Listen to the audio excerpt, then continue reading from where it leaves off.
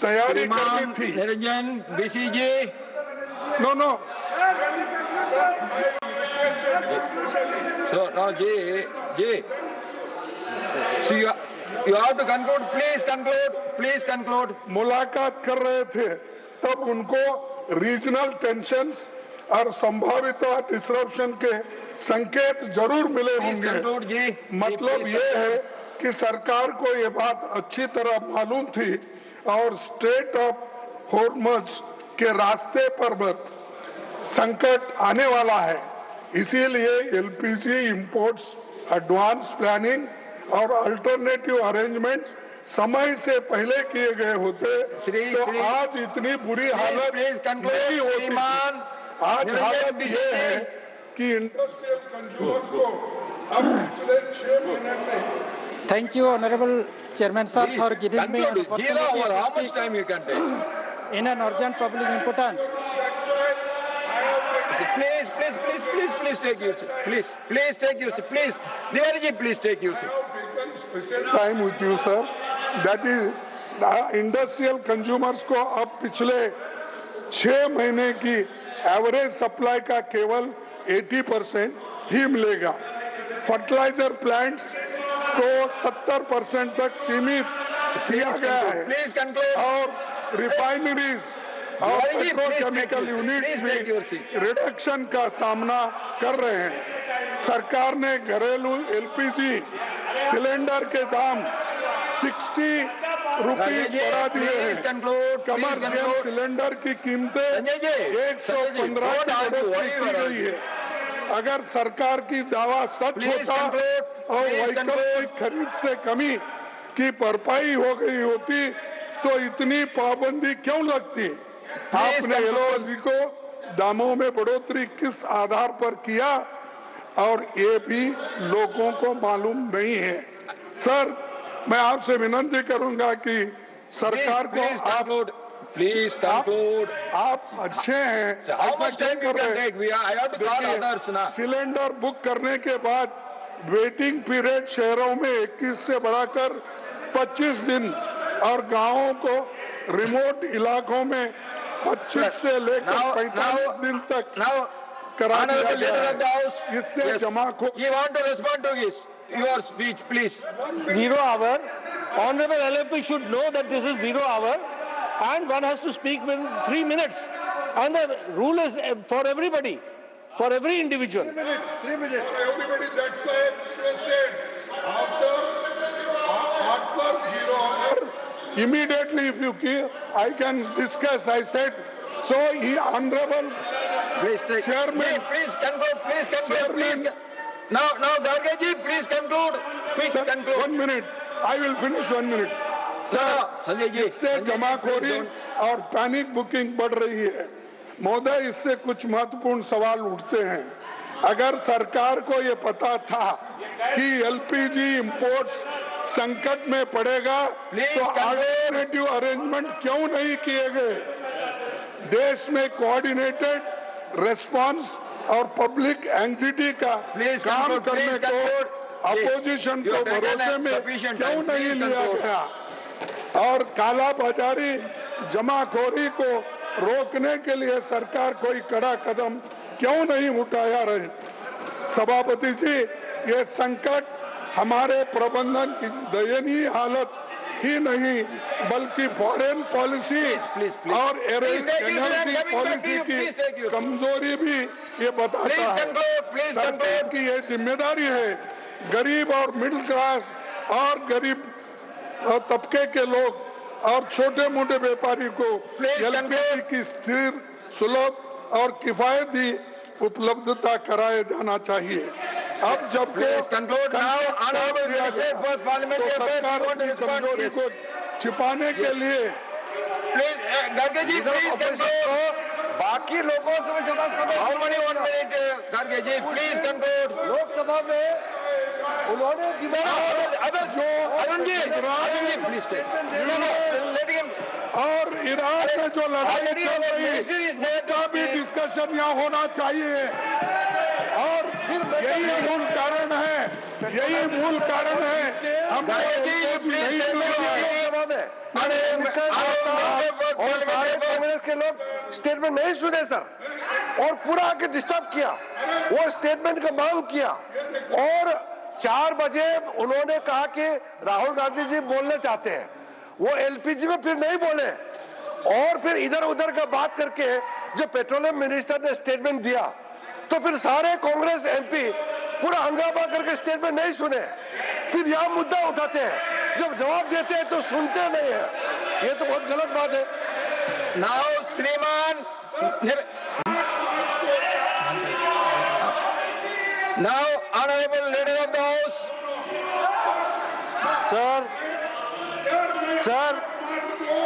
Sir, Kharge ji, I have given you more than sufficient time. Please conclude. You are not concluding. So that is getting disturbed. The whole house is getting disturbed. Sir, Please conclude. Sir. Please conclude. How many times you will take? I have already given you more than 6 minutes. और You are notice not देने के concluding. बाद Sir, भी this is zero बात hour. कहते हैं, बात नहीं Honorable करते। Leader of the House. दो late Please take your seat. Vajpayee ji. Sir, this is 0 hour, and the honorable member who happens to be the leader of the opposition, he should know that he has to speak within 3 minutes. Please take it. And he Please has take your spoken seat. more than 6 minutes. I think your intervention is needed, number one. Number two, मुझे दुख है कि हमारे विपक्ष, विशेष करके Indian national Congress, यह विपत्ति काल में भी देश में राजनीति करने से पीछे नहीं हटता। यह विपत्ति कोई भारत के कारण नहीं आई है, इसमें भारत का कोई योगदान नहीं है, लेकिन जो अंतर्राष्ट्रीय स्थिति हुई है, उस अंतर्राष्ट्रीय स्थिति में आज हम सब लोग जानते हैं कि ये क्राइसिस आया है। इस क्राइसिस के बारे में हरदीप पुरी ने पूरी बातचीत कही है और हाउस में कहा है, जब ये सुन नहीं रहे थे। दूसरी बात, कांग्रेस का नेता सिलेंडर की होर्डिंग में पकड़ा गया है और इन्होंने होर्डिंग की है और ये जनता को उकसाने का काम कर रहे हैं। They are inciting the people of peaceful people of the country. और यह बहुत ही दुर्भाग्यपूर्ण है कि ऐसी परिस्थिति में भी यह राजनीति से बाज नहीं आते हैं और उनको ऐसे क्राइसिस में देश के साथ खड़े होने के बजाय इस विषय को उठा करके वो देश में खलबली लाने के प्रयास करते हैं, देश में एक अराजकता लाने का प्रयास करते हैं। यह बहुत ही निंदनीय है। Now, Shriman Niranjan Bisiji, nothing will go on record except Shriman Niranjan Bisiji. Honorable Chairman, sir, thank you very much for giving me Nothing will go on record except Shriman Niranjan Bisiji. in an urgent public importance regarding establishment of new Sainik school in the district of Balangir, Odisha. Sir, Nothing will go on record except Shriman Niranjan Bisiji's out of speech. which Please continue.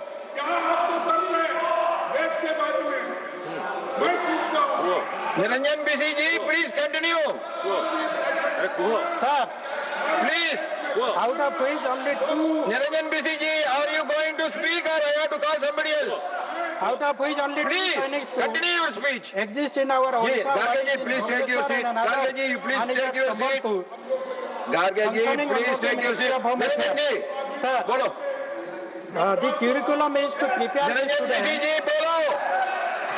for entry Nothing will go on record except and Naval Academy Shriman and other Niranjan Bisiji's defense speech. academics. In this connection, I Please, would like Garge to ji, remind you that Garge ji, you please the take your Ministry of seat. Home We Affairs have given on 11 sufficient time. December Please take your seat. 2015 had instructed the Chief Secretary of Odisha for opening of Garge ji, please take new your Sainik seat. school Niranjan Bisiji, bolo. and after that the Chief Secretary has directed the School and Mass Education Department Please. and the School and Mass Education Department on 5th January 2016 requested the collector Balangir and other 17 collector of LWE affected area including collector Kalahandi, Nuapada, Koraput, Nabarangpur, Malkangiri, Sundargarh, Fulbani, Rayagada, Ganjam, Gajapati, Mayurbhanj for physical report and joint verification report along with identification of suitable government land for establishment of new Sainik school in the state of Odisha. Sir, for this proposed proposal, the then collector Balangir submitted a feasibility report on dated 18 August 2020 to the School and Mass Education Department, Odisha, along with identification of 49 acres of suitable government land at Titlagarh, Mauja, Maniga in the district of Balangir, along with feasibility report for establishment of new Sainik school in the district of Balangir, Odisha. But sir, through you sir, I urge the government of India to initiate necessary steps for establishment of a new Sainik school in the district of Balangir, Kolahandi, Noapada, Mayurbhanj, Sundargarh, Koraput, Ganjam, Gajapati.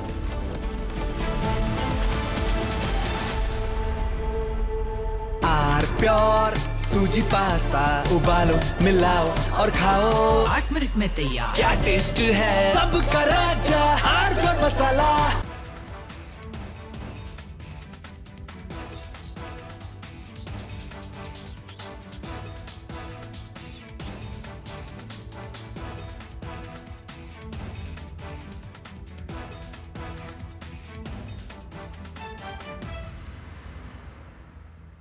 प्यास बुझाए ठंडक लाए सबको भाई जीरा SIM MDH का जलजीरा जीरा SIM. जीरा सिम असली रिफ्रेशिंग, असली स्वाद, असली मजा। First we saw the people dying, the killings, and that's continuing, destruction of infrastructure, and now the economic impact. The economic impact will affect everybody across the world. You know, the price of LNG, cooking gas has already gone up. So it is a very serious problem. We are all going to suffer. So we all have to work to make sure it ends soon. And I hope that led by our Prime Minister, Executive Vice Minister, we will work on that. ठीक है mandu भेज रहा है। ठीक है ना भेज रहा mandu.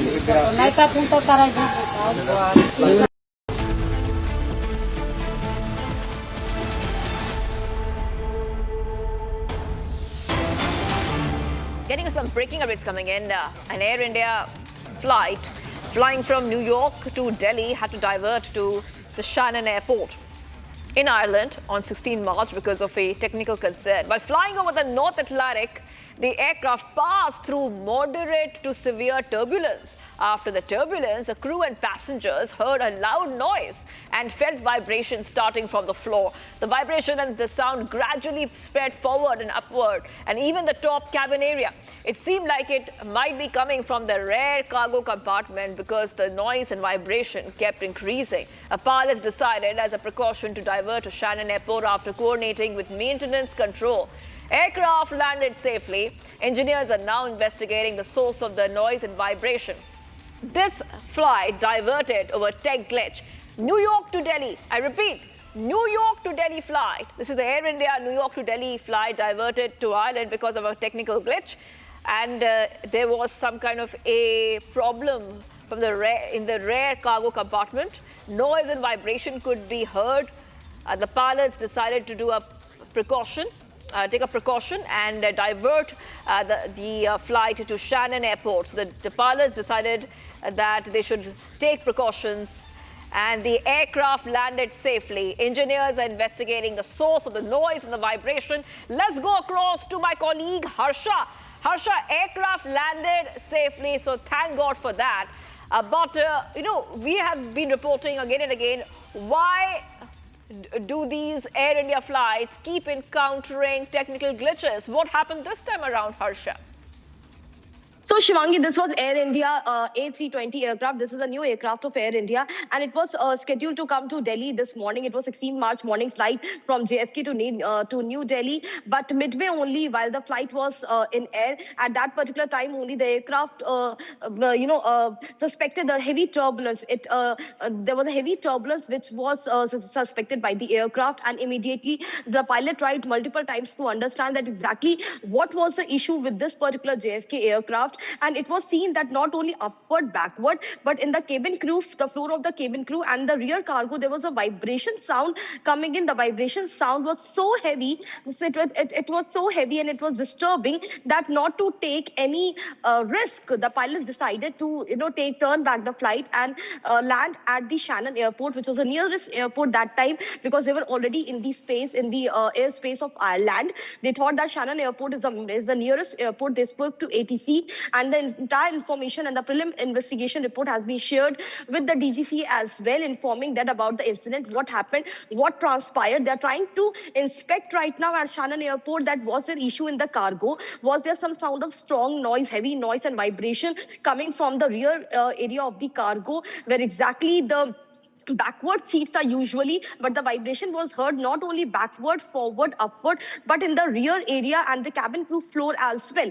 And that's the reason why, as a precaution, was decided to turn back the flight and take to the Shannon airport. All the passengers have been deboarded safely. The inspection is being carried out, and once the inspections are carried out and it's seen that now the aircraft is fit to fly, only then the passengers will be taken to New Delhi. For now, the passengers are waiting at the Shannon airport. Back to you. Well, all right. Thank you for getting those details. Harsha getting us the latest coming in at the New York to Delhi Air India flight diverted over the technical glitches which came out, and investigation is continuing, like Harsha told us, to find out what really led to that technical glitch. Taking a short break. Do not go anywhere. We will be right back. Coming up on the other side, 2 Indian flag LPG carriers with around 92,700 metric tons of LPG transited through Strait of Hormuz. And now Shivalik vessel is expected to arrive today in India. Stay tuned, viewers. We're live and breaking.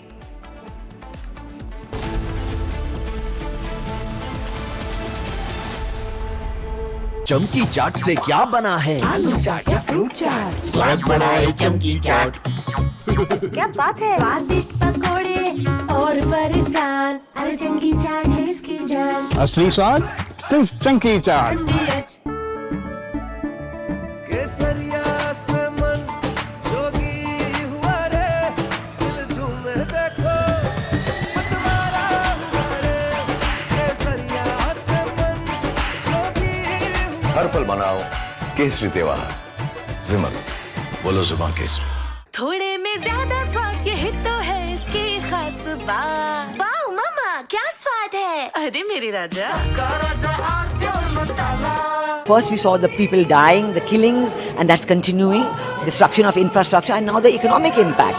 The economic impact will affect everybody across the world. You know, the price of LNG, cooking gas has already gone up. So it is a very serious problem. From Asia's largest news headquarters, setting the agenda for Bharat.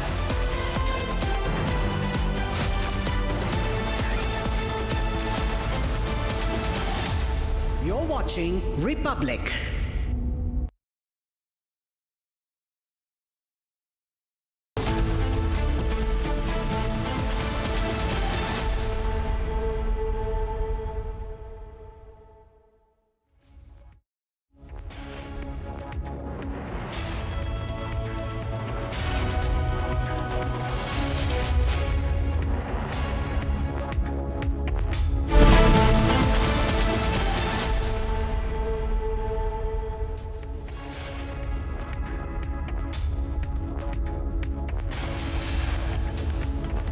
I said, I don't want them after we win the war. I want it before. So whether we get support or not, but I can say this when I said it to them, we will remember.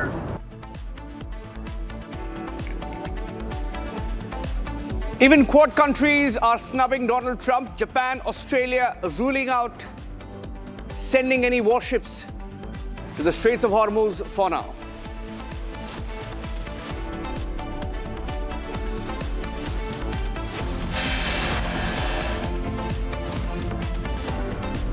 India opens up hotline to ensure that we do whatever it takes to ensure that our ships pass through the Strait of Hormuz.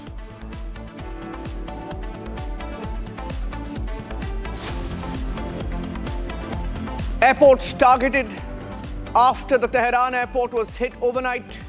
Dubai airport struck and shut for passengers and air traffic.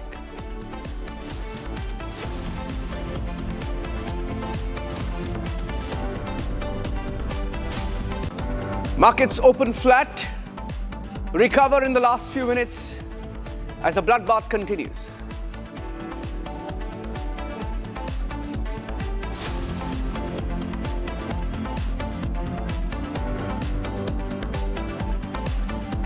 Shivalik, en route, the Mundra port enters the Indian waters, will be at the Indian dock any minute now as our efforts continue to get LPG and oil supplies from the Strait of Hormuz.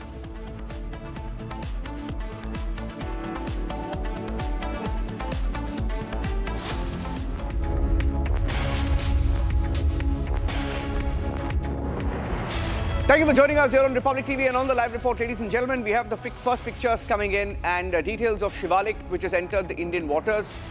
We're getting the vessels through the Straits of Hormuz. And Shivalik, the tanker, is in Indian waters. We've been tracking the movement of the tanker and Shivalik, the LPG carrier, along with Nanda Devi, which crossed the Straits of Hormuz in the middle of the war, currently is in Indian waters. Expected, that's a live shot. That's a live shot, in fact. You can see the white dot here. If you can show it on the wall, I'll be able to explain it to our viewers. Shivalik is en route the Mundra port. In a few hours from now, roughly about 2 p.m., it's expected to dock at the Indian port of Mundra. Take a look at this, ladies and gentlemen. This is MV Shivalik, and Shivalik is en route Mundra port here. And this is the live location as of about 2 to 3 minutes ago, and it should be docked at the Mundra port a little after 2 p.m. So we are keeping a close track of the LPG carrier. In fact, we've seen the politics around LPG. Just as we were broadcasting this bit of the news, we had a debate ongoing in Parliament where the opposition is trying to claim that there is an LPG crisis, LPG shortage across the country. But India making all efforts. There are 2 LPG tankers that have crossed the Strait of Hormuz. One of them about to be docked at the Mundra port. This is Shivalik, and this is Mundra port, will be docked in a short while from now. Let me also go across to my colleague Swarali, joining us live from Gujarat. In fact, she's at Mundra, and she will be tracking the updates live. Shivalik is in Indian waters. And Swarali, what time is it expected to be docked? And how much of gas supplies is it carrying?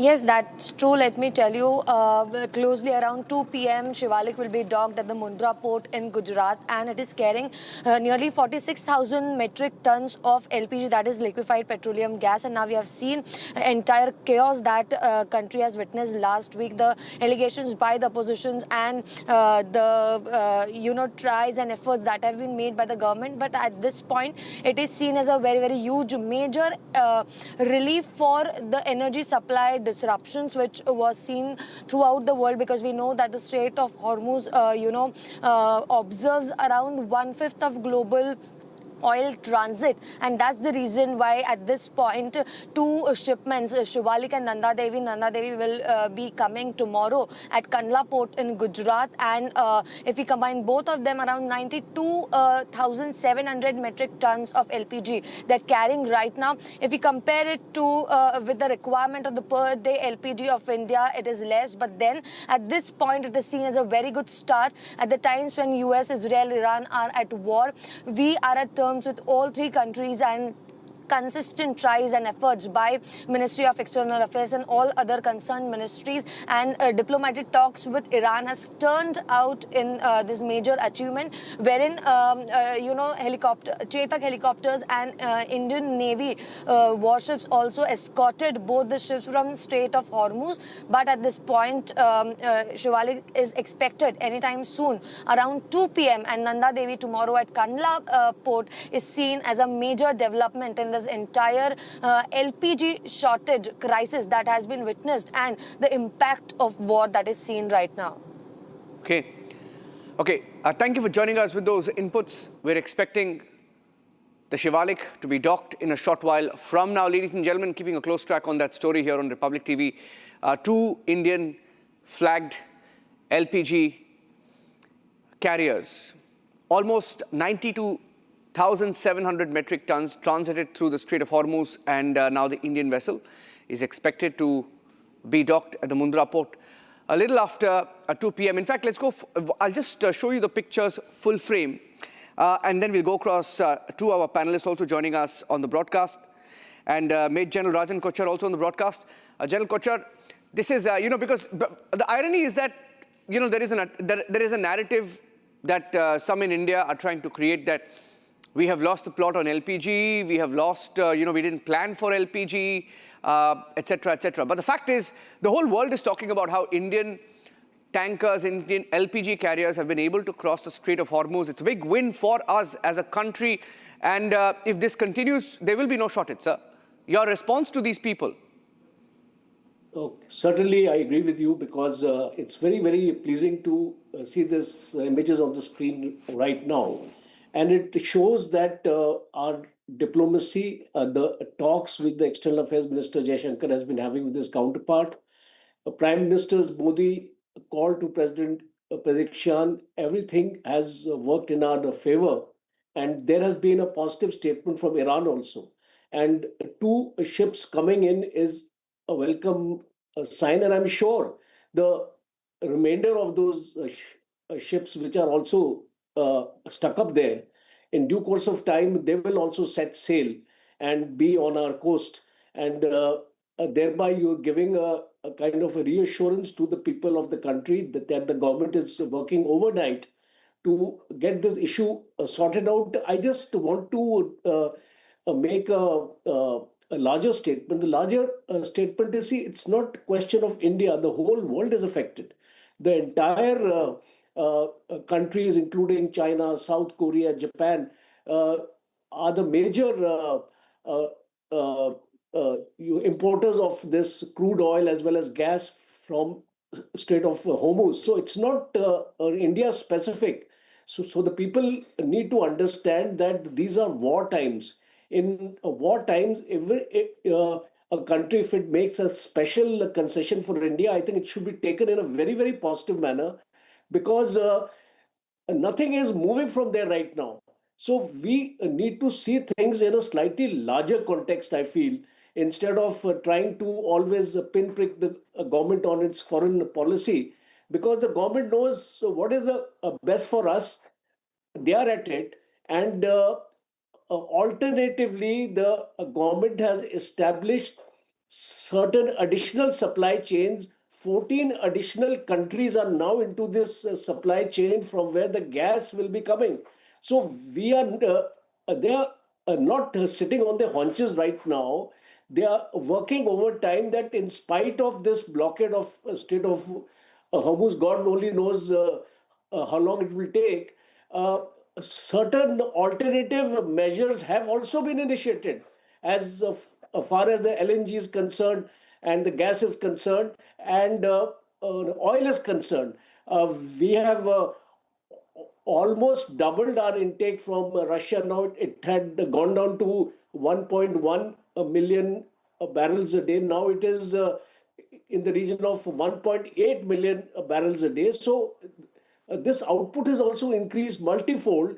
So I think this point should be noted by everybody. And I want to assure the citizens of the country, because we are hearing tremendous efforts of the government is taking place to ensure that no hardships are there in our households. And there is no need to panic because sufficient gas is available right now to sustain us for a couple of months. And the petroleum is not an issue at all. We just heard a press briefing from the government yesterday, which clearly brought out that all the retail outputs are full.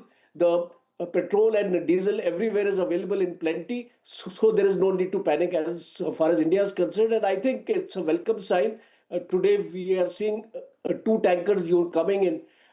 These 2 tankers, I'm given to understand, have got enough of gas to last the entire country for 2 days as of now. But sufficient gas is available otherwise also. It's only 53% of our requirement of gas which comes from the Strait of Hormuz. So it's not a very alarming thing. It may be a short period in which some difficulty as far as the LPG cylinders may be there, but it's going to be short-lived because alternative sources of supply have been identified, and I'm sure that these tankers who are fetching up this gas from the alternative sources of supply will also start arriving at our coastline very soon. I'm going to quickly show the map, sir. Just be with me, please, because I have this map that shows how close this is to the Mundra port right now. It is significant because, ladies and gentlemen, around the world there is a debate now on how Indian tankers and how India managed to make this breakthrough on the Strait of Hormuz. You can see this is the Shivalik. It is an LPG carrier. Shivalik, the LPG carrier, traveling as of now, cruising at about 11.8 knots, and it's headed towards the Mundra port. An estimated time of arrival at the Mundra port shows here at about 2:53 p.m. 2:53 p.m. we're expecting the ship to dock. A few days back, you had an oil tanker, the first one that came in via the Strait of Hormuz, docked at Mumbai, and this is going to be the second one, which is going to be docking in Mundra, and this is an LPG carrier. Why is this significant? Because we have to depend, and we are depending almost about 60 to 70% of all of India's LNG imports come in via the Strait of Hormuz. Via Strait of Hormuz, we have to depend on all our LNG supplies, and that is why this is critical. We have 2 LPG carriers coming in, and 97,000 metric, that is the amount of LNG that is on board this carrier, and it is enough by some estimates for about 2 days, and if 2 of them are coming, it's roughly about 3 to 4 days. That's the estimation. Let's get to the next bit of breaking news coming in. Ajal Kochar, stay with me because we have some more news coming in, because Donald Trump has faced a huge embarrassment on the Strait of Hormuz. You have his defense secretary saying that it is open for business, but it's Iran that is bombing the Strait of Hormuz. And then today, he's threatened NATO allies. He's threatened countries to intervene, and some of them, including Quad allies, but they've snubbed him. Japan has said they're not sending any ships, vessels. Australia has ruled out completely the possibility of sending any warships to the Strait of Hormuz. So Quad has effectively snubbed Donald Trump. I mean, there's no official response from India. We already have our naval vessels there escorting our oil tankers and LPG tankers. But it's an effective snub, isn't it, General Kochar? On Quad, for them to say no. Before that, sir, I'm just coming to you. I just want to play out a soundbite. There's a soundbite that came in as Australia and Japan went on record and snubbed Donald Trump's request in the last few hours. China's an interesting case study. They get most of their oil, by far, get a lot, about 90% through the strait. So I said, would you like to come in and we'll find out. Maybe they will, maybe they won't. There's some other deeper reasons why they should come in my opinion. It never made sense for years. If you go back and look at what I've said years ago, I said, why are we maintaining the Hormuz Strait when it's really there for China and many other countries? Why aren't they doing it? And that's because we had weak leadership, to be honest with you. But I'm bringing it up now. So I think even long term, I think it's something that other countries should help us with. Sounds like a very desperate Trump, isn't it, General Kochhar? Now threatening NATO allies, begging countries to almost... He's even asking China to intervene. See, it's a very, very sad plight to see how the President of the United States stands isolated today. You see, unfortunately, he never took NATO into confidence when he started this conflict. And I think over a period of time, the tariffs issue also, was also a big thing as far as the European Union was concerned. And we are seeing a German Chancellor's statement. They are not joining. Switzerland is not joining. Spain is not joining. France is not joining. And Great Britain so far has been non-committal. As far as the Quad is concerned, Quad was never a military alliance. And its mandate does not qualify for it to be part of the call which President Trump is giving. Possibly he can call the AUKUS, because AUKUS was a military alliance in which Trump had formed it in the Indo-Pacific, but that AUKUS is also withered out after Trump has come into power. So we have seen this foreign policy of Trump. He has isolated himself on the issue of Greenland. He has isolated himself on the issue of Venezuela also. The kind of control of oil he wanted to have, it's not happening since the American oil companies are not willing to go to Venezuela now. So I think this entire churning is taking place in West Asia, and none of these countries, NATO countries, want to be a part of it. So I think this entire revelation which is coming now in the world geopolitics is that China, Russia and Iran and North Korea nexus is emerging now as a great challenge to Donald Trump, because this war may end at this point of time. It may take weeks or months, but after this war, what we are going to see is the waning influence of United States in the Middle East and the growing influence of China and Russia, because those Gulf countries have realized now that America is not a reliable net security provider. They have seen it in this conflict, and they would also like to mend fences with Iran now, because Iran is going to be their neighbor. You have to understand the geography of a region in order, because they have to coexist in this region. So I think a realignment of foreign relations is going to take place. Already these countries are talking to Iran on a one-to-one basis. The UAE leaders are talking to Iran. Bahrain is talking. Qatar is talking. So all these countries are now having a one-to-one communication with Iran, because they don't want to mess up their own domestic situation, which has taken a big beating. As a matter of fact, in UAE, most of those commercial centers like banks and data centers have been hit.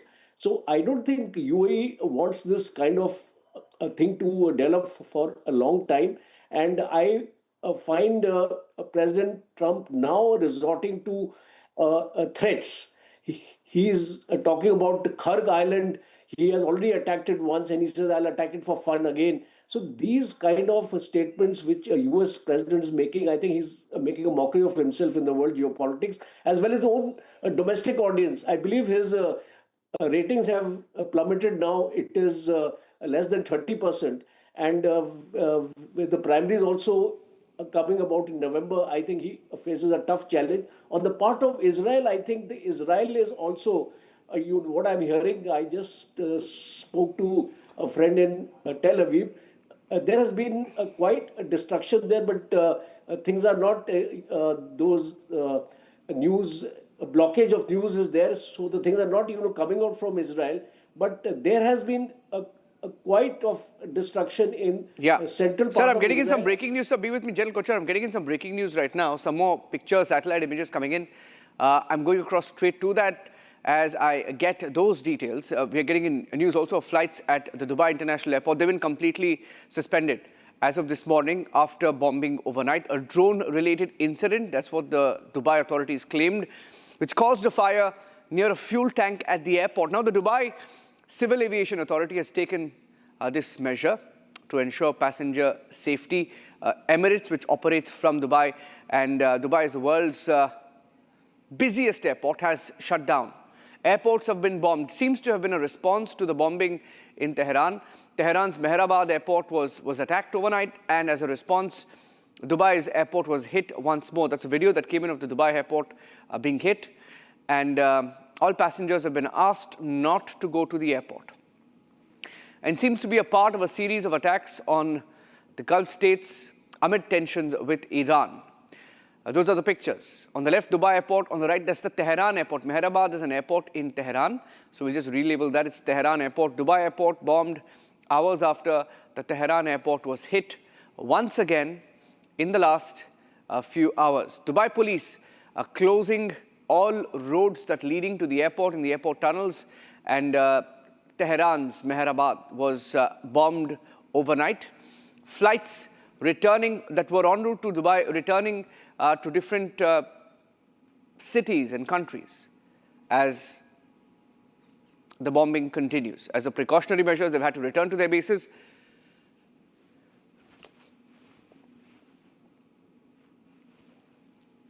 And those are the pictures that came in, ladies and gentlemen. In fact, from the Tehran airport, a few days back, we had pictures of the kind of devastation that we saw with many planes being hit, oil reserves being bombed by US-Israel. That was in Tehran's Mehrabad airport.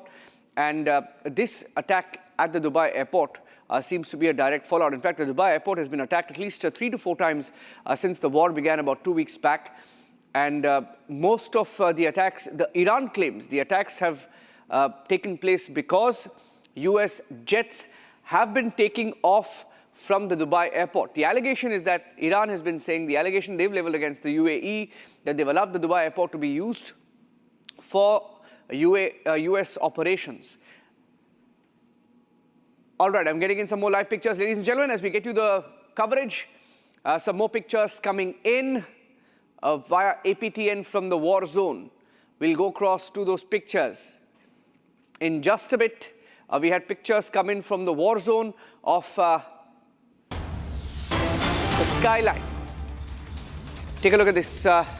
This is the Beirut skyline, and pictures that came in a short while back, and they've been, in fact, news agencies have been giving a live feed of the different cities in the war zone, and this seems to be the Beirut skyline once again. Beirut has been bombed in the last few days in a way that even America's allies have questioned the need for bombings. In fact, France went on record to question and condemn Israel for the attacks on Beirut.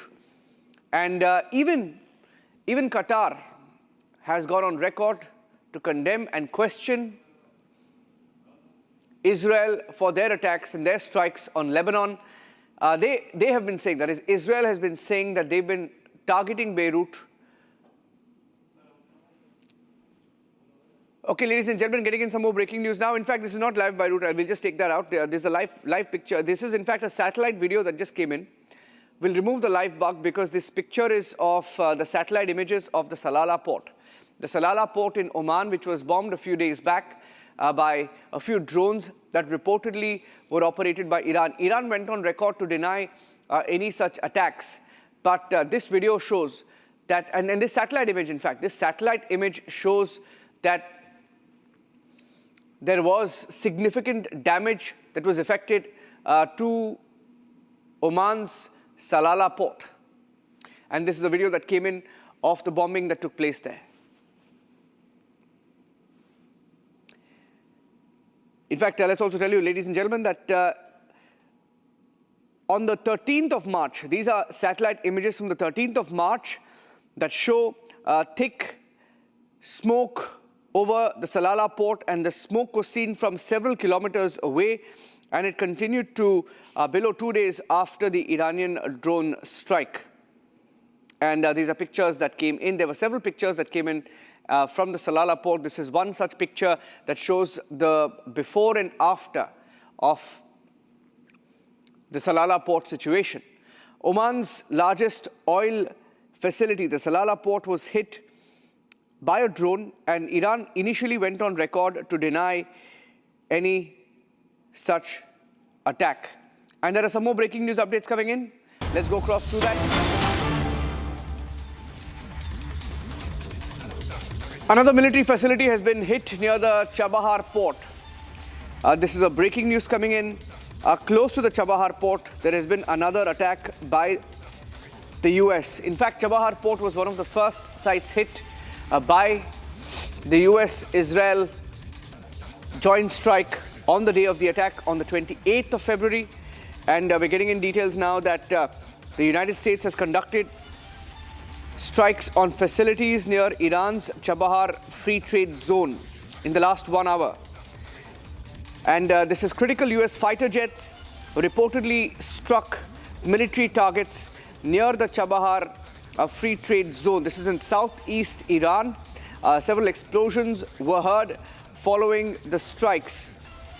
And we are hearing that US jets were involved in that operation and struck the mountain areas near what is called the trade zone.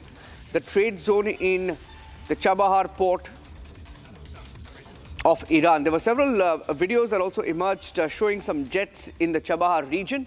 We'll show you those pictures as well. And we are hearing that US fighter jets have reportedly struck military facilities on a mountain near the Chabahar Free Trade Zone.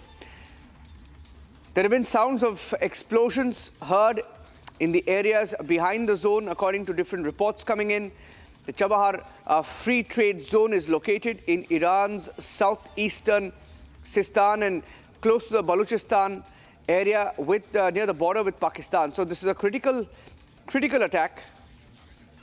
And the area was bombed by America and Israel on the day 1 of the war, which was the 28th of February. On the day of the attack itself, one of the first places to be bombed was the Chabahar port, and naval assets belonging to Iran were bombed in that particular attack. Let me see if General Kochhar is there with me right now. General Kochhar, are you there, sir? Okay, I seem to have lost the line there. But getting in reports, different reports confirming that there has been a strike in the last 1 hour. There were US fighter jets. US fighter jets were involved in the strike on the Chabahar Free Trade Zone. We should be able to get some more pictures and videos on the operation in Chabahar. In fact, there are different reports that suggest that American jets were seen in the area. We'll take a break. We'll come back with the pictures from Chabahar in Iran and why it's also significant for India. The news on Chabahar. Thanks for watching.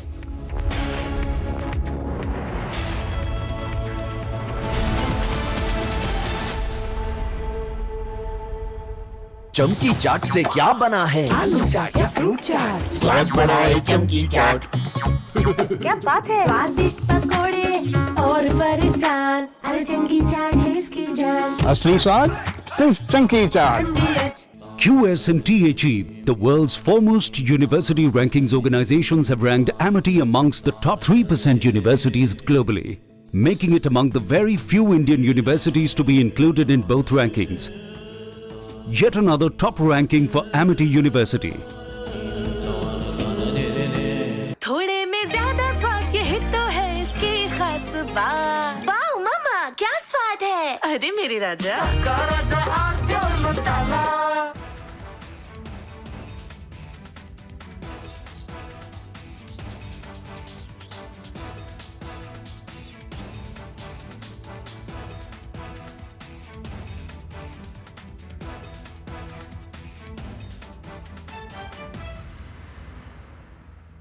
First we saw the people dying, the killings, and that's continuing, destruction of infrastructure, and now the economic impact. The economic impact will affect everybody across the world. You know, the price of LNG, cooking gas has already gone up. So it is a very serious problem. We're all going to suffer. So we all have to work to make sure it ends soon. And I hope that, led by our Prime Minister, etc., we will work on that. ठीक है mandu भेज रहा हूँ। ठीक है ना भेज रहा मंडू। नहीं तो फोन तो करा। अरे अनुसरी होगा।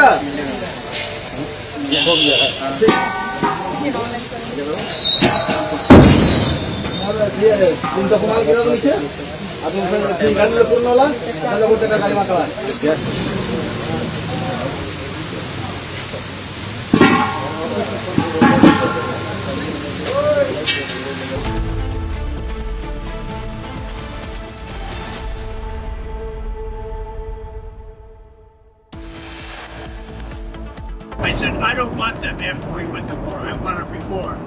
It's not. So whether we get support or not, but I can say this, and I said it to them, we will remember. After Trump leads nations to send a warship to police Hormuz, Australia and Japan snub Trump's request, say they will not be sending warship to the Strait of Hormuz. External Affairs Minister S. Jaishankar says India in talks with Iran to reopen Strait of Hormuz amid energy supply concerns. Also adds India believes it will be more productive to reason and coordinate with Iran to find a way forward. After the Dubai airport hit by Iranian attacks, officials state operations in the international airport have now been temporarily shut down.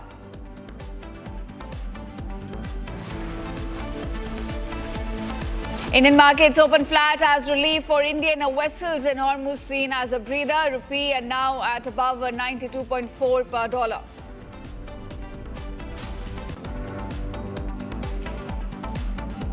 Two Indian-flagged LPG carriers with 92,700 metric tons transited through Strait of Hormuz. Shivalik vessel is now expected to arrive today.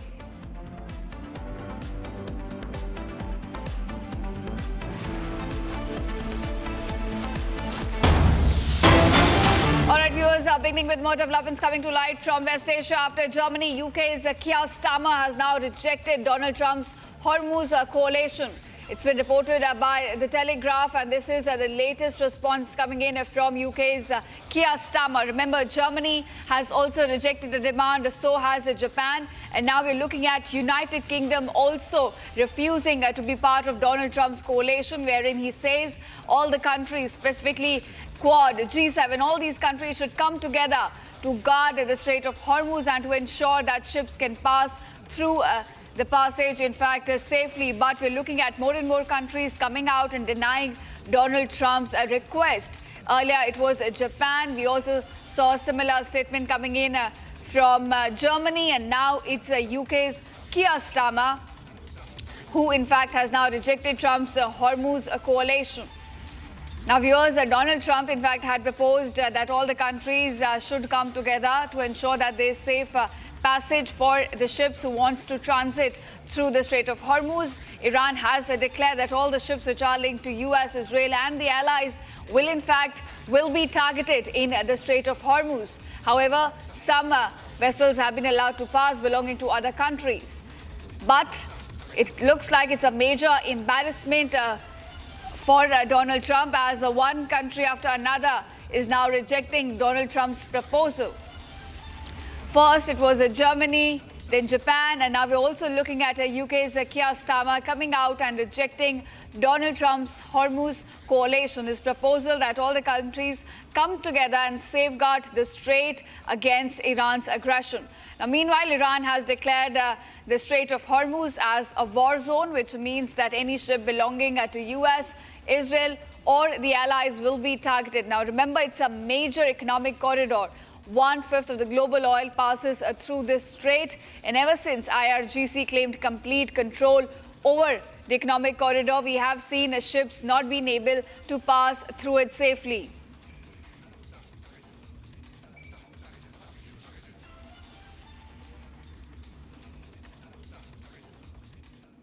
All right, viewers, now shifting focus in the Rajya Sabha elections, about 176 MLAs from the NDA and about 37 from the Grand Alliance Mahagathbandhan have now cast their votes so far. Now, specifically, about 24 MLAs from the RJD have voted. However, contact has not been established with one RJD MLA, that's Faisal Rahman.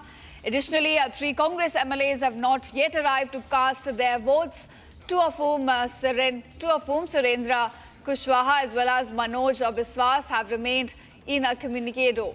This is since yesterday, in fact. So we're looking at two Congress MLAs not arriving to cast their votes in the Rajya Sabha elections. We're also looking at one RJD MLA missing as this voting continues in Rajya Sabha. Now, so far, about 176 MLAs from NDA and about 37 from the Grand Alliance, that's Mahagathbandhan, have cast their votes.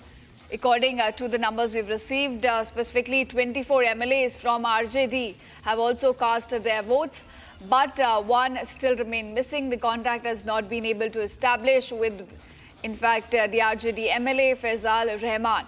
Now, additionally, viewers, about 3 Congress MLAs have also not arrived to cast their votes in the election of the upper house of the parliament, 2 of whom, Surendra Kushwaha and Manoj Biswas, have also remained in a communicado. So that's the situation we're looking at.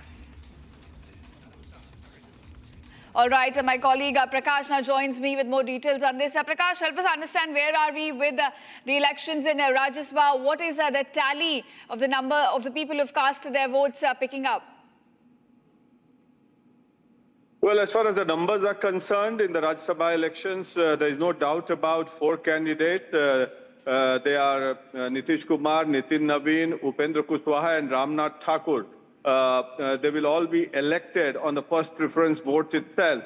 But as far as the 5th candidate, 5th seat is concerned, there would be a contest between RJD's A.D. Singh and BJP's Sivesh Ram.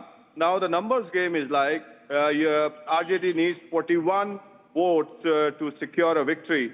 But as of now, 4 of its MLAs, 3 from the Congress party, specifically Surendra Kushwaha, the Balmiki Nagar MLA, then Manoj Biswas of Parvisganj MLA, and Manihari MLA, Manohar Prasad of the Congress party. They are all incommunicado. And one MLA from the RJD, Faisal Rahman, who's been earlier with the JDU as well, but he's been elected on the RJD ticket this time. He's also missing. He's not yet come to vote. So 4 MLAs, so they will fall short by 4 or 5 MLAs, even if the BSP or the AMIM of 5 MLAs of the AMIM votes for them.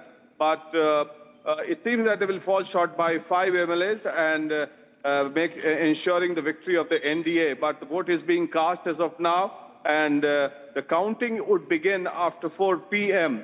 So all eyes are on the votes that have been casted, and it looks like there is trouble for the Mahagathbandhan. Right, it seems it's a very close call for these parties. And how are numbers looking up for NDA as far as the Rajya Sabha elections are concerned?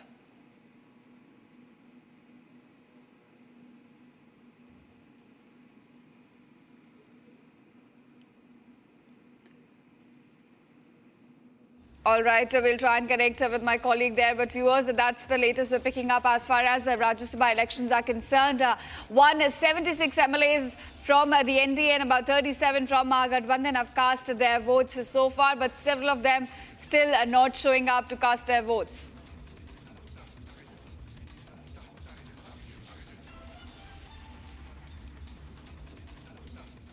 All right, viewers, fire broke out at the trauma care ICU of SCB Medical College and Hospital in Cuttack, Odisha.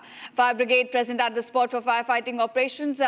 Take a look at this report, which tells you how this fire was triggered and how the rescue operations, in fact, have unfolded. It was around 2:30 a.m. to 3 a.m. today. Critically ill patients were being treated at trauma care ICU at the SCB Medical College and Hospital in Odisha's Cuttack, a state-run medical facility, where a fire broke out, cause of which is not known yet. There was panic. Patients were rushed to other wards and ICUs.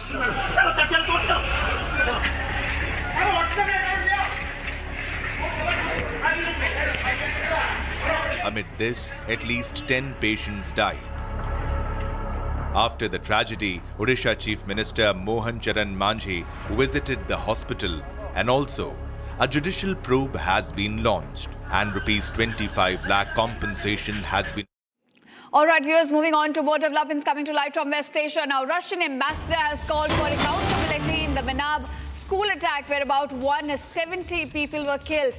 Now, viewers, remember there were school girls who were killed in this attack. It was reported that it was a US Tomahawk missile that struck at the school in Iran's Manab area, killing over 170 school children. And now Russia has come out, the ambassador, in fact, of the country, calling out for the accountability in this attack. It took place in the first wave of strikes which were conducted by US and Israel, the preemptive strikes in which, in fact, Ayatollah Khamenei was killed.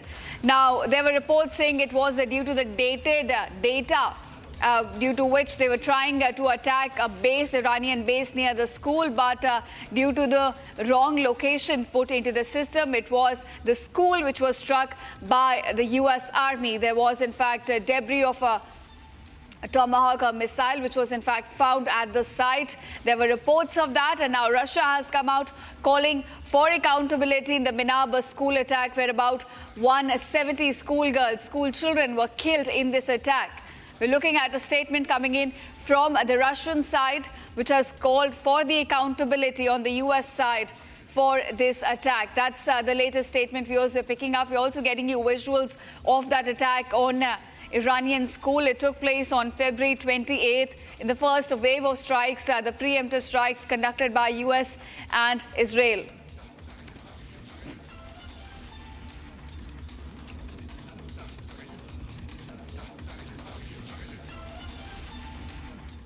And now we are shifting focus. A drug party raid at a former BRS MLA's farmhouse in Telangana has now sparked political controversy after the state's anti-narcotics Eagle team detained about 10 people, including a sitting MP as well as former MLAs from multiple states.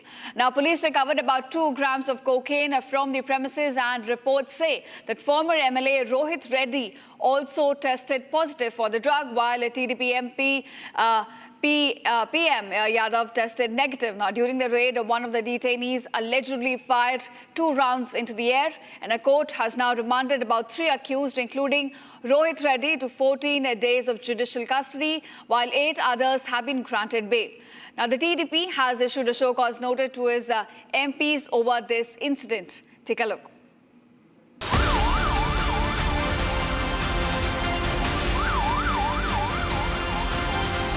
A drug party at a former BRS MLA's farmhouse in Moirabad, Telangana has caused a lot of trouble for the ruling TDP.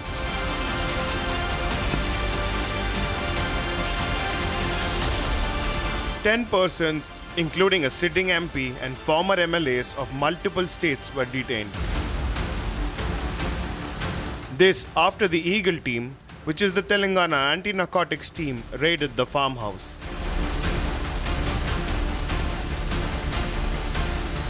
Two grams of cocaine were seized from the premises.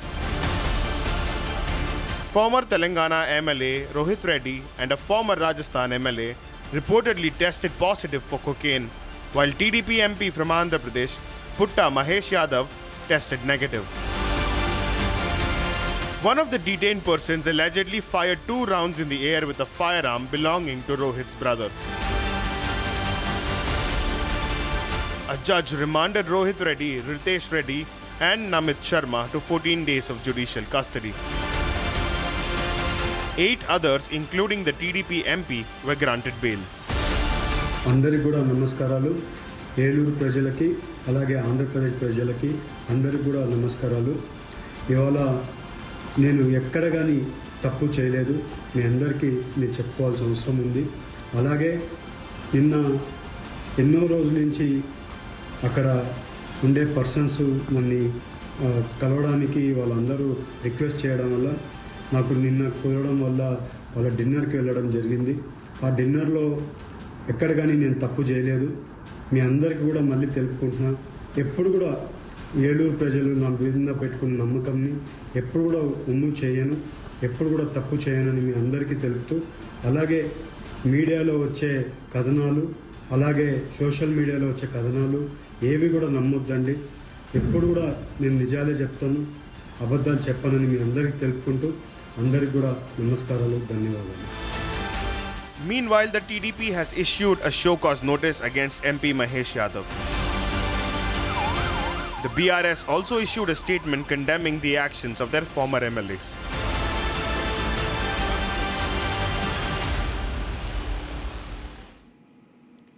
And now, viewers, ahead of the general elections in the state of West Bengal 2026, there has been a transfer of officers taking place regarding the election exercise. Now, Election Commission has reviewed the poll preparedness for the general election to Legislative Assembly of the state of West Bengal and has directed the following changes. Now, Shri Siddhanath Gupta will be posted as a DG and IGP of the government of West Bengal. A second change would be regarding Shri Natarajan Ramesh Babu, who will be now posted as DG Correctional Services, government of West Bengal, while Shri Ajay Mukund Ranade will be posted as ADG as well as IGP. Law and Order handling in terms of the sector, while Shri Ajay Kumar Nand will be posted as the Commissioner, Kolkata Police. Now, viewers, these directions of the Commission will be implemented with immediate effect, and a compliance report in this regard will be submitted to officers by 3 p.m. 16. That's today. In fact, in a few hours from now, a compliance report will also be sent. All right, my colleague Harsha has been closely tracking the elections in the state, joins us. Harsha, there has been an order issued for the transfer of the posting of several of the officers. Give us more details as to why this is coming just before the elections, and what is the compliance report that has to be submitted by 3 p.m. today? So the compliance report will be submitted that whether the state government has followed the transfer and posting order of the Election Commission of India or not. And earlier we saw that earlier this week also we asked to Election Commission of India, Ganesh Kumar, yesterday in the press conference also this question. When he was in West Bengal, he had sought the entire report from the state government of the police officials who were deployed in the 2021 assembly elections and during whose presence the violence took place at different polling stations and whether any departmental inquiry took place against them or not. And this was the entire report which was sought by CEC to the state government, and the state government till now have given the half of the list only to the Election Commission of India. But now the fresh transfer order has been given by Election Commission of India for the Bengal polls, right of the Bengal polls. The Kolkata Commissioner along with the DG and IGP and along with the ADG of West Bengal have been transferred. They have been changed, and this has to be compliance with. This order has to be compliance. This only Election Commission of India has stated that by 3 o'clock today, the state government has to comply with the orders and the new transfer postings given by the Chief Election Commission of India ahead of the West Bengal election. It is very important to know that all the officers, major officers who were involved in the post-poll violence and during the violence in the West Bengal elections in 2021, none of those will be given the postings at the polling station, and therefore this transfer has come out as an immediate effect after yesterday's press conference of the CEC of Chief Election Commission of India, Ganesh Kumar. Earlier, he sought a report, and the report has also, the report could also be seen in the light of that how there were several police officials under whose jurisdiction there were immense violence and the clashes at the polling stations, and no departmental inquiry was carried out against them. And the action will be taken against them as it was stated by CC during a press conference to Republic's question. Back to you. Right, Harsha. Here, election commissioners are making sure that, no violent incident is reported during the elections in West Bengal. And we've seen, the police, in fact, in the state has not been as cooperative when it came to even SIR. Any reaction from the government regarding this major shuffling of top police officials? See, there has been no response from the government, and we have been trying to ask this question to the several members of parliament as well. Exactly what is their response? They have been stating that the CEC is acting at the behest of the central government. This is what they have to say. They are also stating that this is a witch hunt which has been carried out by the Chief Election Commission of India. However, he very well knows that those officers have been in the state of West Bengal since long. They know each and every sectors and pockets of West Bengal. Rather than deploying and deputing them at polling station at the knack of time of the election, this changes can be seen as a witch hunt. This is what the state government and the TMC leaders are majorly to say on this transfer and posting. However, there has been no such reaction from the member of parliament. Only the state TMC leaders have been speaking on this issue, like TMC leader and Minister Shashi Vanja spoken about this, and several spokesperson as well, calling it a witch hunt from the side of the CEC. Back to you. Right, Harsha. Thank you so much for joining us and giving us these crucial details regarding the order by Election Commission in West Bengal. And now, viewers, moving on to another breaking news beginning at this hour. Congress has now officially sought American intervention after US-based US ICR asked for sanctions against RSS as well as RAW. Now, Congress here is asking for America to impose a ban on the organization. Congress is asking for the US to intervene and ban Rashtriya Swayamsevak Sangh. Congress party, in fact, asked America to ban the entry for the RSS. This comes after US Religious Freedom Panel recommended targeted sanctions on both the RSS as well as Research and Analysis Wing. Now, it is an organization that, in fact, gives a report on religious freedom based on certain parameters. It had recommended a ban on RSS and targeted sanctions against RSS as well as Research and Analysis Wing. And Congress here backing that report, in fact, not just backing it, also asking for the American intervention to ban the organization in India. It's asked for sanctions as well against RSS as well as RAW. It has asked for America to impose a ban on the organization as well as asking for the intervention in this regard. We're looking at Congress party asking America to now ban the entry for the RSS workers. And this comes right after there was a US Religious Freedom Panel that recommended some targeted sanctions against RSS as well as Research and Analysis Wing. So there was a report that was tabled by, in fact, a Religious Freedom Panel in the United States recommending a ban on the Rashtriya Swayamsevak Sangh as well as the Research and Analysis Wing in India. They've called for targeted sanctions for banning the entry of RSS workers into the United States. And Congress here coming out and backing that report, and not only just backing, but also asking for the intervention in this regard. It has sought for American intervention to put and impose a ban on the RSS as well as the RAW, as well as recommending some targeted sanctions.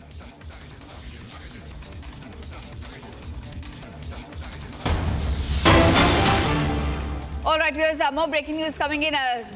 Simon Jug Ladki, an Indian-flagged crude oil tanker, is now being escorted out of the Gulf of Oman by Indian Navy as maritime security in the region remains tense. So viewers, we're looking at another Indian oil tanker, Indian-flagged oil tanker, being escorted out of the Oman Gulf. But this time it's Indian Navy, in fact, in action, trying to escort the Indian-flagged vessel near the Strait of Hormuz. Remember, it's very close to Strait of Hormuz at the Oman Gulf, and we're looking at Indian-flagged vessel carrying a crude oil, which is now being escorted out of the Gulf of Oman by the Indian Navy as maritime security in the region still remains tense. Viewers, we have seen escalations in the region, repeated attacks coming up from Iranian drones and missiles on tankers, on vessels which are trying to pass through the Strait of Hormuz. And amid those escalations, we have seen about 3 tankers. They have been allowed to pass safely through the Strait of Hormuz. And now we're looking at another Indian-flagged vessel,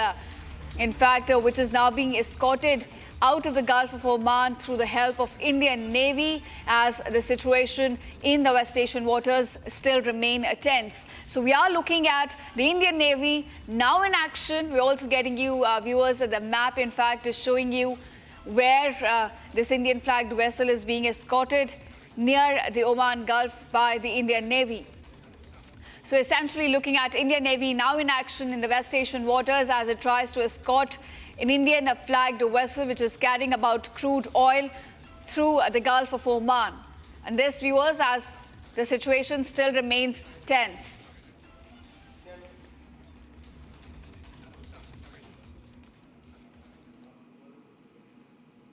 All right, viewers, so that's all we could pack in this edition of Live in Breaking. Thank you so much for watching. And coming up on the other side, 2 Indian-flagged LPG carriers with 92,700 metric tons transited through the Strait of Hormuz. Shivalik vessel expected to arrive today.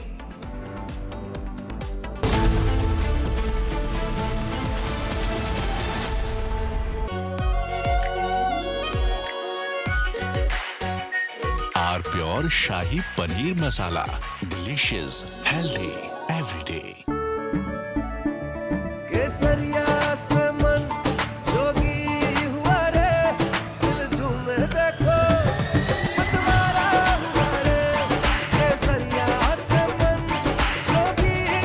हर पल मनाओ केसरी त्योहार।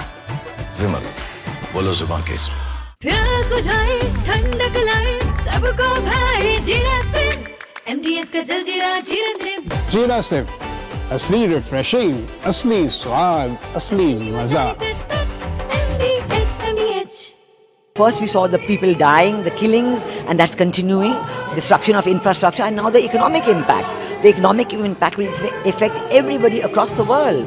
You know, the price of LNG, cooking gas has already gone up. So it is a very serious problem. We're all going to suffer. So we all have to work to make sure it ends soon. And I hope that, led by our Prime Minister, etc., we will work on that. ठीक है मंटू, भेज दे रहा हूँ। ठीक है ना, भेज रहा मंटू। अरे अनु से नहीं होगा।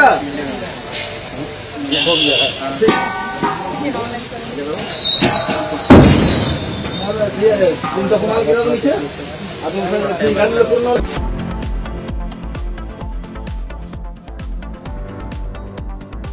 चमकी चाट से क्या बना है? सैंडविच, लस्सी और छाछ और हर घूंट में चमकी चाट। ड्राई फ्रूट और दही बड़े। चमकी चाट से स्वाद बढ़े। असली स्वाद सिर्फ चंकी चाट। QS and THE, the world's foremost university rankings organizations, have ranked Amity amongst the top 3% universities globally, making it among the very few Indian universities to be included in both rankings. Yet another top ranking for Amity University.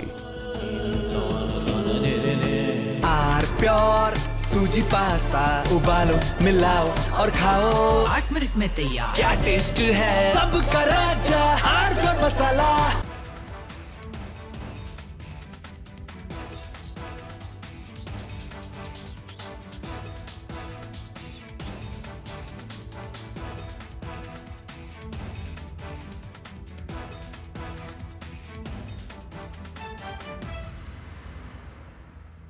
First we saw the people dying, the killings, and that's continuing, destruction of infrastructure, and now the economic impact. The economic impact will affect everybody across the world. You know, the price of LNG, cooking gas has already gone up. So it is a very serious problem. We're all going to suffer. So we all have to work to make sure it ends soon. And I hope that, led by our Prime Minister, etc., we will work on that. ठीक है मंटू, भेज दे रहा हूँ। ठीक है ना, भेज रहा मंटू। अरे अनु से नहीं होगा।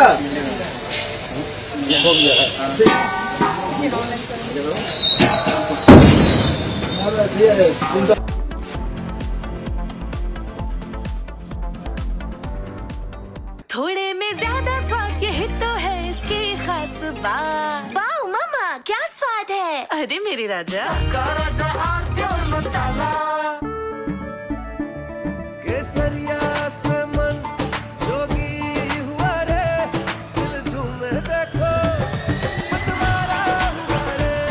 केसरिया से मन जोगी हुआ। हर पल मनाओ केसरी त्योहार।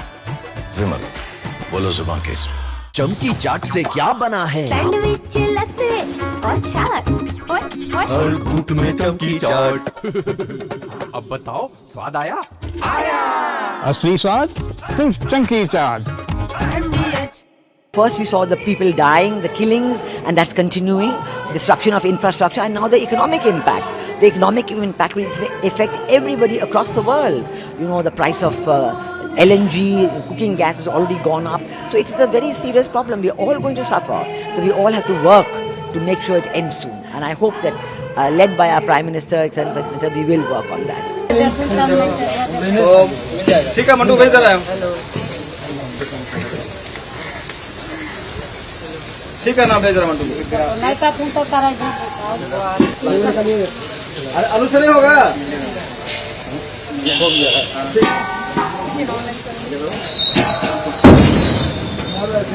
तुम तो कमाल किया तो नीचे।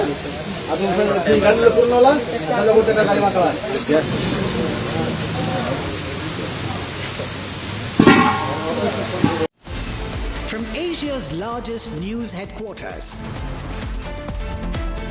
setting the agenda for Bharat.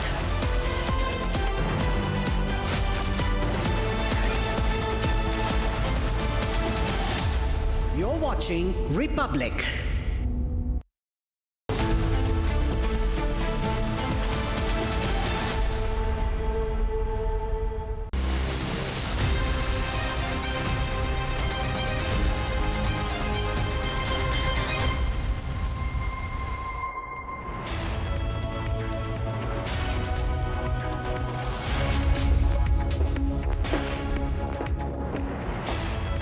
Hello viewers, a very good afternoon. We are live and we are breaking. I'm Shivangi Shukla getting you the latest coming in here on Republic TV. Trump says that US might hit Kharge Island once again just for fun. That is right.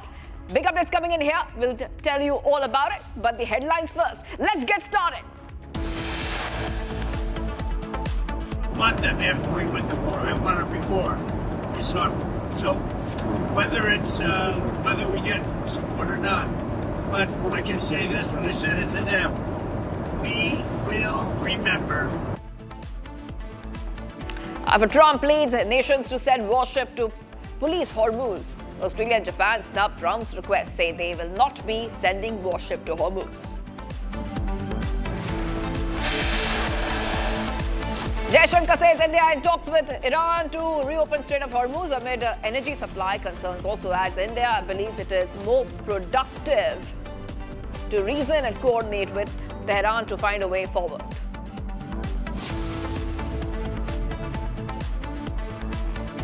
After Dubai airport hit by Iranian attacks, officials state that operations in the international airport have been temporarily shut down.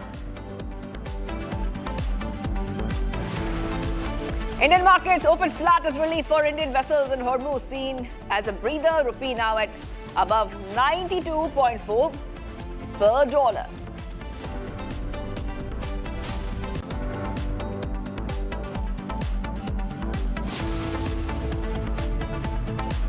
And two Indian flag LPG carriers with 92,700 metric tons of LPG transited through Strait of Hormuz. Now Shivalik vessel is expected to arrive today.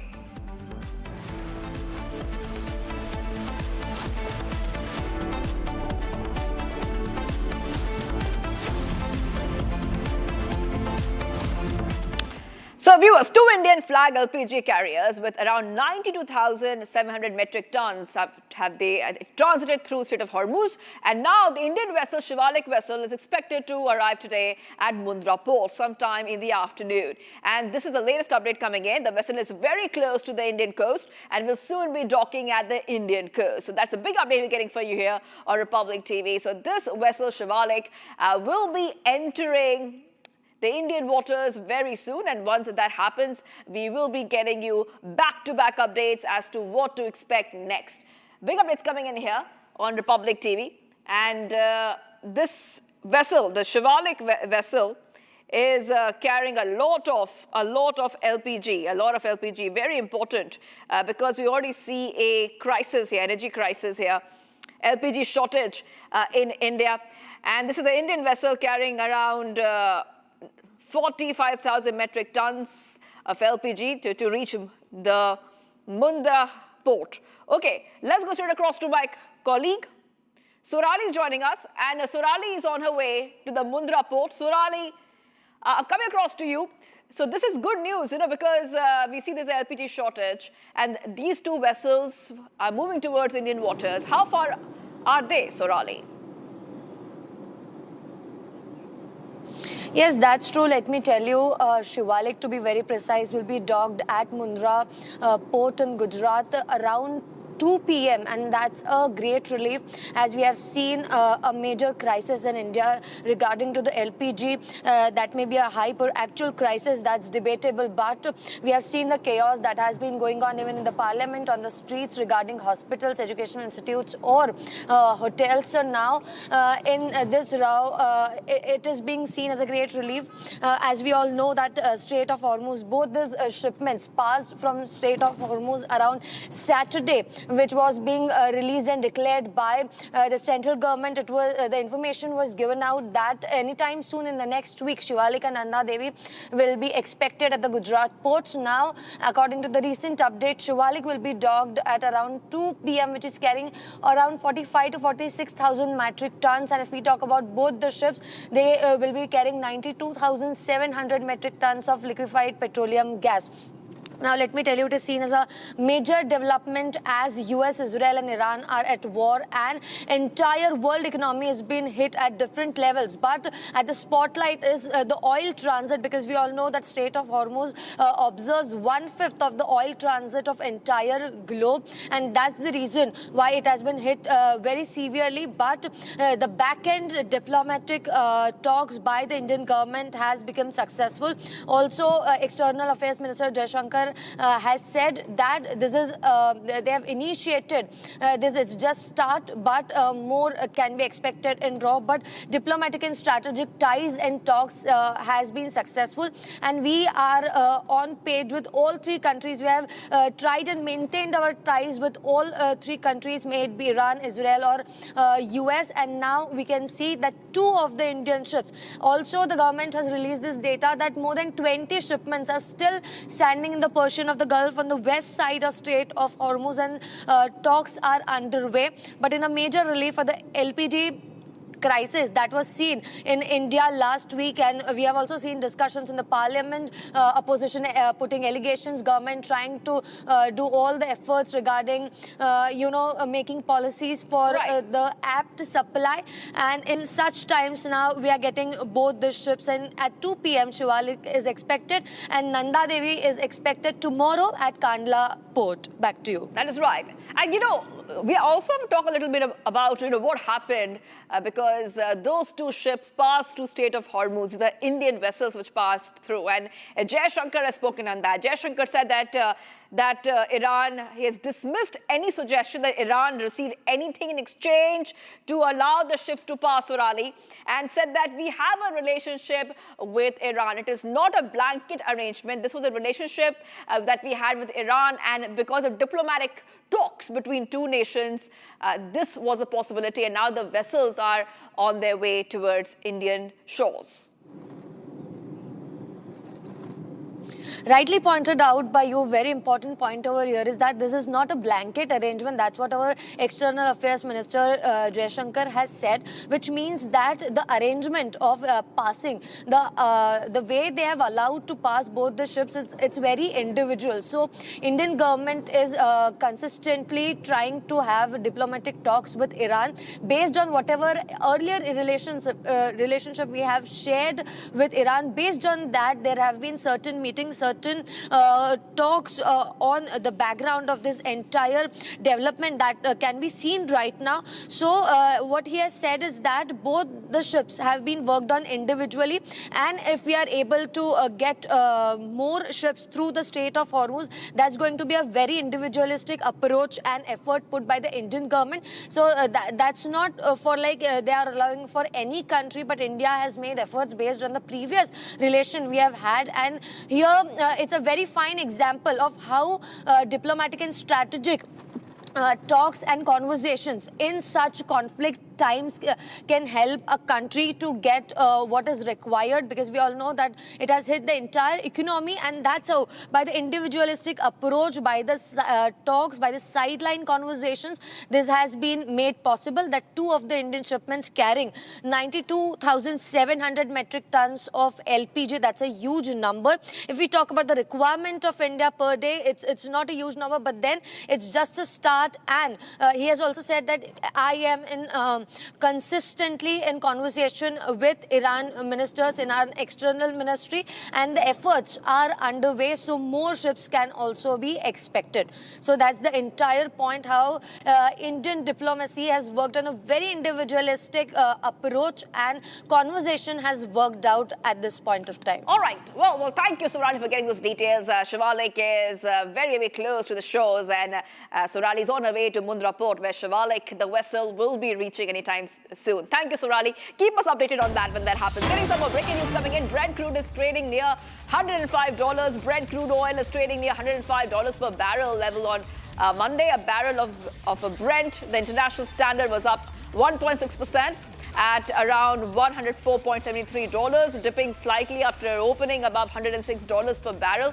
It's up more than 40% since the war began. Now, share prices in Asia were mixed and US futures advanced. Brent crude oil trading nearly $105 per barrel. Oil prices are rising as we see the markets are seeing these oil prices rise. Brent crude is the most important benchmark for global prices. It's rising. In fact, last Sunday itself rose as much as 3% to top $106 a barrel and eased out today. So now it's around $105 per barrel, according to the latest coming in. Brent crude oil trading near $105 per barrel. Now, this is coming in as US President Trump has called other countries to help Washington reopen the strait. Let's go straight across to Pranav, who's joining us from our digital newsroom. A very good afternoon to you, Pranav. We see the Brent crude oil was trading up higher on Sundays, eased a bit, but still the prices are quite high.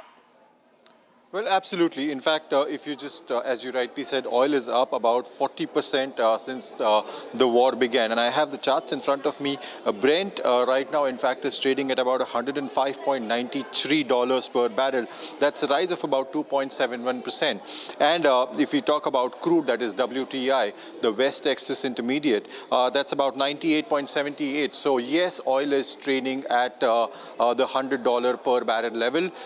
And that is precisely what is reflecting across the globe in the market sentiments as well. We are seeing Asian markets are down, Indian markets opened down, went higher, but then they're again down right now and trading at a flat level. So the news that, or Iran saying that there would be a relief for Indian ships passing through the Strait of Hormuz hasn't really given a boost to the Indian markets as well.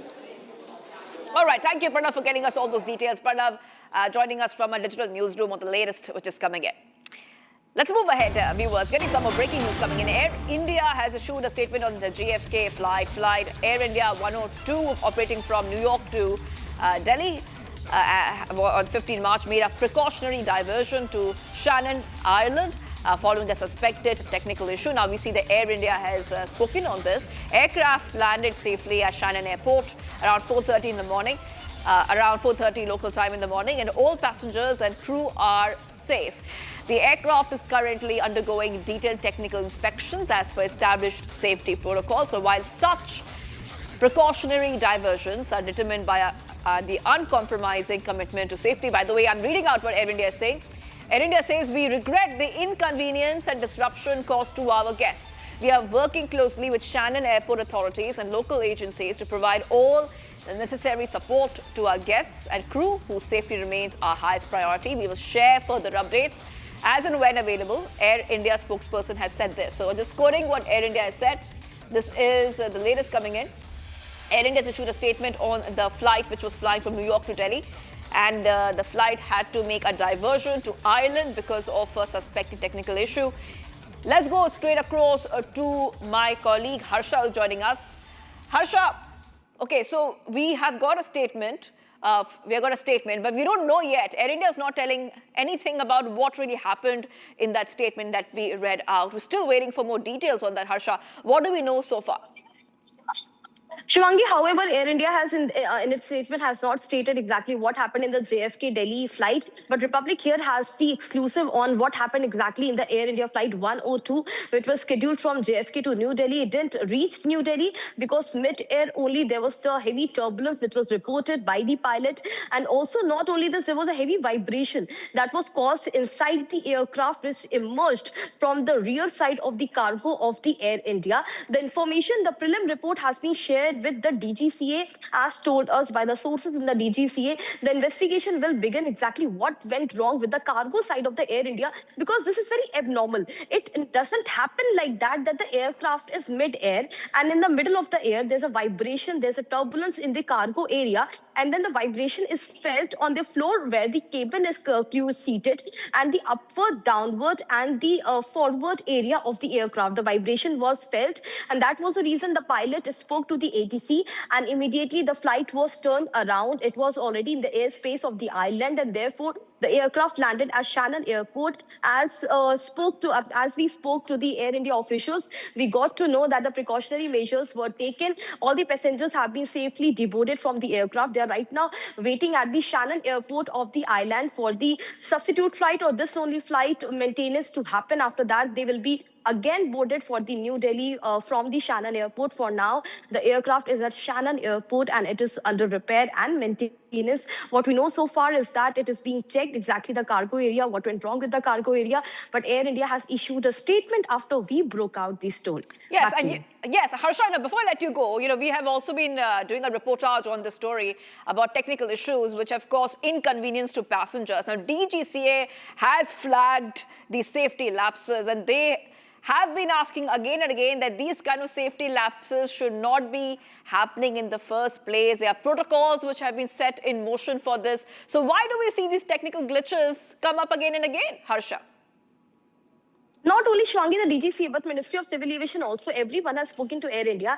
And time and again, the show cause notices was given to Air India to ensure that their aircraft is maintained well. It is fit to fly. But in the major issues, we have seen that most of the time, the aircrafts are not maintained well. They are not checked properly. And every time they cause some or the other technical issue while they are mid-air. And that's the reason why there's a turnaround. This month only, we are reporting this third turnaround of the Air India aircraft.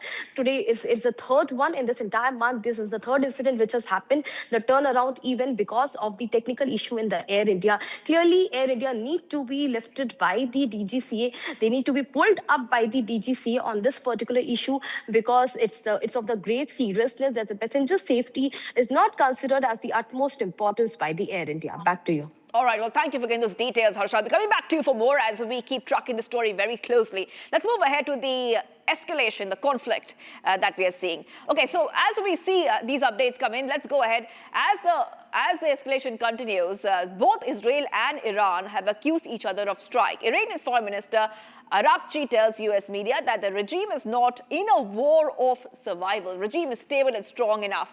Viewers, in the middle of this, Republic is on the ground and reporting from the war zone, the war front line. Take a look at this exclusive report, which tells you what is happening on the ground.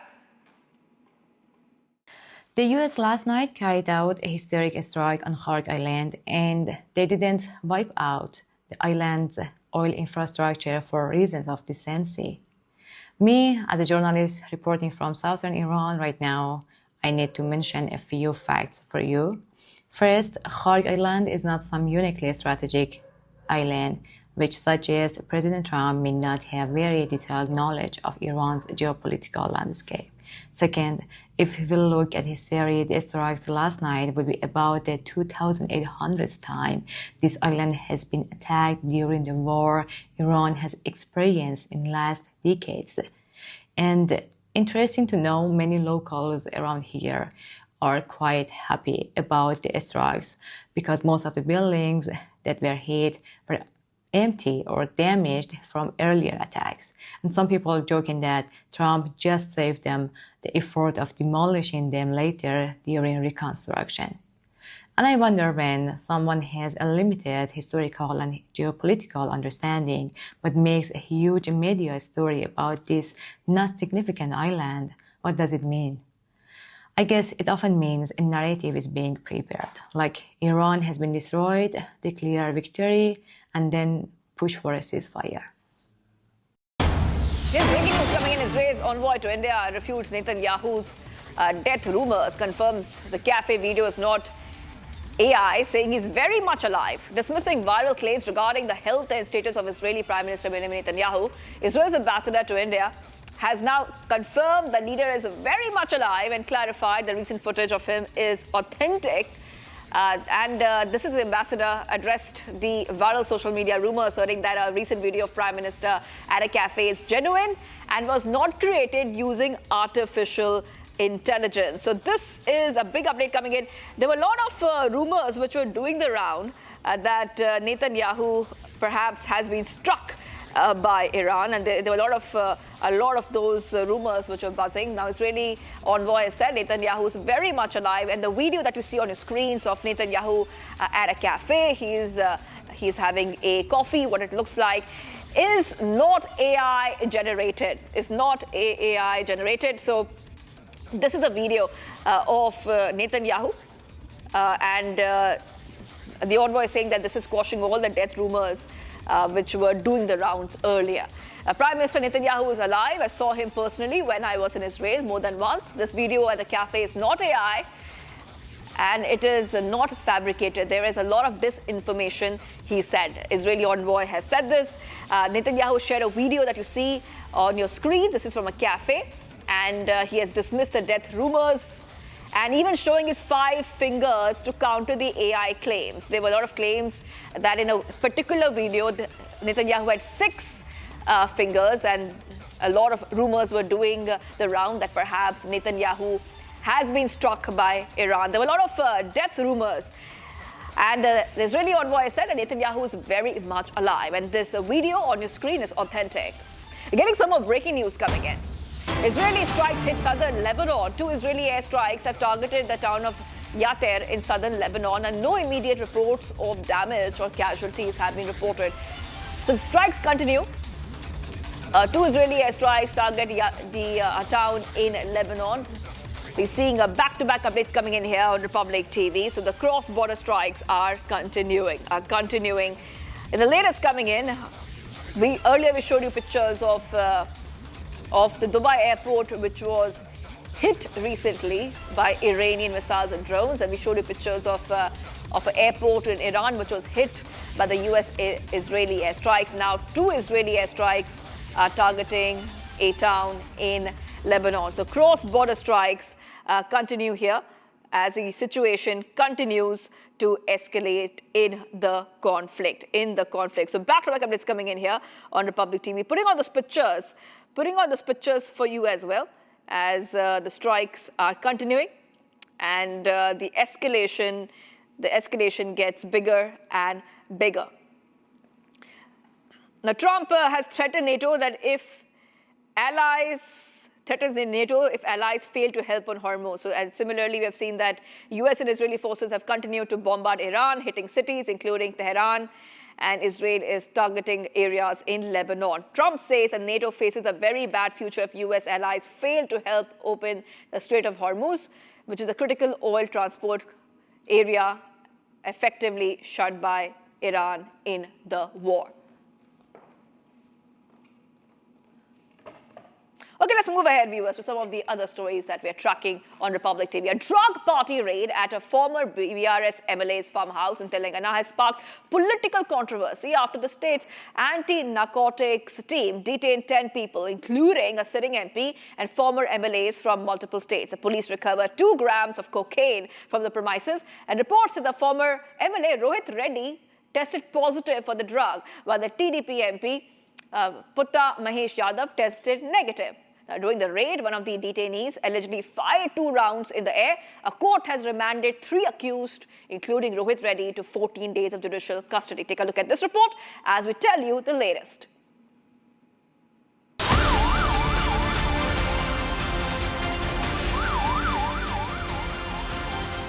A drug party at a former BRS MLA's farmhouse in Moirabad, Telangana has caused a lot of trouble for the ruling TDP.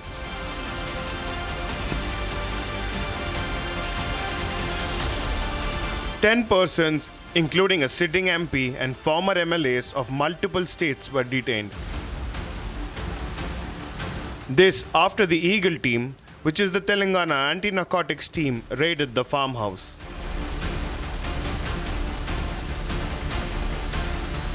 Two grams of cocaine were seized from the premises.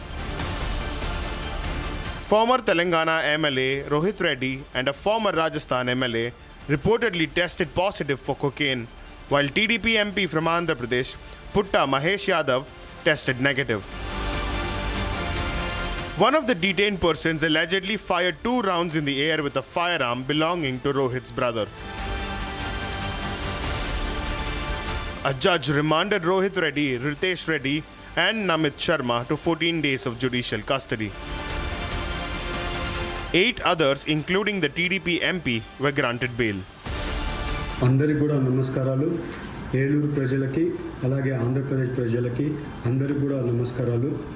ఇవాళ నేను ఎక్కడ కానీ తప్పు చేయలేదు, మీ అందరికీ నేను చెప్పుకోవాల్సిన అవసరం ఉంది. అలాగే నిన్న ఎన్నో రోజుల నుంచి అక్కడ ఉండే పర్సన్స్ మన్ని కలవడానికి వాళ్ళందరూ రిక్వెస్ట్ చేయడం వల్ల నాకు నిన్న కుదరడం వల్ల వాళ్ళ డిన్నర్కి వెళ్ళడం జరిగింది.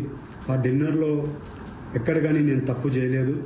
మీ అందరికీ కూడా మళ్ళీ తెలుపుకుంటున్నా, ఎప్పుడు కూడా ఏలూరు ప్రజలు నా మీద పెట్టుకున్న నమ్మకంని ఎప్పుడు కూడా ఒమ్ము చేయను, ఎప్పుడు కూడా తప్పు చేయనని మీ అందరికీ తెలుపుతూ, అలాగే మీడియాలో వచ్చే కథనాలు, అలాగే సోషల్ మీడియాలో వచ్చే కథనాలు ఏవి కూడా నమ్మొద్దండి.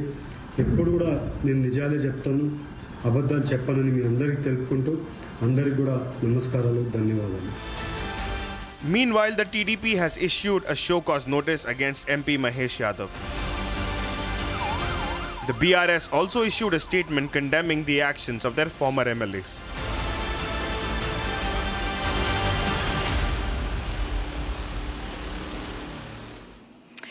And we will take a short break now, but do not go anywhere. We'll be right back. 2 Indian-flagged LPG carriers are on their way towards Indian water. Shivalik vessel will be reaching any time now. Do not go anywhere. We'll be right back. Our colleague Sorali is on her way to the Mundra port where Shivalik will be arriving. All the live updates there.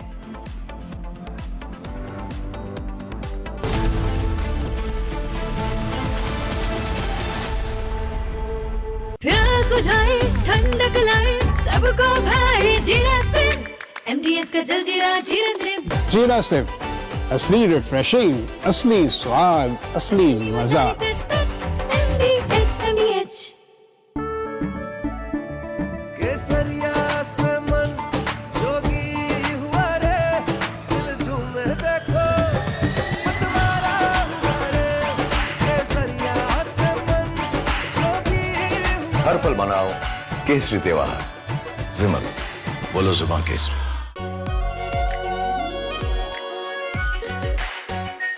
Are pure shahi paneer masala, delicious, healthy every day.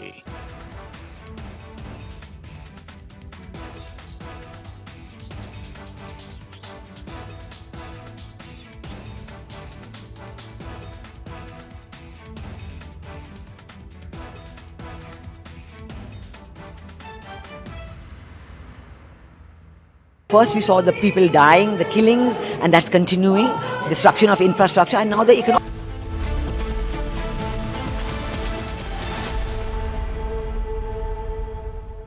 चमकी चाट से क्या बना है? आलू चाट या fruit चाट, स्वाद बनाए चमकी चाट.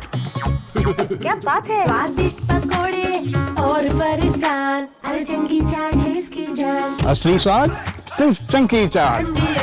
QS and THE, the world's foremost university rankings organizations, have ranked Amity amongst the top 3% universities globally, making it among the very few Indian universities to be included in both rankings. Yet another top ranking for Amity University. R pure suji pasta उबालो मिलाओ और खाओ, 8 minute में तैयार. क्या taste है सबका राजा आर प्योर मसाला. First we saw the people dying, the killings, and that's continuing, destruction of infrastructure, and now the economic impact. The economic impact will affect everybody across the world. You know, the price of LNG, cooking gas has already gone up. So it is a very serious problem. We're all going to suffer. So we all have to work to make sure it ends soon. And I hope that led by our Prime Minister, etc., we will work on that. ठीक है मंटू भेज दे रहा हूँ. ठीक है ना भेज रहा Mantu.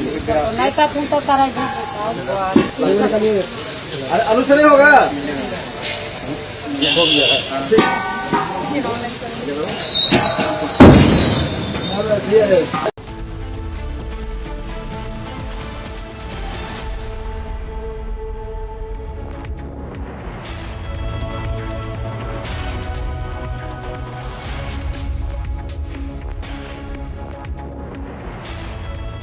A very warm welcome, viewers. You're watching the Republic TV. This is Shivam Dutt Mehta, and in this bulletin we'll get you all the latest top news from across the globe, from the West Asian conflict and what's happening in the country. But first up, let's have a look at the top headlines of the hour. I said, I don't want them after we win the war. I want it before. It's not. So whether it's whether we get support or not, but I can say this, and I said it to them. We will remember. After Australia, Japan and Germany, now UK snubs Trump's request to deploy fleet at Strait of Hormuz.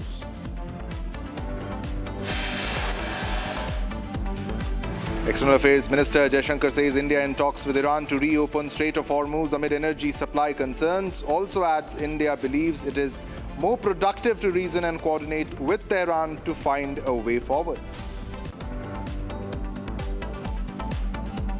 After Dubai airport hit by Iranian attacks, officials state that operations in the international airport have been temporarily shut down.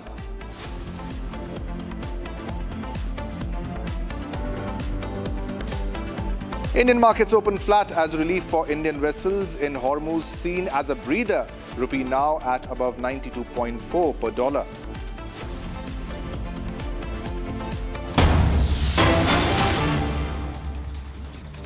So we have a lot of work ahead of us. While Prime Minister Modi was there, we didn't know that this operational opportunity would come. We knew that the situation is volatile because of Iranian actions, but the operational opportunity came only after Prime Minister Modi left, and the cabinet took the decision, approved the decision to launch the attack only 2 days after. So, does Israel and US have misread the situation, and they were expecting a regime change in Iran itself, but now a more hardliner is in the power. So what do you want to say about that? We were very clear at the outset what our aims are. We want to neutralize the nuclear military threat. We want to remove the ballistic missile threat because these two threats are existential for the state of Israel, and we wanted to get the Iranians to stop supporting proxies. In addition to that, we said that we want to give the Iranian people an opportunity to embrace their future. And we are doing that by attacking also the besieged forces, the oppressing forces that have been killing tens of thousands of Iranian civilians, torturing them, raping them. So this aim remains. Now, you're right that the Iranian regime now is doubling down. And that means that if we don't have a diplomatic outcome, they don't accept the conditions of the United States when it comes to the threats I mentioned, we will continue to exhaust our efforts until we feel that the Iranian capabilities were degraded to the point that our region will be much safer. So have you expected such massive retaliation from the Iranian side? Yes, we did know what their capabilities are. What surprised us is that they decided in a quite hysterical way to attack the countries that they claimed are their own friends. They attacked 12 countries. And they attacked civilians, both in Israel and in the Gulf countries, unlike what they are stating. So this actually didn't bring the pressure on the United States and Israel like they planned, but they have brought more pressure on them. And this manifests itself in the UN Security Council resolution that has been adopted only a few days back that is condemning the Iranian decision. This Security Council resolution was co-sponsored by India and has the backing of 130 countries. So actually the pressure is flipped on them. So with Israel identifying over 2,500 military targets, does the complete neutralization of existential threats include a permanent ground invasion or a sole long-range degradation of IRGC assets? We are not planning a ground invasion. We have stated that at the outset. We are working as much as we can to continue this degradation. We've been pretty successful in that. The Iranian regime no longer possesses the capability to produce weapons, and we have brought down the launching capability about 70%, and the number of launches against Israel, daily launches, has decreased substantially since the beginning of the war. So, do you believe that Russia and China helped Iran in building such high-tech weapons, and what are their influences is in this war? We are calling all countries in the world to refrain from for supplying to the Iranian regime the materials that they need in order to continue building these weapons of mass destruction. I think that not only counters the international resolutions that were adopted, but also are very detrimental to the stability in the future of the region. So, does Israel view the disarming of Hezbollah as a prerequisite for any ceasefire with Tehran, or are these now being treated as two separate non-negotiable wars? We are talking with our friends, with the United States, and also with partners in the region, including countries that we don't have diplomatic relations with, in creating the horizon for a diplomatic formula that will actually ensure that we have stability in the region. That has to include the dismantlement of Hezbollah in Lebanon. We have, as you know, signed a ceasefire with Lebanon in the past. Unfortunately, the Lebanese government didn't deliver on the commitment to dismantle Hezbollah. And the question is whether we can now develop tools that would allow the Lebanese government to do so. So these discussions are ongoing, and I hope that we have a good outcome. So, there are growing global calls for a ceasefire. Does Israel see any diplomatic window for negotiations with Iran at this stage? Well, we have always engaged in diplomacy in the past. Unfortunately, the Iranian regime not only doesn't recognize us, not only has sworn to destroy our state, but also has refused to engage with us directly. So we would welcome a change in that. If that change doesn't happen, then we will have to resort to other means. So the Strait of Hormuz crisis is affecting global energy supply and shipping. How concerned is Israel about the economic fallout of this war? There are economic repercussions, but these repercussions are temporary and are nothing compared to what would happen to the region if the Iranian regime would be allowed to develop these terrible threats because they have aggressive intentions towards the region, and the economic prosperity of the region would be gravely undermined under the shadow of this threat coming from the Iranian regime. Millions of Indians that are living in the Gulf wouldn't be able to continue enjoying from prosperity there. The trillions of dollars in trade that are going to come as a result of the agreements that India has signed with major trading blocs in the world couldn't have passed through West Asia smoothly if they were under the constant threat of this regime. And therefore, by defending ourselves, Israel is actually doing a service, and the United States are doing a service to the region and to the world. So, if Iran continues its forward defense by targeting regional energy hubs, how does Israel plan to mitigate the global inflationary pressure that threatens to alienate its international supporters? Well, that's what the Iranian regime were hoping. They thought that by attacking these countries and by threatening closure of the Straits of Hormuz, they would create pressure on us. But the opposite is happening. The pressure is going to be put on Iran. And the international community has been very clear on that when the UN Security Council resolution was passed with the support of India and of 130 countries. So I'm sure that the United States and its allies have the capability to ensure the smooth movement in the Straits of Hormuz. It's a matter of will, not a matter of capability. So, India has friendly relations with both Iran and Israel. So, what do you want to say about the India stand in this conflict? Well, first of all, we are very confident that this bilateral relation, this special strategic partnership that we have forged during the historic visit of Prime Minister Narendra Modi in Israel is going to continue. We are very happy with that, and we have a lot of work ahead of us to implement all the agreements that were signed. And I'm sure that India will continue to serve its interests as it sees fit. Thank you for speaking to Republic. This was Israel's ambassador to India, Reuven Azhar, speaking with us over the Middle East crisis. This is Saurav Gupta with VJ Vivek for Republic TV. All right, so this was Ruben Azhar, and he claimed that we are attacking the besieged forces and we will continue to exhaust our efforts, we'll continue the strikes against the IRGC, Iran.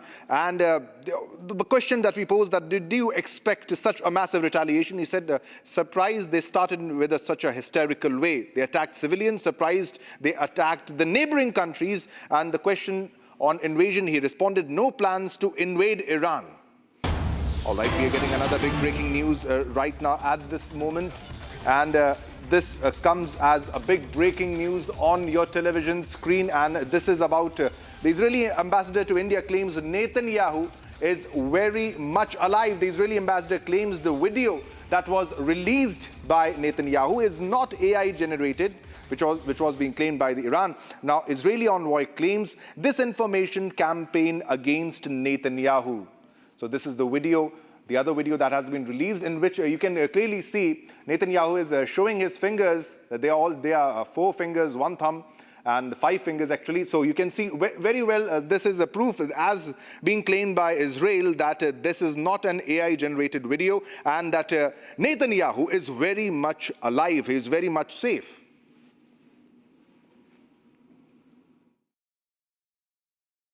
So first of all, yes, Prime Minister Netanyahu is alive. I saw him personally when I was in Israel more than once.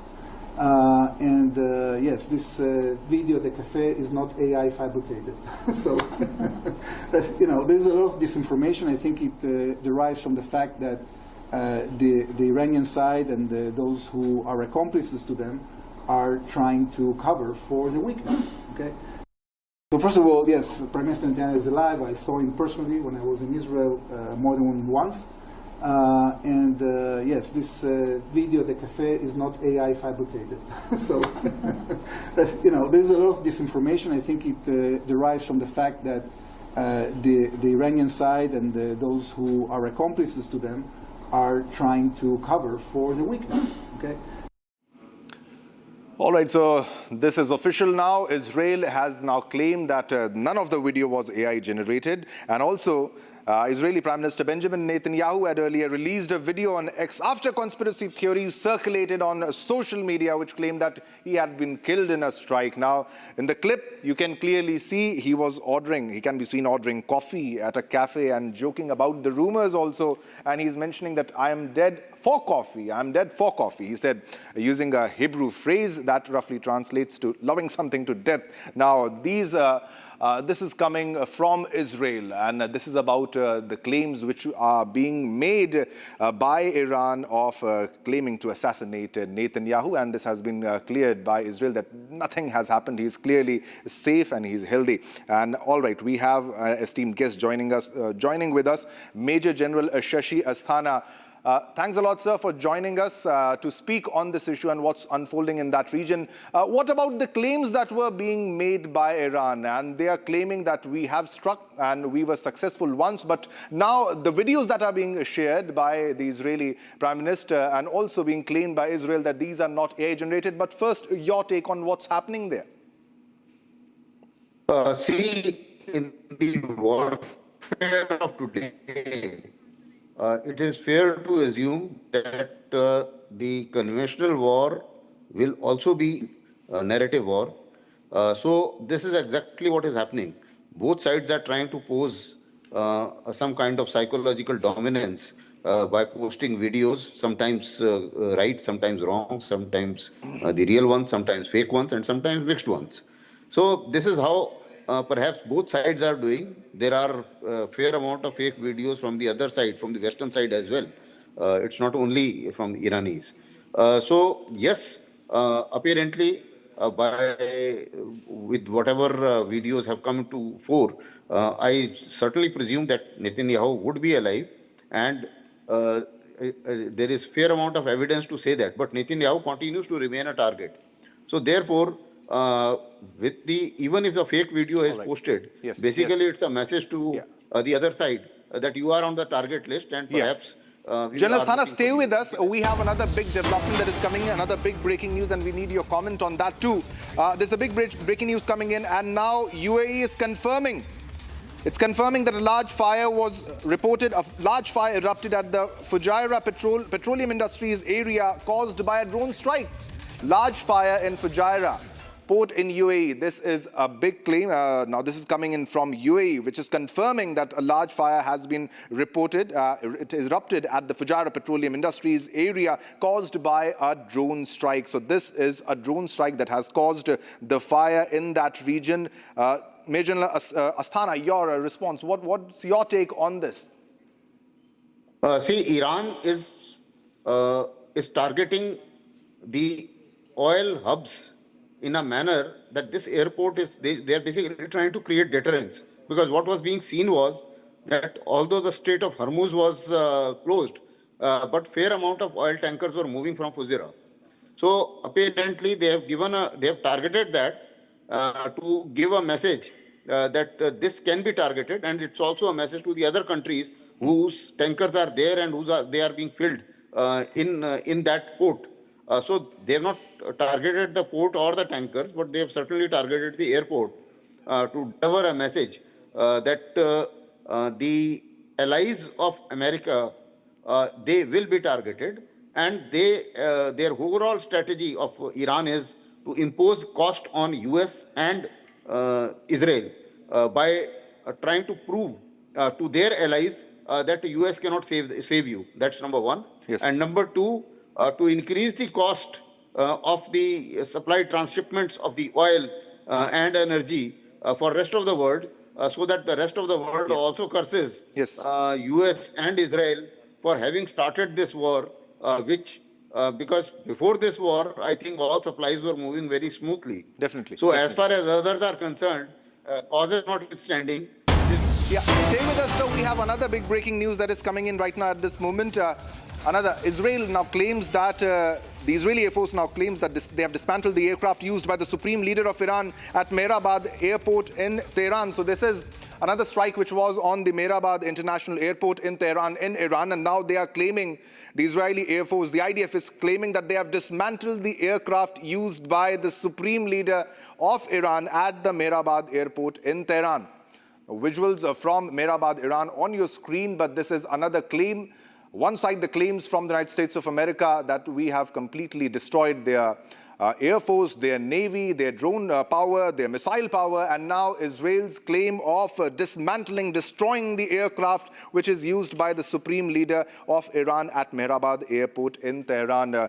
Major Asthana, your comment on this. Now, another target after Ayatollah Khamenei is Mojtaba. Now, destroying his aircraft is also symbolic, sir. Your take on this? See, you have to grant the Americans and Israelis the kind of combat capability they have and the kind of precision strike capability they have.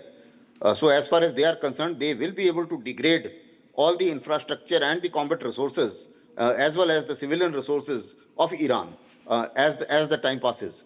So obviously, although President Trump also is in a habit of making over-exaggerating his claims, because earlier he said that, okay, nuclear sites have been obliterated, and after that again he is going after the nuclear sites. Now is the same case that Air Force has been obliterated and all military assets have been obliterated, but yet he finds another target in terms of this aircraft and targeting that. Then the fact is that despite all these claims, the fact is that if there are drones and missiles coming from Iran and they are targeting various countries, including the airport which you just showed, that means the capability to strike still remains.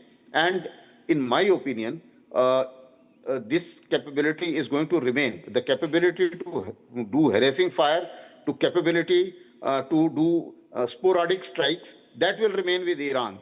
Because Iran is a firstly large country, secondly hilly country, thirdly they are also aware of the capabilities of America. So they are prepared for very long time for this kind of contingencies, and therefore they have fair amount of underground shelters to protect their military assets, missiles as well as drones. So yes, we will keep hearing such news, and the Americans will continue to target. I don't have any reason to disbelieve that the aircraft would have been hit. Certainly it would have been hit because they have these capabilities, and slowly they are targeting trying to obliterate every military asset which Iran has and could potentially use against them. All right, so stay with us. We have another big breaking news that is coming in right now at this moment. We'll share that breaking news and need your comment on that. There's another strike on a school, this time in Khomeini, in Iran. Strikes on another school in Iran. An Iranian school has been targeted in airstrikes. We'll get you more details of the story. It's a developing story. This shouldn't have happened again. Now, after Minab, now school in Iran's Khomeini has been hit in airstrike. Major Asthana, we need your comment on this too. Previously, there were reports that confirmed that a tomahawk was used in an attack on a school. Miscalculation, maybe, wrong information, old data that the US was having. But why again a strike is happening on a school? Were these old bases that were being used by the IRGC? Your take on this too? Certainly, I think this is I would say a bad targeting in a manner that maybe that their data went awry, or maybe I don't visualize that it is intentional, because this is going against the strategy of America. If Americans want people of Iran to stand up against the regime, this is certainly not the way, because this is actually increasing the anger of Iranian people against America and against Israel. So any such act, even the previous one, which you mentioned, there also in the funeral, the kind of people which came out, despite America claiming all kinds of bombing and Israelis claiming all kinds of bombing effort. But then the fact was that people were so fearless that they came out in such large numbers for the processions against those, for the killings of those children in the school. Now, similar activity, again, similar, whether it is miscalculation or it is a deliberate targeting, in both cases, I think it will certainly anger the people of Iran, and people of Iran will certainly start supporting the Iranian regime, or a cohesion, national cohesion and a national resolve against Iran, against USA and Israel will emerge, which is seen to be emerging very clearly. So more is the amount of targeting, more such a resolve will appear, because I think USA has to learn some lessons from the previous wars. See, in Afghanistan, they kept bombing for 20 years, and I don't think the Taliban gave up their resolve or surrendered. Now, similar thing is going to happen here. Iran is not going to surrender. If Taliban did not surrender for 20 years, surely Iran will also not surrender. Iran is quite bigger and more stronger compared to Taliban, Afghanistan, and other countries that the US has fought earlier. Thanks a lot, Major Asthana, for your detailed analysis on what's happening in the West Asian region. Thanks a lot, sir. All right, viewers, now as the war continues to escalate and more reports come of the strikes of the countries joining the war, now both Israel and Iran accused each other of strikes. Now Iranian Foreign Minister Abbas Araghchi tells US media that the regime is not in a war of survival. The regime is stable and the regime is strong enough. Now viewers, in the middle of this, now Republic is on the ground reporting from the war zone. Let's watch that. The US last night carried out a historic strike on Kharge Island, and they didn't wipe out the island's oil infrastructure for reasons of decency. Me, as a journalist reporting from southern Iran right now, I need to mention a few facts for you. First, Kharge Island is not some uniquely strategic island, which suggests President Trump may not have very detailed knowledge of Iran's geopolitical landscape. Second, if we look at history, the strikes last night would be about the 2,800th time this island has been attacked during the war Iran has experienced in the last decades. And interesting to know, many locals around here are quite happy about the strikes, because most of the buildings that were hit were empty or damaged from earlier attacks. And some people are joking that Trump just saved them the effort of demolishing them later during reconstruction. And I wonder, when someone has a limited historical and geopolitical understanding but makes a huge media story about this not significant island, what does it mean? I guess it often means a narrative is being prepared, like Iran has been destroyed, declare victory, and then push for a ceasefire.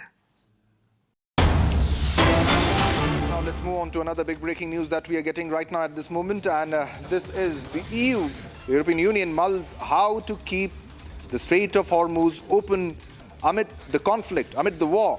The EU Foreign Policy Chief issues statement on Hormuz. The EU Foreign Policy Chiefs has issued a statement on Hormuz. So this is the latest that is coming in. EU to discuss how to keep Hormuz open amid war. The EU Foreign Policy Chief issues a statement on the Hormuz Strait.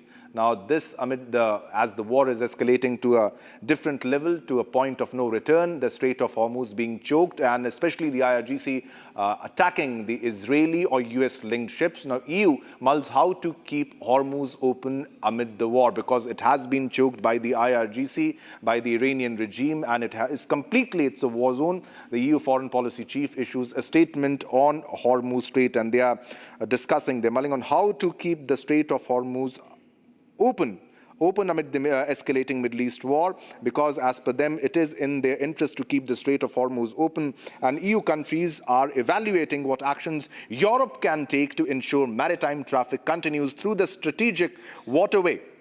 Now, this statement comes ahead of a meeting of EU foreign ministers. Now, EU Foreign Policy Chief issues a statement on the Hormuz Strait. The EU mulls how to keep the Strait of Hormuz open amid the war. Earlier, Donald Trump has appealed to its allies to show support and come and keep the Strait of Hormuz open and protect their territory.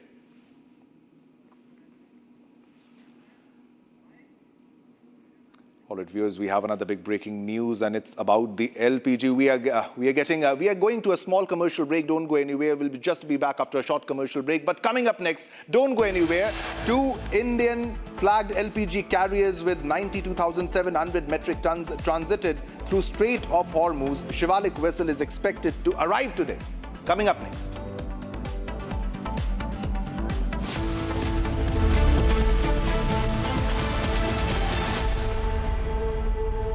थोड़े में ज्यादा स्वाद ये तो है इसकी खास बात। वाओ मामा क्या स्वाद है? अरे मेरे राजा सबका राजा और pure masala.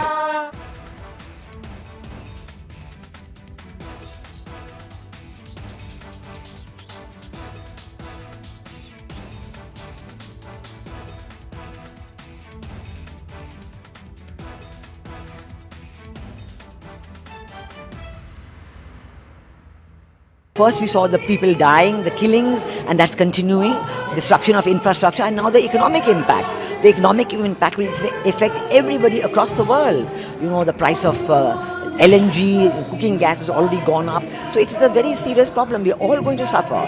So we all have to work to make sure it ends soon. And I hope that, led by our Prime Minister, Executive Minister, we will work on that. ठीक है mandu भेज दे रहा हूँ ठीक है ना भेज रहा मंडू नहीं तो फोन तो करा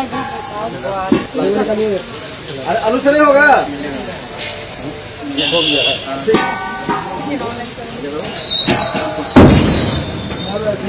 तुम तो कमाल गिरा नीचे अब तुम गाड़ी में पूर्ण वाला आधा घंटे का गाड़ी मारता है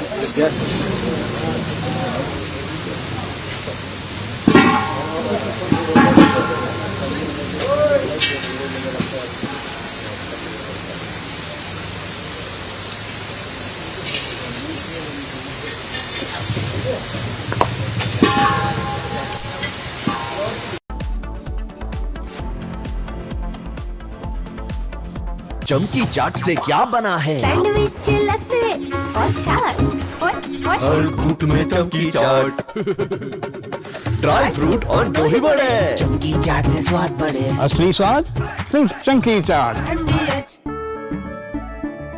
केसरिया से मन जोगी हुआ रे दिल झूमे देखो मतवारा हुआ रे केसरिया से मन जोगी हर पल मनाओ केसरी त्योहार विमल बोलो जुबान Kesari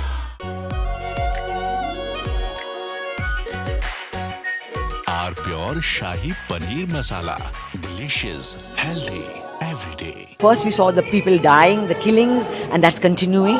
Destruction of infrastructure, and now the economic impact. The economic impact will affect everybody across the world.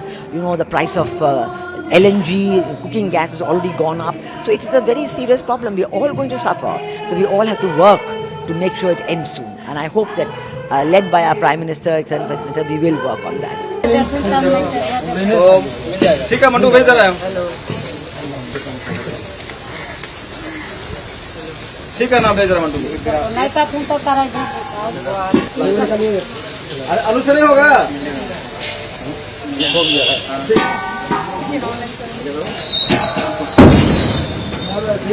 तुम तो कुमार गिरा नीचे गाड़ी पूर्ण वाला गाड़ी माता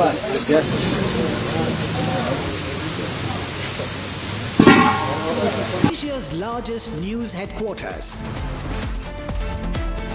Setting the agenda for Bharat.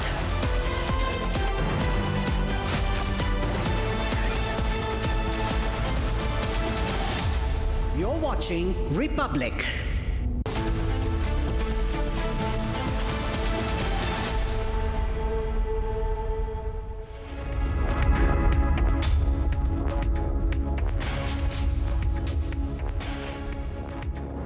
Hello and welcome. You're watching Live and Breaking on Republic TV with me, Ishita Mitra. Now, viewers, Trump's Hormuz coalition becoming a big flop as after Australia, Germany and Japan also snubbed the request. We'll get you all the details, but first up, let's take a look at the headlines we're tracking for you at this hour. I said, I don't want them after we win the war. I want it before. It's not. So whether it's whether we get support or not, but I can say this when I said it to them, we will remember. After Australia, Japan and Germany, now UK also snubs Trump's request to deploy a fleet at the Strait of Hormuz. External Affairs Minister S. Shankar says India in talks with Iran to reopen Strait of Hormuz amid energy supply concerns. Also adds, India believes it is more productive to reason and coordinate with Iran to find a way forward.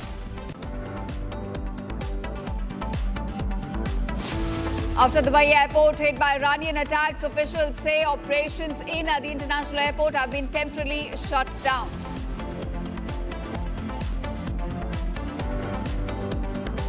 Indian markets open flat as relief for Indian vessels in Hormuz seen as a breather. Rupee now at above 92.4 per dollar. Two Indian flagged LPG carriers with 92,700 metric tons transited through Strait of Hormuz. Shivalik vessel to arrive soon. Nanda Devi to arrive tomorrow.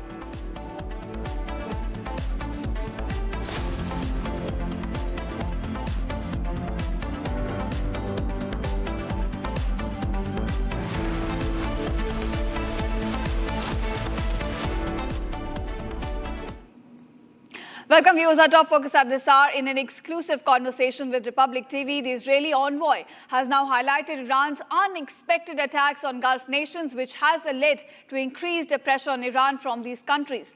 Now, the ambassador also claims that Israeli Prime Minister Benjamin Netanyahu is very much alive and the video released by him is not AI generated. This comes amid claims of disinformation campaign against the Israeli Prime Minister. Take a listen.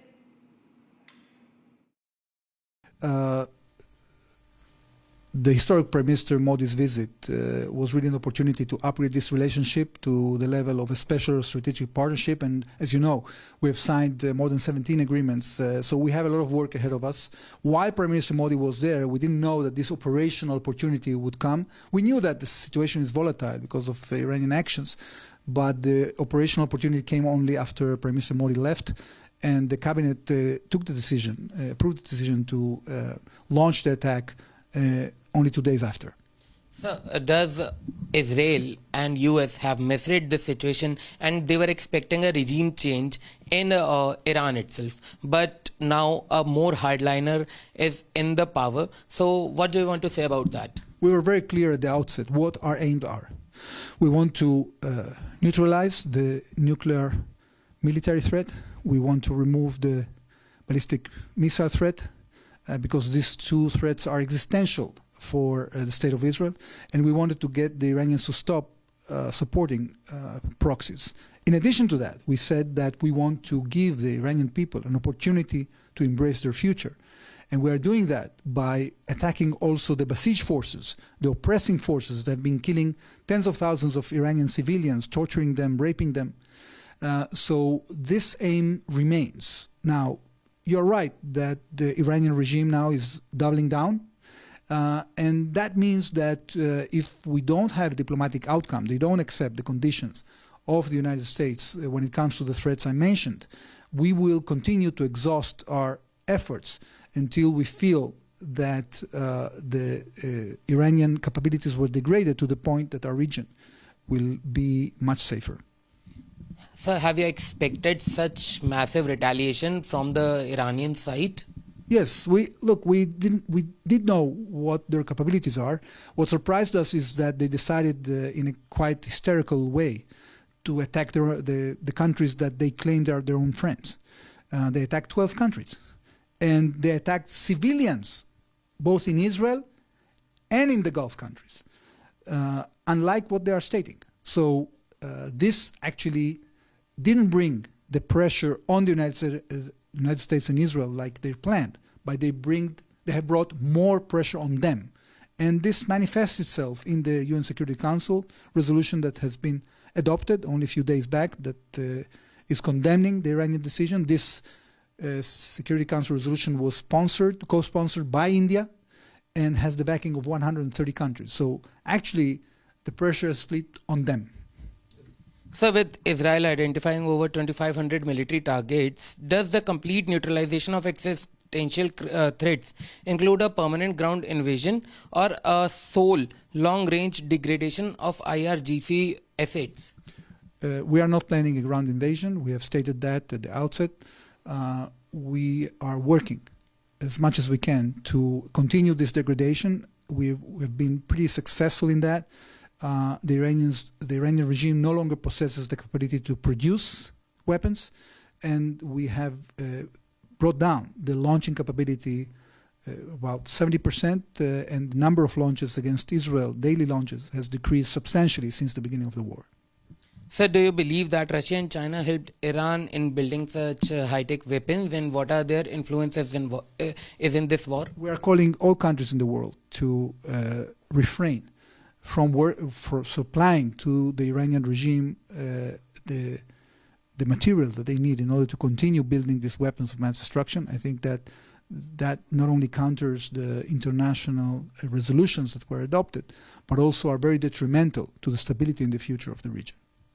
So does Israel view the disarming of Hezbollah as a prerequisite for any ceasefire with Tehran, or are these now being treated as two separate non-negotiable wars?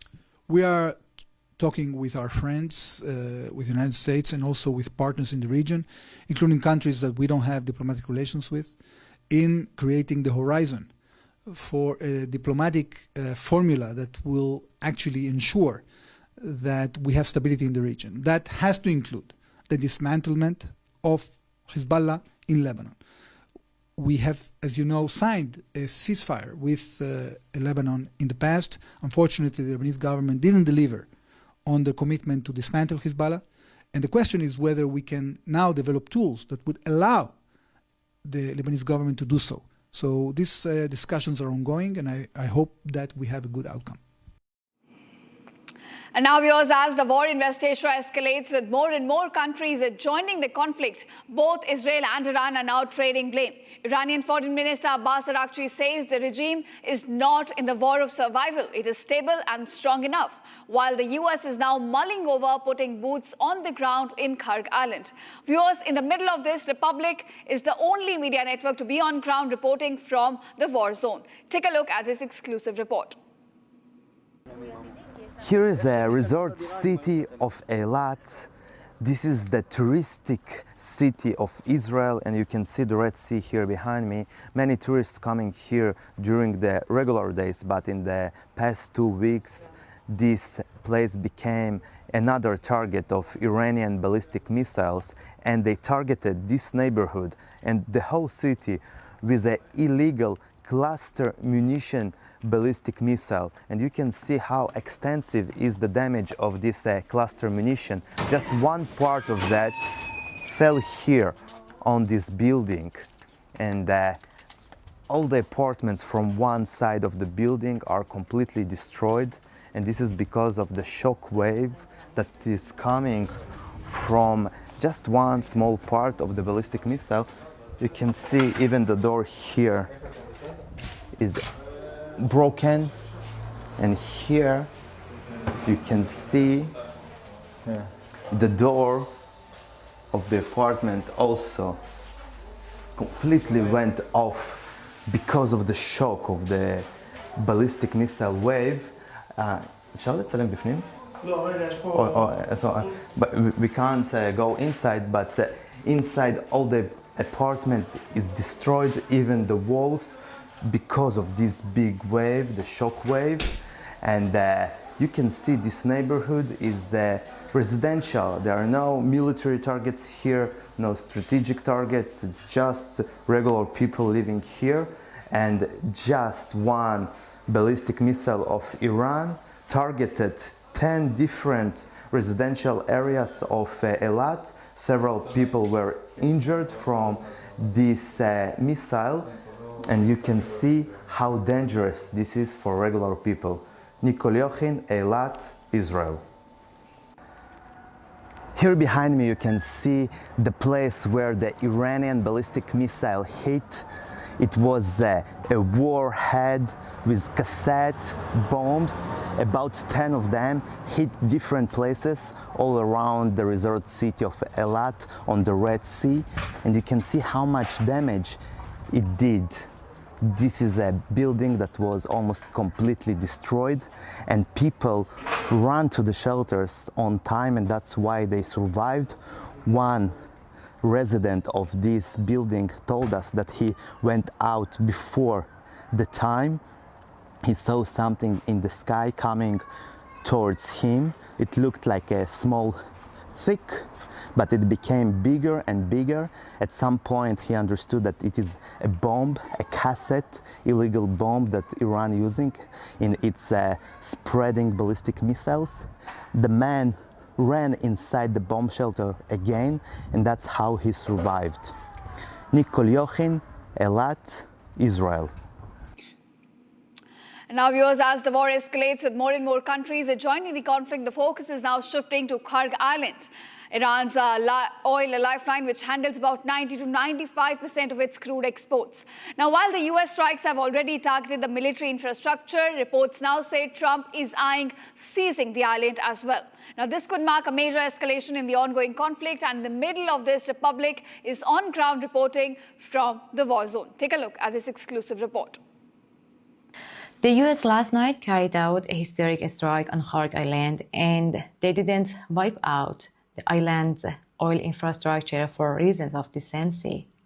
Me, as a journalist reporting from southern Iran right now, I need to mention a few facts for you.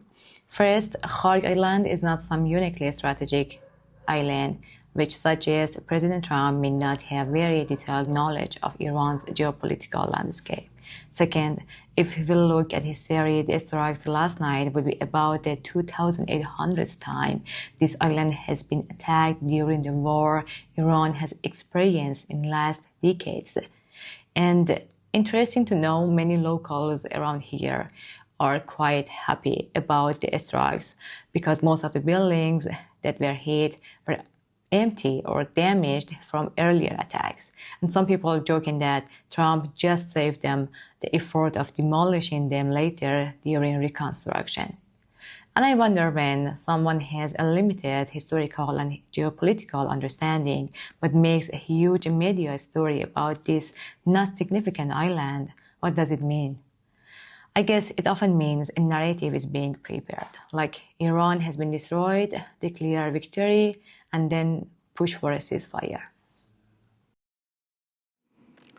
All right, viewers, we've got another breaking news from the war zone areas. Now, Indian embassy in Tehran has asked Indians not to attempt to cross the border. This comes amid escalating tensions. Indian embassy has now advised against uncoordinated travel. In fact, at this point, there has been advisory issued by the embassy which says all Indian nationals currently in Iran are strictly advised not to approach or attempt to cross any land border of the Iran for onward travel without explicit coordination with the embassy of India in Tehran, which means that they have to coordinate with the embassy officials in case they are moving on. In fact, all right, viewers, that's the latest advisory issued by the Indian embassy in Iran, asking Indians not to travel without contacting the embassy. Do not engage in uncoordinated travel or attempt to cross the border. That's the latest we're getting as far as the advisory which has been issued by the Indian embassy goes in terms of escalating tensions. Now we are shifting focus. Two Indian-flagged LPG carriers with about 92,700 metric tons have now transited through the Strait of Hormuz. And in fact, we are given to understand that Shivalik vessel will be arriving today at the Mundra port, while the other one is expected to arrive tomorrow. Now we're tracking all the movement of these vessels. It's very close to the Indian coast and will soon be docking at the Indian coast any time from now. We're getting you visuals, in fact, of that tracker of the map. In fact, now Shivalik is expected to dock at the Mundra port. The docking could happen, in fact, any time. Now, those are the visuals on your screen showing you the vessel as well. While Nanda Devi will arrive tomorrow, today we are getting the second Indian vessel, in fact, here docking at the Mundra port. It's carrying LPG, which is in fact very essential to India at the time we are looking at an energy crisis. And we're getting you visuals and the tracking movement as well of the two Indian-flagged LPG carriers. They're carrying about 92,700 metric tons of LPG. They have already transited safely through the Strait of Hormuz at a time when Iran has declared it as a war zone.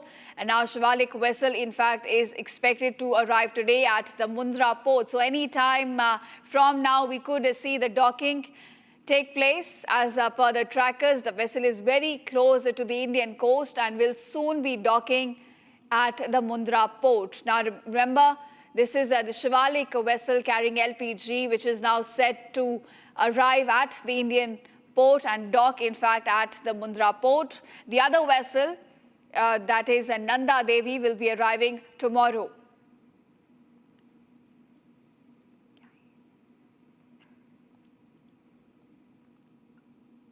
And now, viewers, the war is escalating day by day. The number of casualties, though not disclosed by either side, is growing. And in a fresh US-Israeli airstrike on an Iranian school, this time in Khomein, has now been struck. The first school was in fact struck in Iran's Minab, and now another strike has taken place on a school, and this is in Iran's Khomein area. Now, viewers, that's the latest we're picking up from the war zone in Iran. Earlier, there was a girls' school which was hit in Minab on February 28th. And today, on 16th of March, we're looking at another school strike taking place. This is in Iran's Khomein. We're getting you visuals of both the strikes. And the latest one today comes from Khomein. This is where a school has been struck in a US and Israeli strike in Iran. Now, it's a breaking news, so we're still awaiting more details about casualties caused and the assessment of the damage. But we're getting you visuals of these strikes. First one was in Minab in Iran. Girls' school was struck. Over 70 children had lost their lives, and now we're looking at another school being struck in Iran. This time it's in Khomein. We're still looking for more details to come up in terms of casualties and the assessment of damage. But viewers, that's the latest we're picking up as far as the strikes go in Iran. All right, viewers, those are the visuals on your screen are showing you the two strikes that have taken place. First one on February 28th. A girls' school was struck in Minab. Over 170 children lost their lives. And remember, this was reportedly a US Tomahawk missile which has struck this school due to outdated data. And now we're looking at another strike taking place on a school in Khomein. This is today, the latest development that we're picking up from Iran. As far as the strike goes, a school has now been struck in Khomein.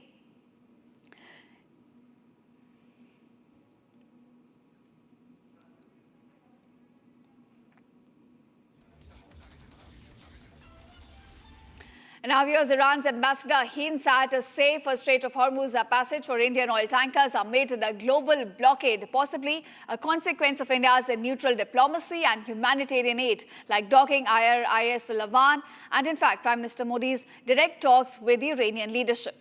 Now, this potential alliance emerges as Iran faces the US-Israeli pressures and warship losses in the rapidly escalating West Asia war. So what did India do right to win Iran's permission to Strait of Hormuz?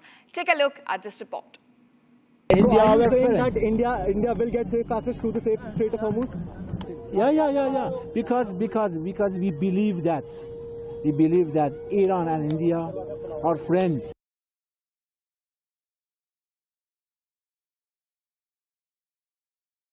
And vice versa.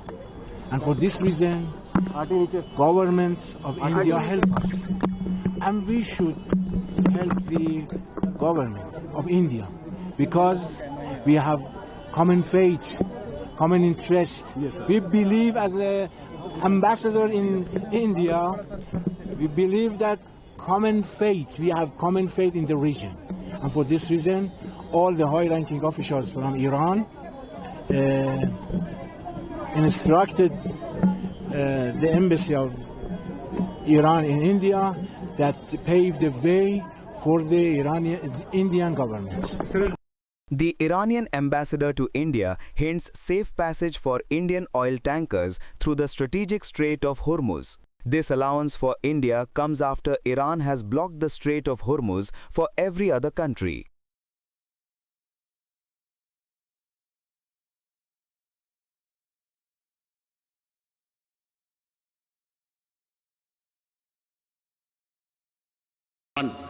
India is in favor of peace and urges a return to dialogue and diplomacy. We advocate de-escalation, restraint, and ensuring the safety of civilians. 2. The well-being and security of the Indian community in the region is our priority. We will continue to work with the governments of the region towards that end. And 3. Our national interest, including energy security and trade flows, will always be paramount. I'm confident, sir, that the government has the full support of this august House on this matter. I thank you.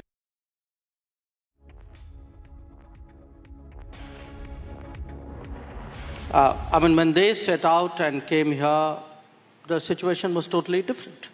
They were coming in for a fleet review, and then they got, in a way, caught on the wrong side of events. For us, when this ship wanted to come in, and that too in difficulties, I think it was the humane thing to do. And I think we were guided by that principle. And in a sense of the other ships, one obviously had a similar situation in Sri Lanka, and they took the decision which they did, and one unfortunately didn't make it. I think where we really approached it from the point of view of, in a sense, of humanity, of other than, whatever the legal issues were. And I think we did the right thing. This diplomatic move by India comes after Iran is in a desperate shortage of warships in fighting US-Israel, as it has recently lost Iris Dana warship to US bombing near Indian Ocean.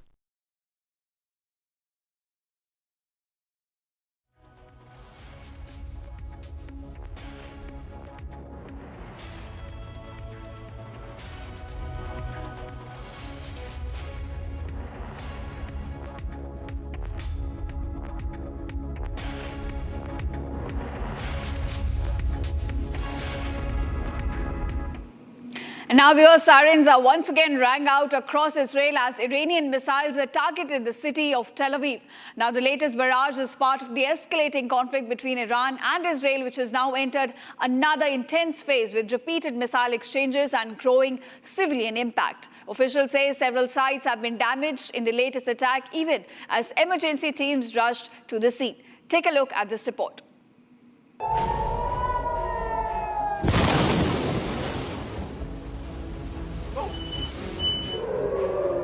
Sirens wailed across Tel Aviv as Iranian missiles struck parts of the city.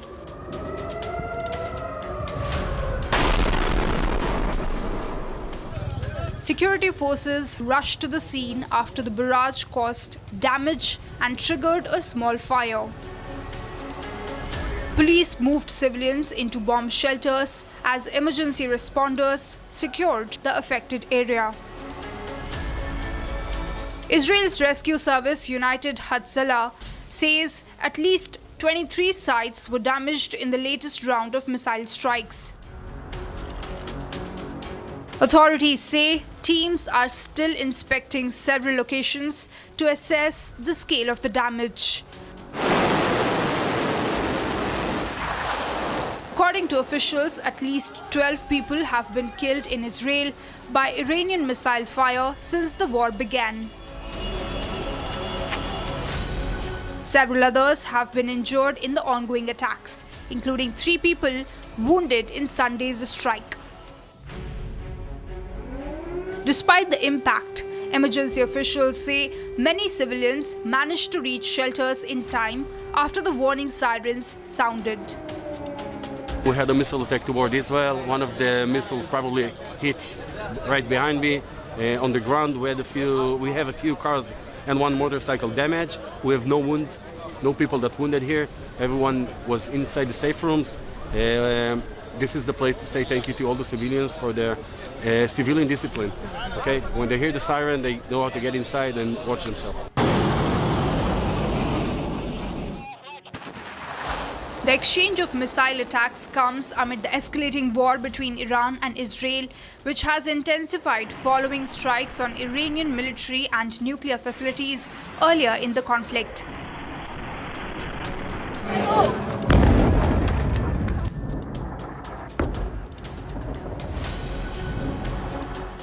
Since then, both sides have launched repeated attacks, raising fears of a wider regional war across the Middle East.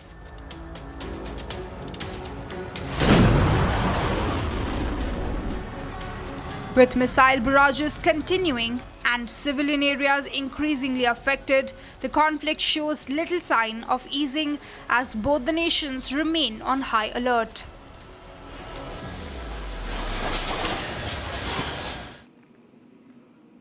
All right, viewers, that's all we could pack in this edition of Live and Breaking. Thank you so much for watching. And coming up on the other side, External Affairs Minister S. Shankar says India in talks with Iran to reopen Strait of Hormuz amid energy supply concerns.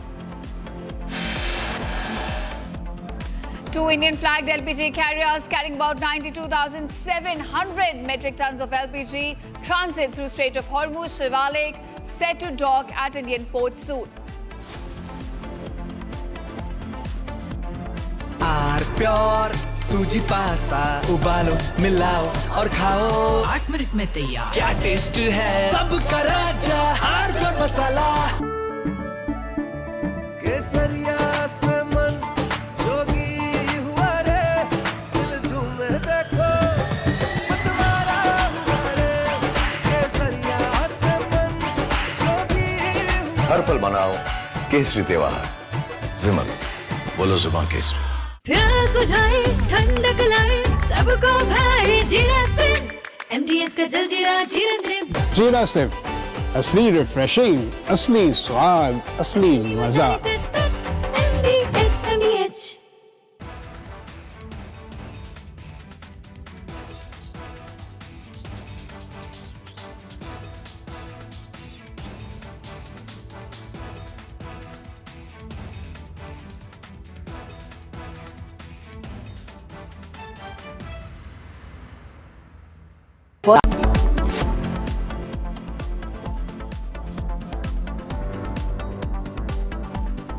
QS and THE, the world's foremost university rankings organizations, have ranked Amity amongst the top 3% universities globally, making it among the very few Indian universities to be included in both rankings. Yet another top ranking for Amity University. थोड़े में ज्यादा स्वाद ये तो है इसकी खास बात। वाओ मामा क्या स्वाद है? अरे मेरे राजा। First we saw the people dying, the killings, and that's continuing, destruction of infrastructure, and now the economic impact. The economic impact will affect everybody across the world. You know, the price of LNG, cooking gas has already gone up. So it is a very serious problem. We're all going to suffer. So we all have to work to make sure it ends soon. And I hope that, led by our Prime Minister, Executive Minister, we will work on that. ठीक है मंटू भेज रहा है ठीक है ना भेज रहा मंटू आलू से नहीं होगा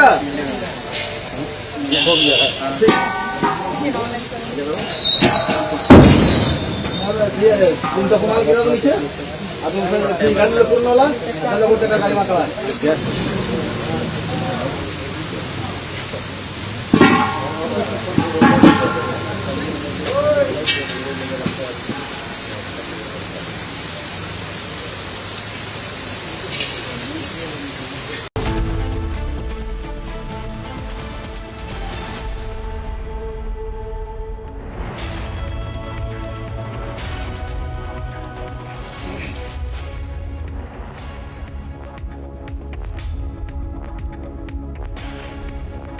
A very warm welcome, viewers. You're watching the Republic TV. This is Shivam Dutt Mehta, and the top focus in this bulletin will be the West Asia conflict. But also, while Donald Trump was pleading its allies to help in securing the Strait of Hormuz, now US President Donald Trump has warned NATO allies that they will face a very bad future if they refuse to help secure the Strait of Hormuz. We'll get you all the details of this story and a lot more. But first up, let's have a look at the top headlines of the hour.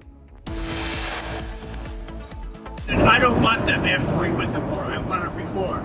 It's not so. Whether we get support or not, but I can say this, and I said it to them: we will remember. Donald Trump warns NATO. US President Donald Trump has warned NATO allies and said that they will face a very bad future if they refuse to help secure the Strait of Hormuz.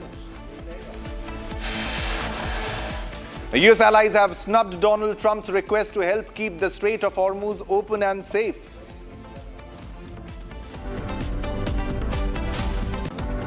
Indian ships Shivalik and Nanda Devi have crossed the Strait of Hormuz and are now heading towards ports in India.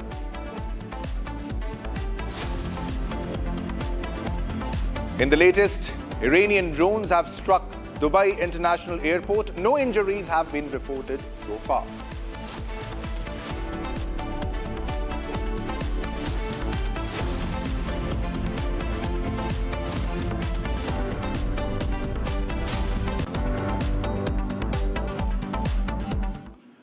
All right, viewers, let's begin with the first top story. Now, two Indian-flagged LPG carriers with 92,700 metric tons transited through Strait of Hormuz, and the Indian vessel Shivalik vessel is expected to arrive today at Mundra port. Now, as per the recent trackers, the vessel is very close to the Indian coast and will soon be docking at the Indian coast anytime from now. And we'll get you the latest updates of that ship reaching the port or reaching the Indian coast anytime soon, because there are two vessels that are about to reach, and very soon the Indian ships Shivalik, the Shiv, and Nanda Devi, who have crossed the Strait of Hormuz, will be reaching India. First, the Shivalik ship, the Shivalik vessel, will be reaching India, and combined capacity is more than 92,700 metric tons of LPG. These are the two Indian-flagged LPG carriers with 92,700 2,700 metric tons transited through Strait of Hormuz,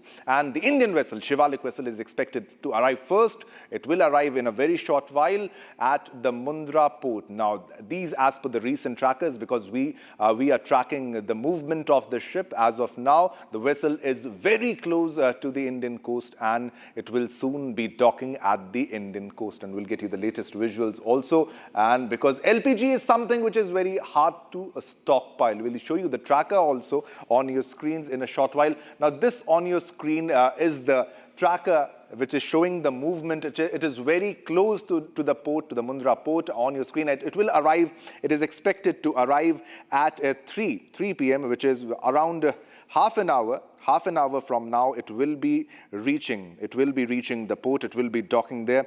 All right, now we are being joined by Sorali for more updates. Sorali, how much more time will be required for the ship to reach the Indian coast? It is expected to dock at the Indian coast any time from now. Yes, that's true. Let me tell you, according to the port authorities, they have informed us that Shivalik will be docked around 4:30 p.m. at the Mundra port, and tomorrow at Kandla port, Nanda Devi will be docked in the state of Gujarat. So let me tell you, if we combine both the shipments, they are carrying 92,700 metric tons of liquefied petroleum gas, that is LPG. If we talk about the requirements of India, it's way less, but then it's the start. Also, the government of India has informed that more than 20 shipments are still hovering around the Strait of Hormuz in the west side of it, in the Persian Gulf. But the strategic and diplomatic talks that is consistently going on between the Indian government and the Iranian authorities have given us this development, which comes in a very important time when the entire world has been hit. The economy has been hit at different levels, but to be very specific, as we all know, that Strait of Hormuz observes 1/5 of global oil transit, and that's the reason energy supplies were hit majorly. And in India, we are seeing chaos in the last week, maybe about the hospitals, hotels, or educational institutions, allegations by opposition. But now, in such times, efforts by Indian government is seen very, very clearly. And the importance of diplomatic ties is clearly seen in this entire situation, wherein we are on board with US, Israel, and Iran as well. At the same time, it's a conflict time, but even then, Indian government has become successful to bring 2 shipments of LPG, wherein the crisis was seen. And also more shipments are expected in coming days. Back to you. All right. Thanks for the details. We'll be tracking this ship, the movement of the vessel, because very shortly it will be reaching the Indian coast anytime from now. I'm also being joined by Gesu from the newsroom for more details on this story. Gesu, it's very critical at this moment to have these vessels reach the Indian coast, because this means more than 1.5 days of LPG supply for the entire nation. We will be needing lots of other vessels to be reaching Indian coasts. But what about other ships and this ship, the details that you're fetching about the movement of Shivalik and Nanda Devi? Right, Shivam in fact correctly pointed out this is a critical shipment for India. It comes in the face of India, like the much of the globe, facing and reeling under the LPG shortage. Now remember, we're talking about Shivalik and Nanda Devi, 2 vessels, but Shivalik is supposed to dock at the Mundra port in Gujarat today. In fact, it's being escorted by the Indian Navy for the route that is left for it to reach the Indian waters. Now, Nanda Devi also has reached the neutral waters. It has passed through the strait.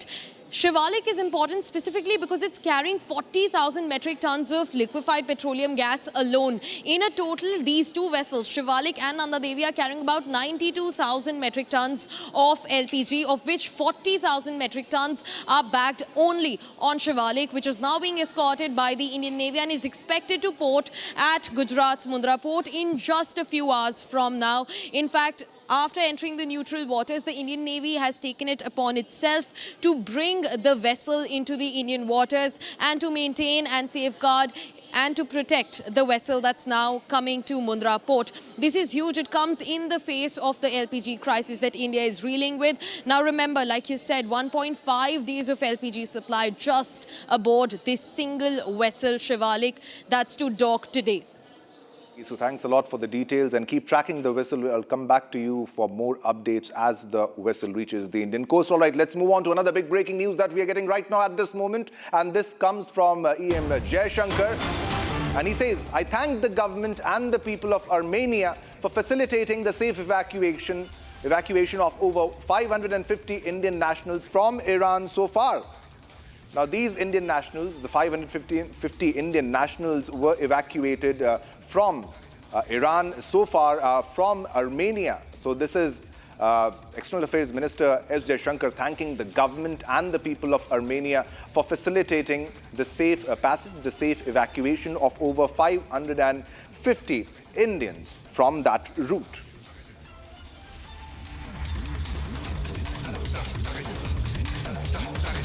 Now let's move on to another top story. Now, a drug party raid at a former BRS MLA's farmhouse in Telangana has sparked political controversy after the state's anti-narcotics Eagle team detained 10 people, including a sitting MP and former MLAs from multiple states. Now, police recovered 2 grams of cocaine from the premises, and reports say former MLA Rohit Reddy tested positive for the drug, while TDP MP Putta Mahesh Yadav tested negative. During the raid, one of the detainees allegedly fired 2 rounds in the air. A court has remanded 3 accused, including Rohit Reddy, to 14 days of judicial custody, while 8 others were granted bail. The TDP has issued a show cause notice to its MP over the incident. Watch this report.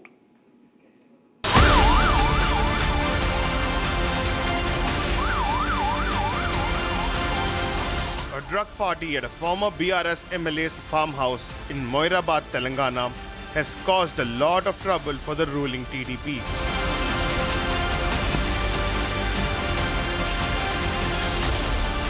Ten persons, including a sitting MP and former MLAs of multiple states, were detained. This after the Eagle team, which is the Telangana anti-narcotics team, raided the farmhouse.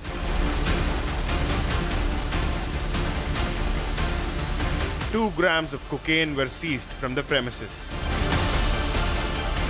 Former Telangana MLA Rohit Reddy and a former Rajasthan MLA reportedly tested positive for cocaine, while TDP MP from Andhra Pradesh, Putta Mahesh Yadav, tested negative. One of the detained persons allegedly fired 2 rounds in the air with a firearm belonging to Rohit's brother. A judge remanded Rohit Reddy, Ritesh Reddy and Namit Sharma to 14 days of judicial custody. 8 others, including the TDP MP, were granted bail. అందరికి కూడా నమస్కారాలు. ఏలూరు ప్రజలకి అలాగే ఆంధ్రప్రదేశ్ ప్రజలకి అందరికి కూడా నమస్కారాలు. ఇవాళ నేను ఎక్కడ గాని తప్పు చేయలేదు. మీ అందరికీ నేను చెప్పుకోవాల్సిన అవసరం ఉంది. అలాగే నిన్న ఎన్నో రోజుల నుంచి అక్కడ ఉండే పర్సన్స్ నన్ను కలవడానికి వాళ్ళందరూ రిక్వెస్ట్ చేయడం వల్ల నాకు నిన్న కుదరడం వల్ల వాళ్ళ డిన్నర్కి వెళ్ళడం జరిగింది. ఆ డిన్నర్లో ఎక్కడ కానీ నేను తప్పు చేయలేదు. మీ అందరికీ కూడా మళ్ళీ తెలుపుకుంటున్నా, ఎప్పుడు కూడా ఏలూరు ప్రజలు నా మీద పెట్టుకున్న నమ్మకంని ఎప్పుడు కూడా ఉమ్ము చేయను, ఎప్పుడు కూడా తప్పు చేయనని మీ అందరికీ తెలుపుతూ, అలాగే మీడియాలో వచ్చే కథనాలు, అలాగే సోషల్ మీడియాలో వచ్చే కథనాలు ఏవి కూడా నమ్మొద్దండి. ఎప్పుడు కూడా నేను నిజాలే చెప్తాను, అబద్ధాలు చెప్పనని మీ అందరికీ తెలుపుకుంటూ అందరికీ కూడా నమస్కారాలు, ధన్యవాదాలు.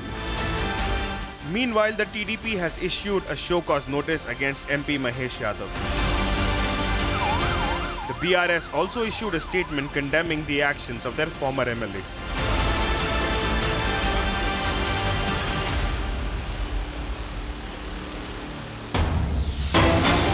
We're getting another big breaking news right now, and this is from China. China calls out for global economic crisis. Now, China's foreign ministry is calling for an immediate halt to military operations in the Middle East, warning that further regional escalation could hit the global economy. So this is coming from China because China is being affected by the US-Iran war as of now. Now, this is the statement from China, which says further military escalation could hit the global market. China's foreign minister warns about the global economic crisis because China firstly is being deeply impacted by what's going on in the West Asian region.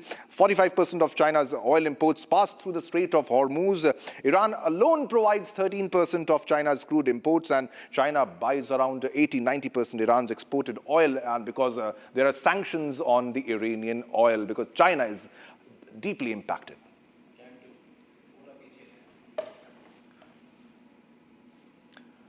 All right, viewers, let's move on to another big breaking news that we are getting right now at this moment. Big breaking news coming in, and this after a close call for Indian vessel Jaglarki near UAE. And now the crude oil tanker is being escorted out of the Gulf of Oman by the Indian Navy as the maritime security in the region remains tense. Now remember, Indian vessel Jaglarki was very close to UAE's Fujairah when Fujairah was attacked, and now the crude oil tanker is reportedly carrying around 80,000 tons of crude oil, and now the vessel is being escorted out of the Gulf of Oman, crossing the high-risk war zone. The entire Strait of Hormuz is a war zone, and this vessel will soon be reaching the Indian waters. The Jaglarki vessel, which will be reaching very soon. Remember, this Indian vessel Jaglarki was very close to UAE's Fujairah when Fujairah was attacked, and now the crude oil tanker is reportedly carrying around 80,000 tons of crude oil, and the vessel is being escorted out of the Gulf of Oman, crossing the high-risk war zone, and it will soon be in the Indian waters. Very soon it will be in the Indian waters and will be reaching the Indian coast also. It's a big breaking news, and this after a close call for the Indian vessel Jaglarki near the UAE.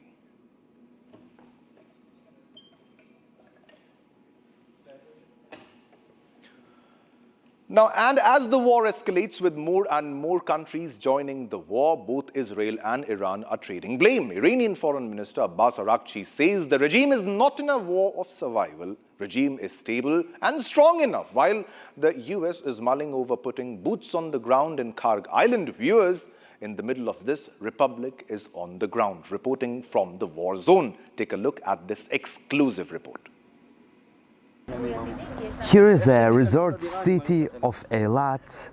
This is the touristic city of Israel, and you can see the Red Sea here behind me. Many tourists coming here during the regular days, but in the past 2 weeks, this place became another target of Iranian ballistic missiles, and they targeted this neighborhood and the whole city with an illegal cluster munition ballistic missile, and you can see how extensive is the damage of this cluster munition. Just one part of that fell here on this building, and all the apartments from one side of the building are completely destroyed, and this is because of the shock wave that is coming from just one small part of the ballistic missile. You can see even the door here is broken, and here you can see the door of the apartment also completely went off because of the shock of the ballistic missile wave. אפשר לצלם בפנים? לא, רגע, יש פה... But we can't go inside, but inside all the apartment is destroyed, even the walls, because of this big wave, the shock wave. And you can see this neighborhood is residential. There are no military targets here, no strategic targets. It's just regular people living here. And just one ballistic missile of Iran targeted 10 different residential areas of Eilat. Several people were injured from this missile, and you can see how dangerous this is for regular people. Nikol Yochin, Eilat, Israel. Here behind me you can see the place where the Iranian ballistic missile hit. It was a warhead with cassette bombs. About 10 of them hit different places all around the resort city of Eilat on the Red Sea. And you can see how much damage it did. This is a building that was almost completely destroyed, and people ran to the shelters on time, and that's why they survived. One resident of this building told us that he went out before the time. He saw something in the sky coming towards him. It looked like a small thick, but it became bigger and bigger. At some point he understood that it is a bomb, a cassette, illegal bomb that Iran using in its spreading ballistic missiles. The man ran inside the bomb shelter again, and that's how he survived. Nicole Yochin, Eilat, Israel. All right, viewers, we are getting another big breaking news, and this is from Iran. Now, Iran has declared that the presence of the USS Gerald Ford aircraft carrier in the Red Sea is considered a threat against Iran. Therefore, the logistical and service centers supporting the mentioned carrier group in the Red Sea are also considered targets for the Iranian armed forces. So this comes from Iran. Iran has declared that logistical and service facilities supporting the United States aircraft carrier strike group, that is the USS Gerald R. Ford, would be considered legitimate military targets in the language of IRGC, in the words of IRGC, warning that any infrastructure assisting the carrier's operations could face attacks as tensions escalate in West Asia. Now, this is the latest that is coming in. As per reports, this is from Iran. Authorities have stated that the support centers providing services to the American carrier group deployed in the Red Sea are now viewed as part of the operational network of the vessel and therefore legitimate targets under wartime conditions. The warning comes amid the ongoing confrontation between Iran and the United States and its allies in the region. So this is a warning, a threat by the IRGC, by the Iranian regime, that we will strike the logistic infrastructure supporting the USS Ford, Gerald Ford's operations.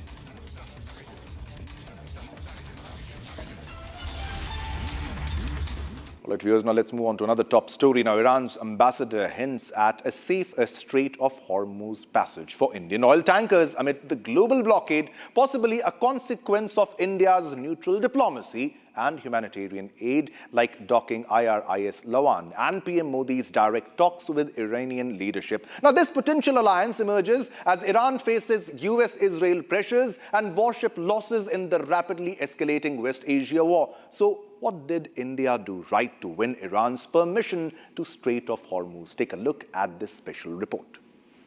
Are you saying that India will get safe passage through the Strait of Hormuz? Yeah. Because we believe that. We believe that Iran and India are friends.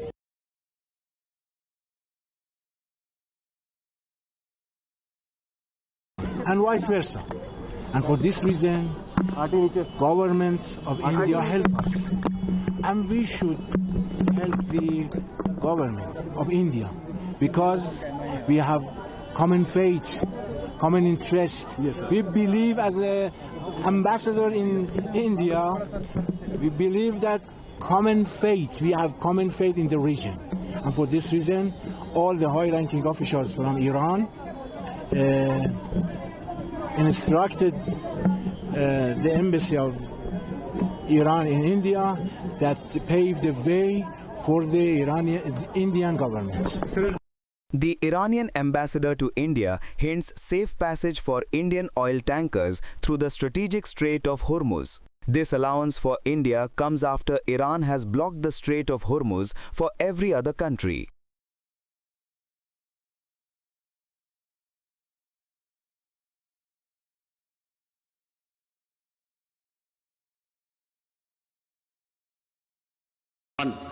India is in favor of peace and urges a return to dialogue and diplomacy. We advocate de-escalation, restraint, and ensuring the safety of civilians. 2. The well-being and security of the Indian community in the region is our priority. We will continue to work with the governments of the region towards that end. And 3. Our national interest, including energy security and trade flows, will always be paramount. I'm confident, sir, that the government has the full support of this august House on this matter. I thank you.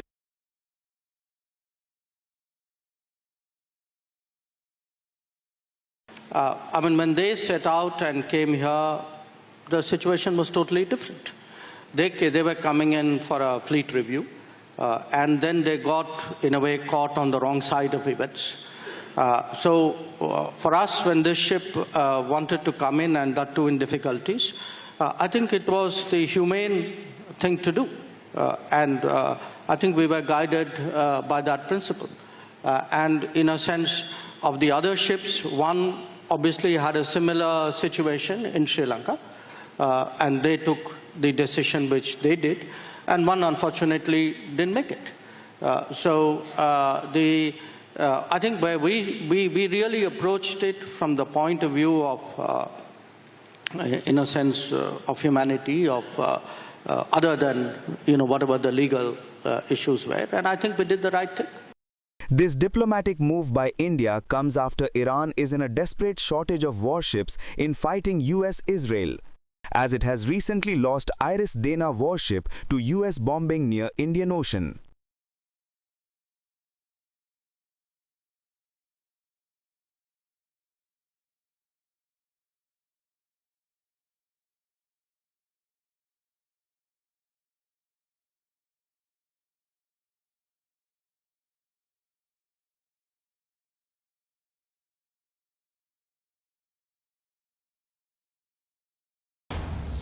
Viewers, we are getting another big breaking news right now. This comes from the Belgian Prime Minister, who has called for EU to normalize ties with Russia. Right-wing nationalist Bart de Wever challenges full support for Ukraine in quest for lower energy prices. Now, Belgium's Prime Minister has called for the EU to normalize relations with Russia to access cheap energy, a rebuff to the bloc's agreed strategy of maximum support to Ukraine as it seeks to battle Moscow's 4-year invasion. Now, he said that we must normalize relations with Russia and regain access to cheap energy.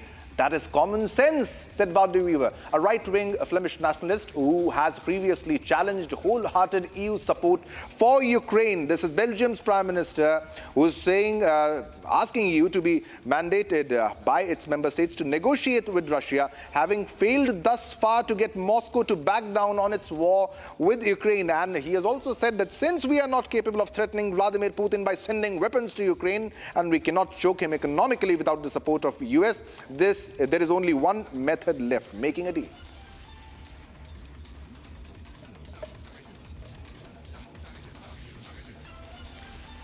Well, it's time to slip into a short commercial break, but don't go anywhere, because coming up next, US allies have snubbed Donald Trump's request to help keep the Strait of Hormuz open and safe.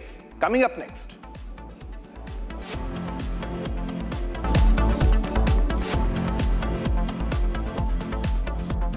चमकी चाट से क्या बना है? Sandwich, लस्सी और छाछ और हर घूंट में चमकी चाट। अब बताओ, स्वाद आया? आया। असली स्वाद सिर्फ चमकी चाट। रानी, इस घर में कुछ है जो टूटता नहीं। ये पिलर कभी नहीं टूटेगा।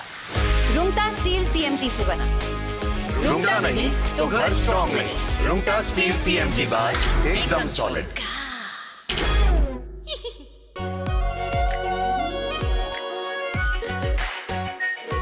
Pure shahi paneer masala, delicious, healthy every day.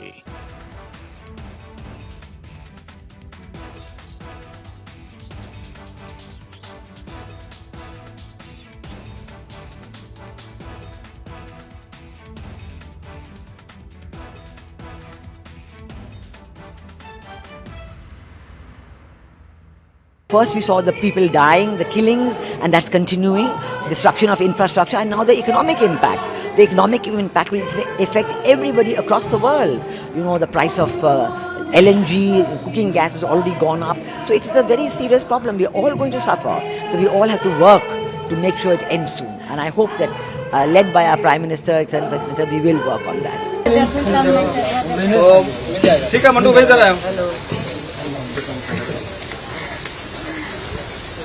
ठीक है ना, भेज रहा हूँ नहीं तो फोन तो कराएगा अनुसरी होगा ये हो गया।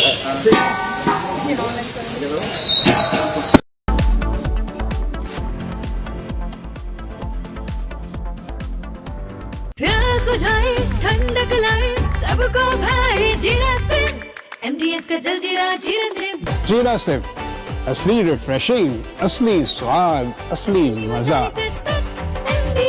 MDH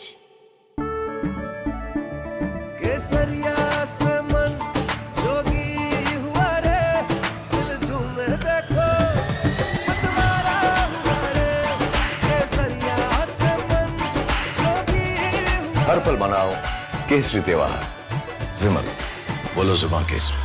are pure suji pasta उबालो मिलाओ और खाओ 8 मिनट में तैयार। क्या टेस्ट है सबका राजा आर प्योर मसाला। First we saw the people dying, the killings, and that's continuing, destruction of infrastructure, and now the economic impact. The economic impact will affect everybody across the world.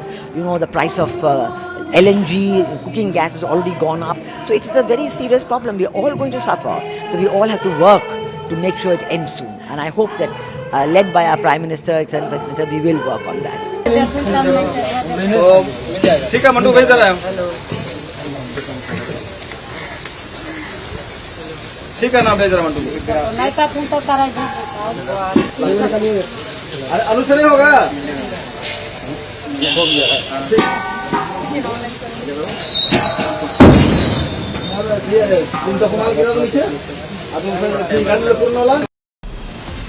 From Asia's largest news headquarters, setting the agenda for Bharat.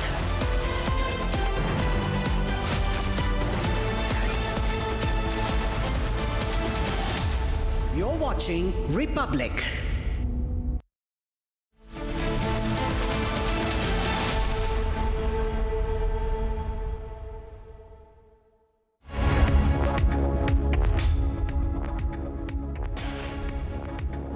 Hello and a very warm welcome. You're watching Republic TV. It's 3 p.m. I'm Gesu Bharadwaj and we're tracking all the tensions that are escalating in West Asia, even as strikes and counter-strikes continue to develop. In fact, UAE's Fujairah port has been struck once again. Getting you all the details, here are your headlines for the hour. Take a look.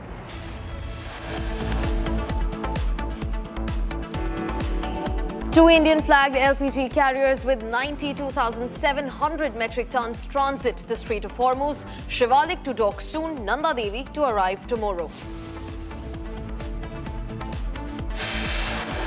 After Australia, Japan and Germany now snub Trump's request to deploy a fleet at the Strait of Hormuz.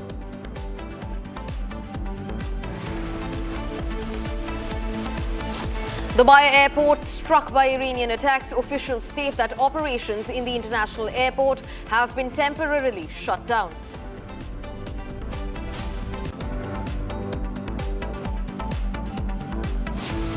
After a series of conspiracy theories surrounding Netanyahu's well-being, Republic spoke with Israeli envoy who said that the Israeli Prime Minister is very much alive.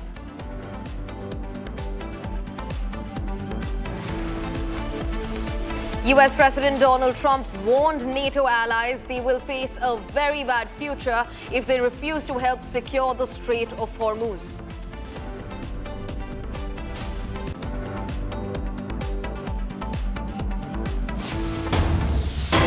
Getting in a fresh breaking development now. On one hand, as West Asia tensions escalate, at least 7 Chinese ships were observed moving in the waters near Taiwan, and 26 Chinese military aircraft, 16 of which in fact also breached Taiwan's air defense identification zone on the 15th of March. That was just yesterday. This follows another incident from the 13th of March where 1,000 Chinese private vessels amassed suspected to be part of the Chinese naval fleet. Now, thousands of Chinese fishing boats amassed in geometric formations in the East China Sea on the 13th of March, and just yesterday, at least 7 Chinese ships were observed moving in waters near Taiwan. This is not a new thing to have happened. In fact, 26 Chinese military aircraft also hovering around the Taiwanese airspace, 16 of which entered Taiwan's air defense identification zones on the 15th of March. China continuously threatening Taiwan's sovereignty through the waters and by breaching their airspace. In fact, we're also being joined by my colleague Isha to get us more updates into the matter. Isha, speak to us about this military muscle flex that's been going on in the waters. Now, this is not new, but the fact that 16 of Chinese aircraft actually breached the Taiwanese airspace, that's big. Isha. Absolutely. China has this method wherein it keeps sending its military aircraft and fighter aircraft to breach the Taiwanese air defense identification zone. Now, this tactic is to test the penetration capabilities of the Chinese Air Force and check the air defense responses by the Taiwanese Air Force over there. Now, apart from that, 7 vessels of the Chinese Navy or the PLAN have been observed to be near the Taiwanese waters. These vessels have been circling around Taiwan in a way that is monitoring the activities and monitoring the movement of Taiwanese vessels and Taiwanese aircraft in the region. This comes shortly after the amassing of around 1,000 Chinese vessels. Now, these vessels are considered to be part of the Chinese naval militia. Now, the Chinese naval militia is privately owned boats that have influence under the PLAN, and they are suspected to be of use by the PLAN to host an invasion or help the Chinese Navy in case China ever decides to invade Taiwan. Now,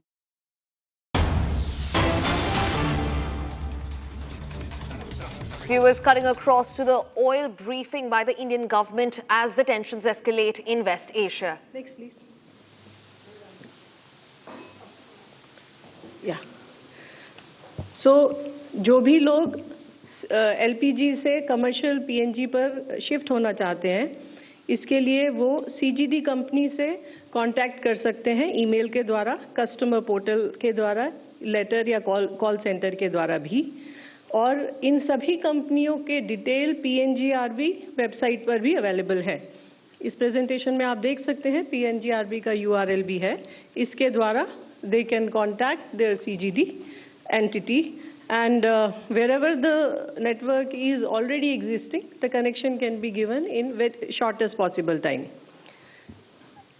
इसके अलावा to promote the PNG connections, certain incentives have also been announced by some of the companies. For example, Indraprasth Gas Limited, कोई भी consumer, domestic consumer अगर 31 मार्च से पहले connection लेता है और गैस लेना शुरू करता है तो उसको 500 रुपये का फ्री गैस देने की उन्होंने बात की है।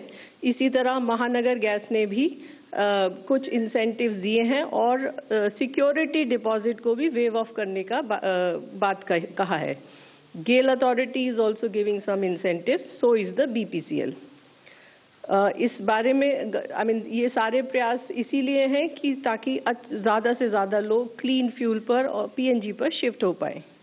इसके अलावा पीएनजीआरबी जो एक रेगुलेटर है, it has also advise the CGD companies to deploy additional resources and also contact the consumers and put all efforts to give more and more connections to the consumers.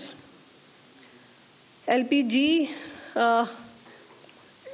मैं दोबारा से वही बात दोहराऊंगी कि स्थिति अभी चिंताजनक है, लेकिन हमारे डोमेस्टिक एलपीजी कंज्यूमर्स को एलपीजी की सप्लाई की जा रही है और डिस्ट्रीब्यूटरशिप्स पर कोई ड्राई आउट रिपोर्टेड नहीं है। मैं आपको ये भी बताना चाहूँगी कि आपके माध्यम से हम बार बार कंज्यूमर से अपील कर रहे थे कि ऑनलाइन बुकिंग करें। उसकी वजह से ऑनलाइन बुकिंग में इंक्रीज़ हुआ है और कल के डाटा के हिसाब से लगभग 90% बुकिंग्स हैव बीन ऑनलाइन। एक और इनिशिएटिव जो हम इस वक्त पुश करना चाह रहे हैं वो है डिलीवरी ऑथेंटिकेशन कोड। सो डिलीवरी ऑथेंटिकेशन कोड्स में के नंबर्स में भी इम्प्रूवमेंट आया है। जो पहले 53% हुआ करता था, कल वो 72% था। कमर्शियल एलपीजी के बारे में मैं ये बोलना चाहूँगी कि लगभग सभी स्टेट्स, बहुत सारे स्टेट्स ने कमर्शियल एलपीजी का डिस्ट्रीब्यूशन स्टार्ट किया है and the release orders, the allocation orders have also been issued by them. इस स्थिति में जब हम एलपीजी को लेकर एक थोड़ी सी डिफ़िकल्ट सिचुएशन फेस कर रहे हैं, इस स्थिति में राज्य सरकारों का और स्टेट एडमिनिस्ट्रेशन का रोल बहुत इम्पॉर्टेंट हो जाता है, खासकर होर्डिंग को रोकने के लिए और ब्लैक मार्केटिंग को रोकने के लिए। इस संदर्भ में मैं बताना चाहूँगी कि राज्य सरकारों के लेवल पर कई सारी मीटिंग्स हो रही हैं और लगभग सभी स्टेट्स के अंदर कंट्रोल रूम्स सिचुएशन को मॉनिटर करने के लिए एस्टैब्लिश किए जा चुके हैं। रेड्स भी कंडक्ट हो रही हैं। मल्टीपल स्टेट्स में हमें इंफॉर्मेशन मिली है कि रेड्स कंडक्ट हो रही हैं, जैसे यूपी, हरियाणा, आंध्र प्रदेश, मध्य प्रदेश, आसाम, मिजोरम एटसेट्रा। इसके अलावा हमारी ऑयल मार्केटिंग कंपनीज की जो इनकी अपनी वो टीम्स हैं, they have also been activated और लगभग 1100 लोकेशंस पर रिटेल आउटलेट्स और एलपीजी डिस्ट्रीब्यूटर्स पर सरप्राइज इंस्पेक्शंस कंडक्ट किए गए हैं। एक जो नया डेवलपमेंट हुआ है, भारत सरकार ने 14 तारीख को एक ऑर्डर इशू किया है और उस पे उसमें उसके द्वारा सभी लोगों से, जिन लोगों के पास पीएनजी और एलपीजी कनेक्शन दोनों हैं, से रिक्वेस्ट की गई है कि अगर आपके पास दोनों कनेक्शंस हैं तो कृपया अपना एलपीजी कनेक्शन को सरेंडर कर दें। So these are the important, development other than what we have been discussing over the last few days. Advisory के बारे में मेरा आप लोगों के माध्यम से I will repeat what I have already said कि ऑनलाइन बुकिंग करें, आपकी डिलीवरी सिलेंडर की डिलीवरी घर पर होगी, डोर डिलीवरी होगी, इसलिए डिस्ट्रीब्यूटर्स के पास जाने की आवश्यकता नहीं है और अपनी ऑयल मार्केटिंग कंपनीज पर विश्वास रखें। मल्टीपल जो जहाँ पर alternate source of energy available है, पीएनजी वगैरह, वहाँ पर उस पर शिफ्ट होएं। सो दीज आर द अफवाहों से बचें और पैनिक बुकिंग से भी बचें। धन्यवाद। Thank you Sujata. I would now request secretary shipping for his updates please. Thank you, ma'am. Good afternoon, everyone. I'll start with the Shivalik LPG carrier, which sailed from Persian Gulf, crossed the Strait of Hormuz, and headed towards India. Will be reaching today around 5 o'clock in the evening, maybe after an hour or so. And before its arrival, the documentation, priority berthing, everything has been arranged at the port so that there is no delay in discharge of cargo by this vessel. All Indian seafarers in Persian Gulf area are safe. No incident has been reported in last 24 hours. And we are in the ministry and in the DG shipping, we are keeping continuous watch on the situation. We are in touch with each vessel and its crew. 22 vessels, as was reported on Saturday also. 22 Indian flagged vessels with 611 Indian seafarers remain in the west of the Strait of Hormuz in Persian Gulf. And DG Shipping continues to closely monitor the situation in coordination with ship owners, the recruitment and service licensee, and Indian missions in the region. The Indian flag vessel Jag Ladki, which sailed from UAE on 14th of March. It is carrying 80,000, about 81,000 of Murban crude oil, is safely en route to India. And it has this vessel and all Indian seafarers on board are safe. They'll be reaching tomorrow at Mundra port.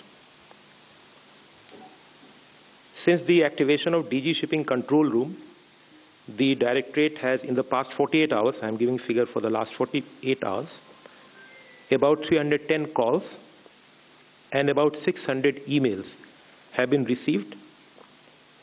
And in the last 24 hours, just a breakup of this number, in the last 24 hours, the number has been 53 calls and about 150 emails. The DG Shipping, as regulator of maritime sector of India, has facilitated safe repatriation of 286 Indian seafarers from the Gulf region so far, and this includes 33 sea repatriations in the last 48 hours, and in the past 24 hours the number has been 10 repatriations from various airports and regional locations across the Gulf region. Major ports of India are closely monitoring vessel movement and cargo operations in view of evolving maritime situation and providing all possible support. Some of the measures, the relief measures through policy and through initiatives of the ports, I have already narrated in the earlier briefings. One example I'll cite today. They are maintaining close coordination with the customs and other stakeholders to facilitate resolution of operational issues. For example, the Jawaharlal Nehru Port is providing temporary storage of laden containers destined for Middle East as transshipment containers. And that port has also provided 100% rebate on ground rent or dwell time charges and about 80% rebate on reefer container plug-in charges up to 15 days for containers originating from GNPA. Approximately 2,600 containers have been shipped to the Middle East during the last 5 days from this port. Today also I had a review with all the ports, all major ports, and some of the stakeholders, including the EXIM association groups.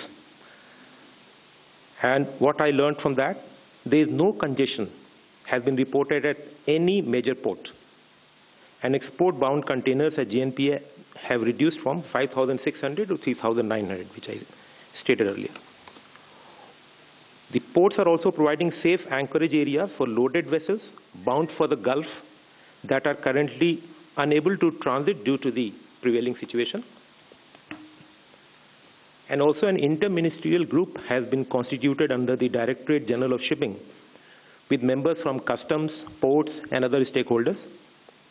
And the ministry continues to closely monitor the evolving maritime situation in coordination with the Ministry of External Affairs, Indian missions abroad, shipping companies, and other maritime stakeholders. This is in order to ensure the safety and welfare of Indian seafarers while maintaining continuity of maritime trade and port operations. Thank you. Thank you, sir. Now over to Randirji for updates from MEA. Thank you. Good afternoon, friends. Let me update you with some of the developments where MEA is involved. First on Iran, as you know, we have our Indian nationals in that country. Over 550 Indian nationals in Iran have crossed over into Armenia through the land border. We also have had approximately 90 people or 90 of our nationals from Iran cross over into Azerbaijan through the land border. These movements were facilitated by our embassy in Tehran. They helped them with visas as also with immigration formalities where required.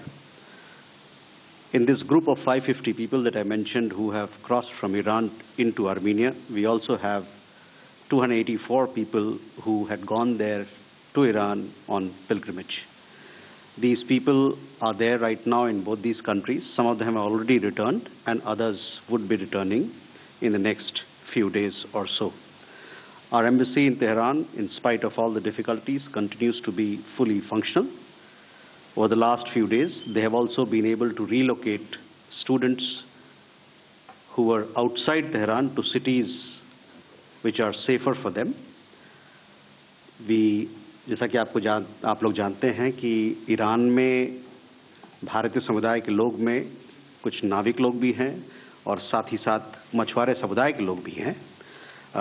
इनके कंपनियों के साथ हमारी लगातार बातचीत होती रहती है, यानी कि हमारे एम्बेसी की, राजदूतावास की बातचीत होती रहती है ताकि हम उनका देखभाल, उनकी भलाई सुनिश्चित कर सकें। सभी भारतीय नागरिकों का से हमारा अनुरोध है कि जो एडवाइजरी हमारे राजदूतावास ने निकाला है उसको देखें और उस पर अमल करें। और जहाँ तक हमारा भारत सरकार की बात है, हम लोग प्रतिबद्ध हैं अपने देशवासी जो वहाँ रहते हैं ईरान में, उनकी देखभाल के लिए, उनकी भलाई के लिए। बहुत बहुत धन्यवाद। Thank you. Asim ji, would you like to add something? Good afternoon. the Ministry of External Affairs continues to closely monitor the evolving situation in West Asia and the Gulf region. The safety, well-being and security of the Indian community across the region remains our highest priority. The Ministry's Special Control Room continues to function for addressing queries from Indian nationals and families. We are also in constant touch with the state governments and union territories to coordinate our efforts. Our missions and posts across the region are working continuously, operating 24/7 helplines, maintaining regular contact with a large number of Indian community organizations and associations spread across the region, and issuing updated advisories to keep our citizens informed. They also remain in close touch with the local governments. We are extending all support to stranded Indians and short-term visitors, including assistance for visas, logistical support where required, and facilitating transit arrangements. We are also closely coordinating with the Ministry of Ports, Shipping and Waterways to render all assistance to the seafarers in the region. An update on the status of flights and airspace. Since February 28, around 220,000 passengers from the region have returned to India. As far as UAE is concerned, as per information put out by the UAE authorities, there is a gradual resumption of operations from Dubai International Airport that were temporarily suspended today morning from passenger safety perspective. Indian and UAE carriers also continue to operate limited flights from other airports like Abu Dhabi, Ras Al Khaimah and Fujairah in UAE based on operational and safety considerations. As per available information, more than 45 flights are planned for various destinations in India today. All passengers can check revised and updated flight schedules directly with respected airlines. In case of any assistance, they can also approach our mission in Abu Dhabi and our consulate in Dubai through the 24/7 helplines. In Saudi Arabia, flights are operating from various airports to destinations in India. Flights are also operating from Oman to various destinations in India. Qatar airspace is partially open, with Qatar Airways operating flights to India. Today and tomorrow, 3 flights are expected to operate to different destinations in India. Kuwait airspace has been closed since 28 February 2026.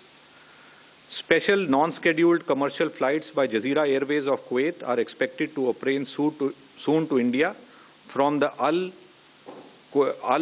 Qaisuma International Airport in Saudi Arabia. For Indian nationals in Bahrain and Iraq, where airspace is closed, transit through Saudi Arabia is being facilitated. An update on the incident in Oman. On March 13th, in an attack in Sohar city in Oman, unfortunately, 2 Indian nationals had lost their lives. The Embassy of India in Muscat is in constant touch with the families of the deceased Indian nationals and is coordinating with concerned Omani authorities. Their mortal remains are expected to be repatriated to India soon. The embassy also remains in close touch with the hospital authorities and the company to monitor the condition of the injured Indian nationals. None of the Indian nationals are seriously injured. On the incident in which Safe Sea Vishnu was impacted off the coast of Iraq, our mission team has been on ground in Basra to assist for the early return of the 15 Indian crew members of Safe Sea Vishnu who were safely evacuated and are currently residing in a hotel in Basra. They are also coordinating with the concerned Iraqi authorities for early return of the rescued Indian crew members and for early repatriation of the mortal remains of the Indian national who unfortunately lost his life. Thank you. Thank you, Simji. And now we will take questions, please. 142, 22, and 45. We'll take a bunch of 3 questions together and then we'll go. The third row, please. Third row.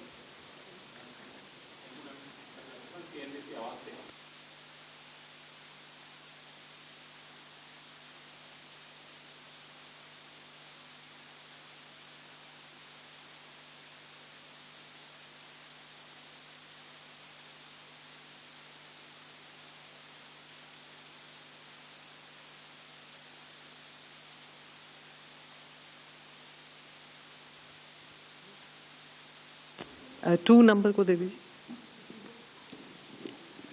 मेरा सवाल Sujata ma'am से है। मैं पीयूष पांडे हूँ, TV9 Bharatvarsh से।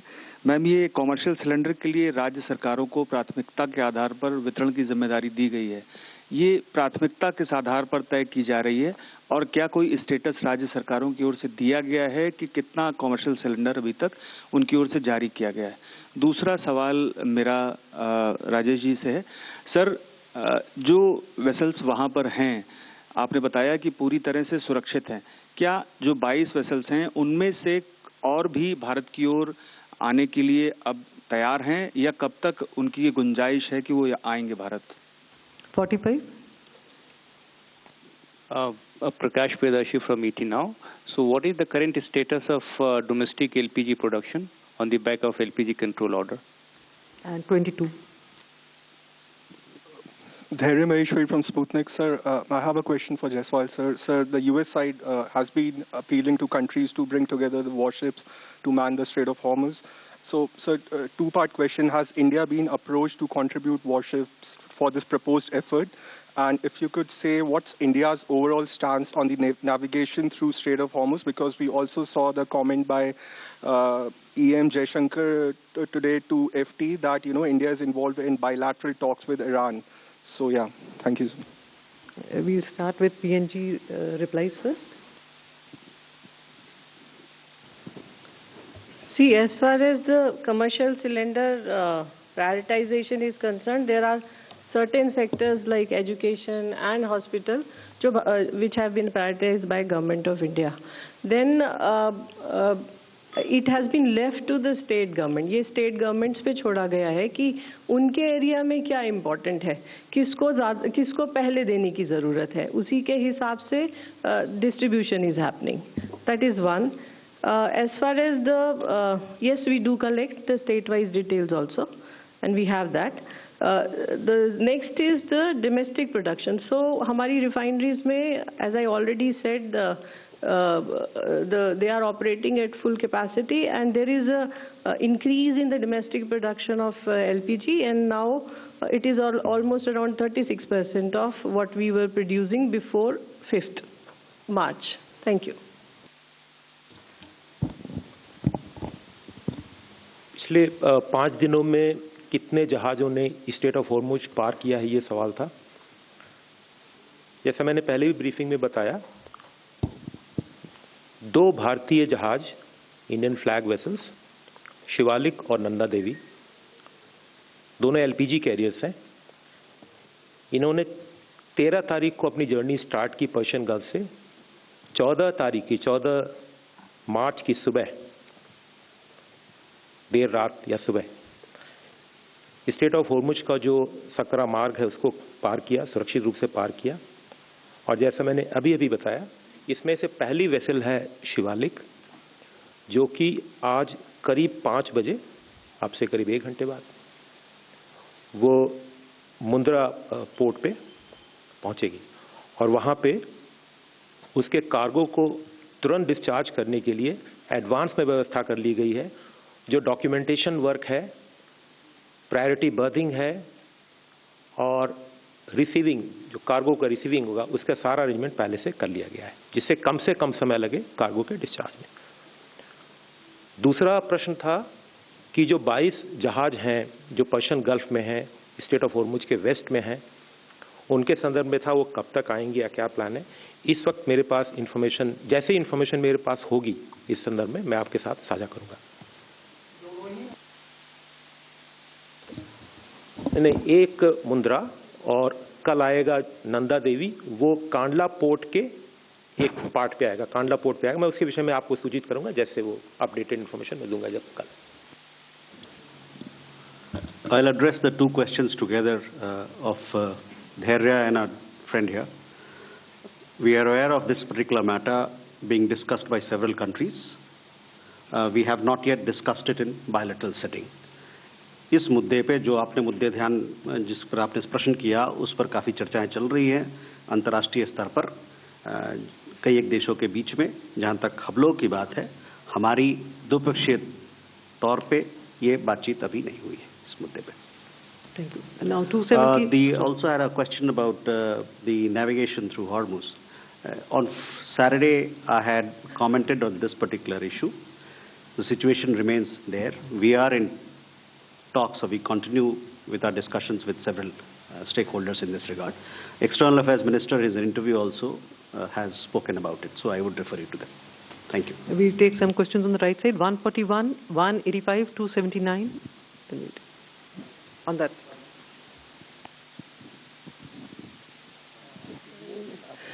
My extended question is to Sujata ma'am. Are we looking at any timeline as far as the entire LPG crisis is concerned, because it's a matter of grave concern for the public at large? What is the timeline that we're looking at this entire shortage? And is there any alternative arrangements also being made as far as, non-Hormuz supply is concerned? Ma'am मैं ब्रह्म प्रकाश हूँ जी news से। मेरा सवाल है LPG को लेकर, जो अभी सुजाता जी बता रहे हैं कि डोमेस्टिक कंज्यूमर्स के लिए जो सप्लाई हो रही है नॉर्मल है, बीते कई दिनों से आप कह रहे हैं। लेकिन मेरा सवाल यह है मैम कि हम बीते कई दिनों से फील्ड में देख रहे हैं तो लोगों के बीच मारामारी, बहुत सारे लोग कह रहे हैं कि हेल्पलाइन नंबर पर नंबर ही नहीं लग रहे हैं। अभी हम पार्लियामेंट के भीतर भी कई लोग ट्राई कर रहे थे, हेल्पलाइन नंबर नहीं लग रहे हैं, कट जा रहे हैं। तो क्या आपकी जो ऑयल कंपनियां हैं वो इस सिचुएशन को मैनेज नहीं कर पा रही हैं? क्योंकि रियल स्थिति यही है, कोई हेल्पलाइन नंबर काम नहीं करता, बहुत सारे लोग शिकायत कर रहे हैं। तो क्या स्थिति है इसको लेकर? और एक सवाल पोर्ट मिनिस्ट्री से कि जो आ रहे हैं आपके, जो आपने बताया 22 हैं, तो उसमें से कितने में जो है एलपीजी है और कितने दिन में वो भारत की तरफ आ रहे हैं? Thank you. नमस्कार मैं प्रदीप हूँ टोटल न्यूज़ से। मेरा सवाल ये है आपसे, पेट्रोलियम मंत्रालय ने जो अभी तक कोशिश की है, अलग अलग जो यहाँ पर ऑयल कंपनियाँ हैं और ख़ासतौर से इंडियन की बात करें तो उनकी बहुत शिकायतें ये आ रही हैं कि जो उनके कस्टमर केयर नंबर्स, जैसे का जिक्र किया, मैं खुद उनका उपभोक्ता हूँ, लंबे समय से डीएसी नंबर मिलने के बावजूद उन्होंने सिलेंडर सप्लाई नहीं किए हैं। कई इलाकों में ऐसी शिकायतें उनकी तरफ से हैं। इस पर क्या एक्शन आपका मंत्रालय ले रहा है?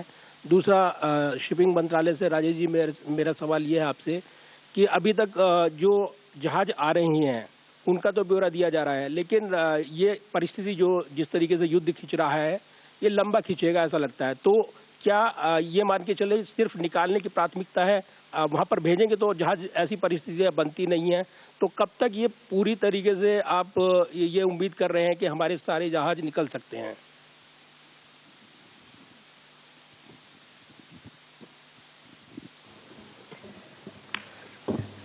देखिए, ये हम सभी को पता है कि this is a very unusual situation और जो भी स्थिति है वो चिंताजनक है और ये इस बात से भी स्पष्ट होता है कि हमने जो डोमेस्टिक हाउस होल्ड है उनको सप्लाई के लिए प्रायोरिटाइज किया है, जिसकी वजह से कमर्शियल सप्लाई, एलपीजी की कमर्शियल सप्लाई अफेक्ट भी हुई है। और क्योंकि लोग अफेक्ट हो रहे थे इसलिए सरकार ने ये निर्णय लिया कि वहाँ पर भी कम से कम कुछ रिलीज कर दिया जाए ताकि वहाँ पर भी काम चलता रहे। तो ये स्थिति हमारे सामने है। और जहाँ तक डिमांड सप्लाई मैनेजमेंट की बात है तो जहाँ we are trying to procure LPG from wherever it is possible. So जिस स्तर पर जो भी कदम उठाया जा सकता है वो उठाया जा रहा है। डोमेस्टिक प्रोडक्शन को इंक्रीज करने का प्रयास किया जा रहा है। इसके साथ ही डिमांड मैनेजमेंट करने की कोशिश की जा रही है, जैसे कि अर्बन एरिया में डिलीवरी से बुकिंग का टाइम पीरियड मिनिमम 25 दिन कर दिया गया है। रूरल एरिया में यही टाइम पीरियड 45 डेज कर दिया गया है। ऑल्टरनेट फ्यूल्स की तरफ भी लोगों को मोड़ने का प्रयास किया जा रहा है। तो एक फ्रंट नहीं, कई तरह से इस प्रॉब्लम को टैकल करने की कोशिश की जा रही है। जैसा कि आपने कहा कि कुछ हेल्पलाइन नंबर्स के बारे में, इनफैक्ट कल हमारे बहुत सारे जो डिस्ट्रीब्यूटरशिप्स थे वो वर्क कर रहे थे। जनरली संडे को दुकान बंद होती है उनकी, लेकिन कल संडे होने के बावजूद भी बहुत सारे डिस्ट्रीब्यूटर ने अपनी दुकान खोली थी और वहाँ और एलपीजी सिलेंडर डिलीवर भी हुए हैं। DAC कोड ये हमारी दृष्टि में नहीं आया है। आपका जो भी स्पेसिफिक केस हो कृपया हमारे साथ शेयर करें, we will definitely look into that. Helplines के बारे में शुरू में दिक्कत आई थी, लेकिन उसके बाद कॉल सेंटर्स को, हेल्पलाइंस को, सबको स्ट्रेंथन किया गया है। कॉल सेंटर्स में लगभग 400 सीट कर दी गई हैं। Number of telephone lines have increase to more than 660। So work is happening. Inflow is very very heavy, but in spite of that, in fact आपने मेरी प्रेजेंटेशन में नोट किया होगा कि अब online booking has increase to 90% yesterday। तो online booking में भी इंक्रीज हो रही है। So system is working, is gearing up. Thank you. जो दूसरा प्रश्न था 22 वेसल्स के आने के विषय में, उसका जवाब मैंने अभी कुछ क्षण पहले ही दिया है। इस संदर्भ में जैसे ही सूचना मेरे पास होगी मैं आपके साथ साझा करूंगा। जो पहला प्रश्न था कि जो 22 वेसल है उनमें उनका ब्रेकअप, ये भी मैंने शनिवार की ब्रीफिंग में बताया था, मैं इसको दोबारा बताता हूँ। इसमें LPG के 6 टैंकर हैं जो लोडेड हैं। फिर इसके अलावा LNG, crude oil, chemical and products tanker, container ship, bulk carrier and dredger, ये ब्रेकअप है वेसल्स का। 3 वेसल्स ड्राई डॉक में हैं।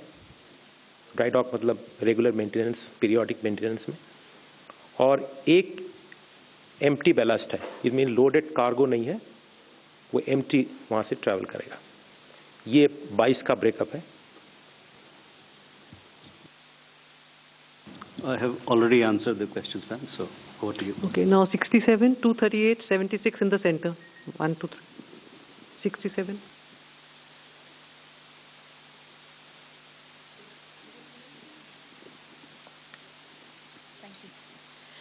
Sapna Das, CNBC TV 18, thank you so much.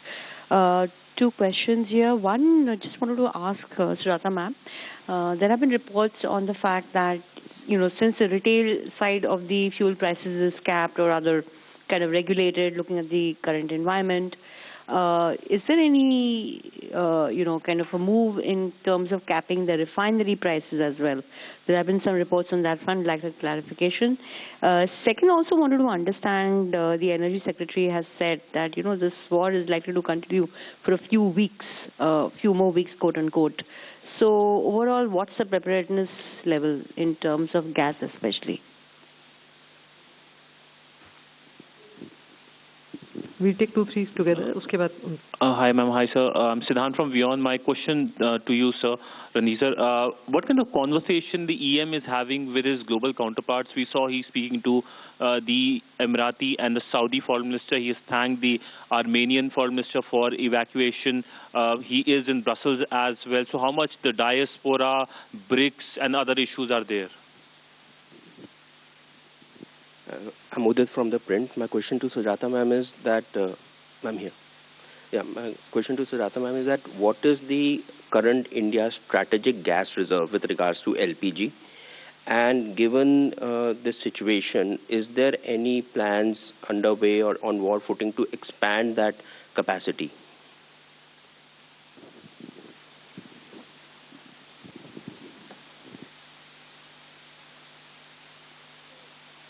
The first question regarding capping of the refinery price, no such decision has been taken by government as on today. Regarding LPG management, I have given a detailed answer just now. Regarding LNG, we have no shortage, and the situation is quite comfortable. Regarding LPG strategic reserve, I will not be able to share any information right now. Thank you.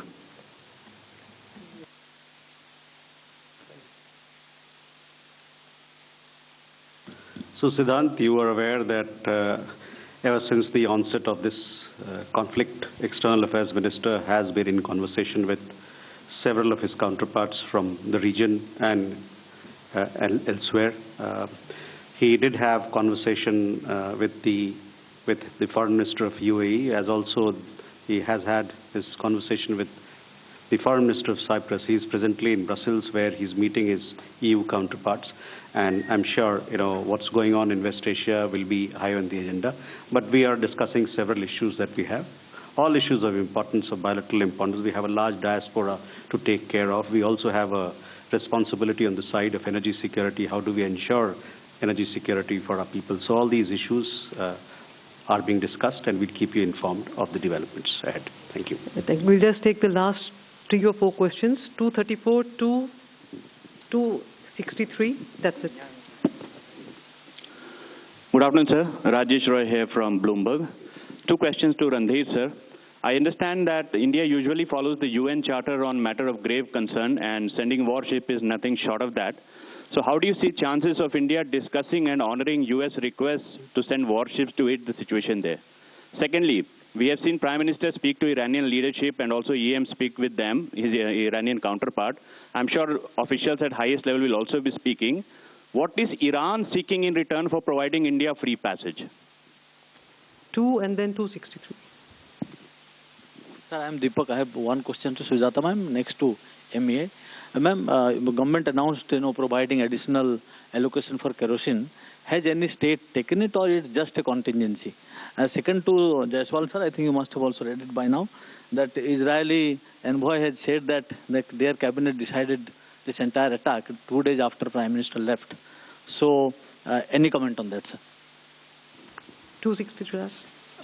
Hi sir, this is Dhruvak from Business Standard. My question is to Mr. Sinha. First question is that several platforms that track cargo are reporting that there is a congestion issue at 2 ports primarily in India. That one is Kandla and one is JNPT. And there have also been reports that base freight rates for containers have also increased because of that to the tune of 40% from Nhava Sheva.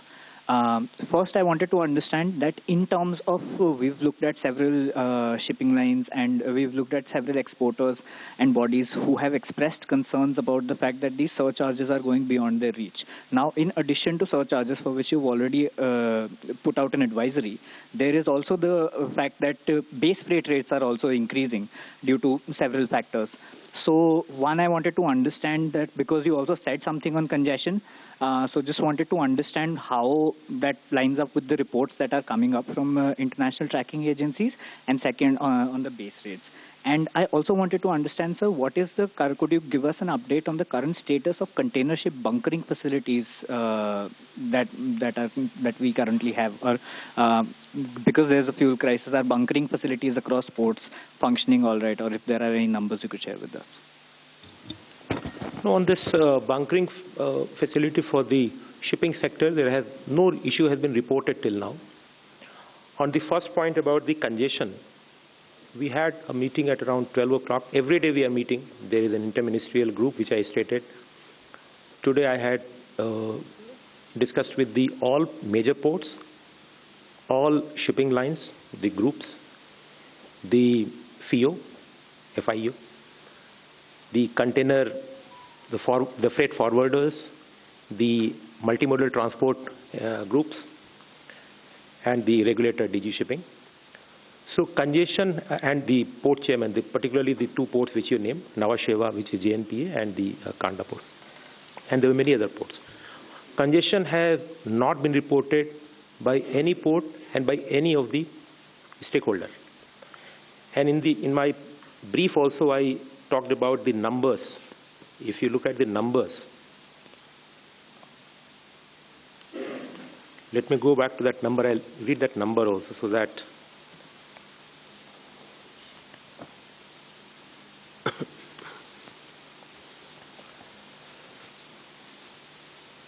at the cost of repetition, let me repeat it. The major ports are closely monitoring vessel movement and cargo operations. And ports have been advised by us, by the ministry, to provide relief measures to all shipping lines and cargo stakeholders in berth charges, berth hire charges, and storage charges. One example which I cited was about JNPA, the direct example coming from JNPA. JNPA is providing temporary storage of laden containers destined for Middle East as transshipment containers, because essentially they're not able to move now because of the situation prevailing there. And the Nhava Sheva port has also provided 100% rebate on ground rent or dwell charges, which is realized by the port. And 80% rebate on reefer container for the refrigerated cargo. These charges used to be waived for the free period was 3 days. Now that period has been increased to 15 days by GNPA and mostly by other ports also, depending on type of cargo they handle. And about the number of containers, about 2,600 containers have been shipped to the Middle East during the last 5 days. So there is actually movement happening. The movement has happened in different parts of the Middle East. So there is no congestion reported on this. At any major port, no congestion has been reported, and export-bound containers at Nhava Sheva port has reduced from 5,600 to 3,900 today. I am giving you the report as on today. Thank you. So this advisory, you said that advisory has been issued to make it transparent, do not make any unreasonable charges, etc. And again, in today's meeting, we have said if there is any specific issue any shipping line is facing, and in fact through this medium I can communicate with them directly, we have requested each shipping line, whether based in India or outside, which is trading in India, if they face any issue specific, please write to us, write to the ministry concerned or the organization concerned, but certainly keep us in the copy. We'll take up with that organization directly that specific issue if there is any. Sujata. Regarding the allocation of SKO, मैं कहना चाहूँगी कि ये allocation एक additional fuel option देने के लिए किया गया था और इसमें कई राज्य सरकारों ने अभी already allocation कर भी लिया है. एक नाम जो मुझे अभी याद भी आ रहा है वो बिहार है. So this is done by many states. Thank you. So Rajesh, coming to your first question, I have taken that question when the gentleman behind you asked me. That is where we are on that particular issue at this point in time. On your second question about the passage and what was exchanged, I think this has been very elaborately spoken on by the External Affairs Minister, and I would like to bring your attention to what he said, that there is a history of engagement of dealing with each other between India and Iran, and that has been the basis of our engagement, and it is not an exchange issue. To the gentleman, your question, see, on 28th of February, on 3rd of March, and thereafter on 9th March, we have elaborated where India stands on this particular issue. We have, and we continue to call for de-escalation, for exercise of restraint, and for countries to adopt the path of dialogue and diplomacy so that there can be an early end to this particular conflict. We also said that sovereignty and territorial integrity of all states must be respected. So that is where we are on this issue. Thank you. Thank you, friends. Thank you, officers. Thank you so much.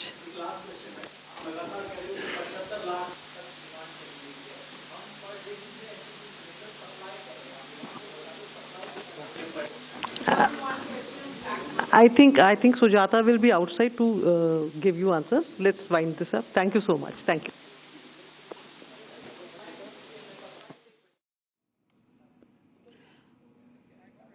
All right, viewers, that was the inter-ministerial briefing from the government side on the developments in West Asia as well as the LPG crisis in India, and the government now emphasizing again that there is no shortage of LPG. Do not engage in panic buying. Instead, go for online booking.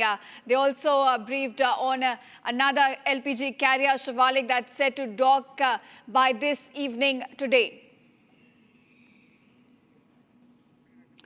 All right, so those are the latest developments that came out of this inter-ministerial briefing, in which officials again emphasized that there is no shortage of LPG. Government of India has been engaging with its Gulf counterparts. External Affairs Minister reaching out to European counterparts as well to discuss the situation in West Asia, and also highlighting that another LPG carrier, Shivalik, will be docking at the Mundra port by this evening, and we're also expecting Nanda Devi to arrive tomorrow. That's the latest update given by the government regarding the LPG shortage in India, as well as the developments taking place in West Asia.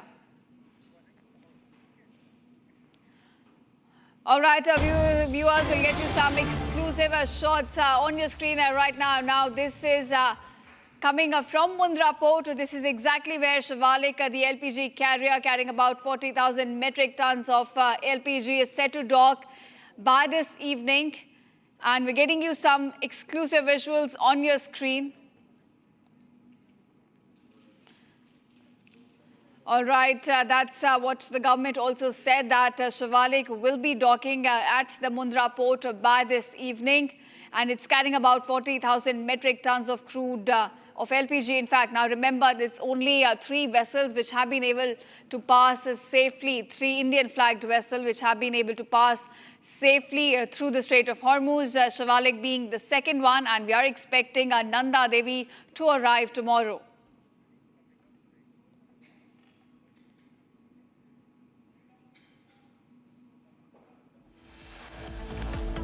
Coming up on the other side, 2 Indian flagged LPG carriers with 92,700 metric tons transit through Strait of Hormuz. Shivalik to dock soon.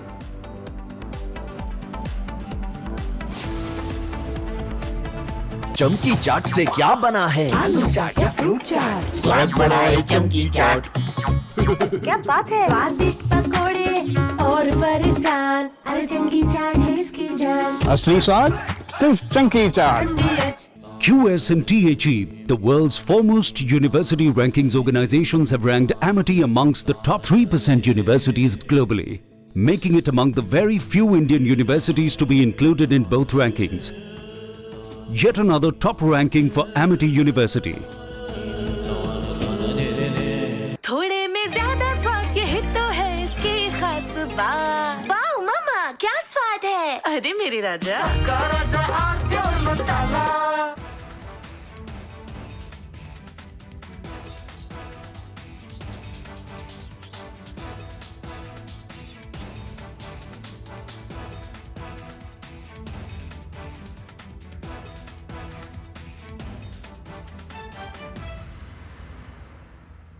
First we saw the people dying, the killings, and that's continuing, destruction of infrastructure, and now the economic impact. The economic impact will affect everybody across the world. You know, the price of LNG, cooking gas has already gone up, so it is a very serious problem. All right, welcome back, viewers. Now, Shivalik LPG carrier, which sailed from the Persian Gulf and crossed the Strait of Hormuz, is now headed towards India. It will be reaching at the Mundra port around 5 p.m. And before its arrival, documentation, priority berthing, and everything, in fact, have been arranged at the port so that there is no delay in the discharge of the cargo by this vessel. Now, all Indian seafarers in the Persian Gulf area are also safe. That's been informed by the officials in the inter-ministerial briefing that ended just a while ago. And now we're getting to know that Shivalik, which is carrying about 40,000 metric tons of LPG, will be docking at Mundra port today about 5 p.m. and all the preparations at the dock regarding the documentation, regarding the berthing and the unloading of the cargo have already been done to ensure that there is no delay in discharging of the cargo by this vessel. Now, viewers, it is the second vessel which has passed through the Strait of Hormuz safely. It will be docking at the Indian port, the Mundra port, in fact, in Gujarat at about 5 p.m. And the third vessel, which is Nanda Devi, will be arriving at the Kandla port tomorrow. So we are essentially looking at Indian vessels getting free passage through the Strait of Hormuz. My colleague who's been closely tracking this, Sorali, now joins me. Sorali, what do we know about the preparations that have been made at the Mundra port to ensure that there is no delay in the discharge of cargo when Shivalik arrives at 5 p.m.? That's true. Let me tell you, Shivalik is expected to arrive at around after 4:30 p.m. at Mundra port in Gujarat, and several arrangements have been made as the entire system is ready to receive the entire shipment that will be delivered by Shivalik, around about more than 45,000 metric tons of liquefied petroleum gas, that is LPG, will be delivered by the shipment which was cleared from Strait of Hormuz on Saturday. And let me tell you, it is one of the busiest ports which transits oil. 1/5 of the global oil is transited from the same strait, which is a very critical checkpoint. And through the strategic and diplomatic talks, India could lead these two ships back to India. So this is very important at this point when the LPG crisis was being observed in entire country, maybe in the hospitals, hotels, and educational institutes and irrigations level by opposition. And now at this moment wherein US, Israel and Iran are at war and the world economy has been hit at several levels, but the fuel supply chain was majorly hit because of the Hormuz Strait controlled by Iran. But with the strategic talks, it has been made possible that Shivalik will be docked at Mundra port post 4:30 p.m. and Nanda Devi is expected tomorrow at Kandla port. Right, so Raleigh, all eyes will be on the Mundra port as the Shivalik docks there at around 4:30 to 5-ish is the timeline we're given to understand. Thank you, Raleigh, for joining us. And viewers, that's all we could pack in this edition of Live in Breaking. But coming up on the other side, 2 Indian-flagged LPG carriers with 92,700 metric tons transit Strait of Hormuz, Shivalik to dock soon.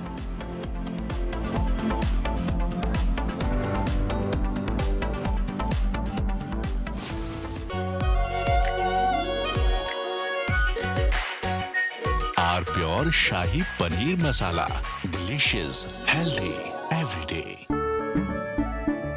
केसरिया से मन जोगी हुआ रे, दिल झूमे देखो मतवारा हुआ रे, केसरिया से मन जोगी हुआ। हर पल मनाओ केसरी त्योहार। विमल, बोलो जुबान केसरी। आर प्योर सूजी पास्ता उबालो मिलाओ और खाओ 8 मिनट में तैयार। क्या टेस्ट है सबका राजा आर प्योर मसाला। First we saw the people dying, the killings, and that's continuing, destruction of infrastructure, and now the economic impact. The economic impact will affect everybody across the world.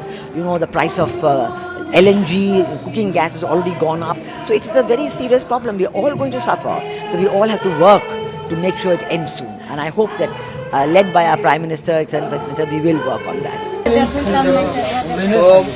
ठीक है mandu भेज दे रहा है। ठीक है ना भेज रहा मंडू। अनुसरण होगा। हो गया।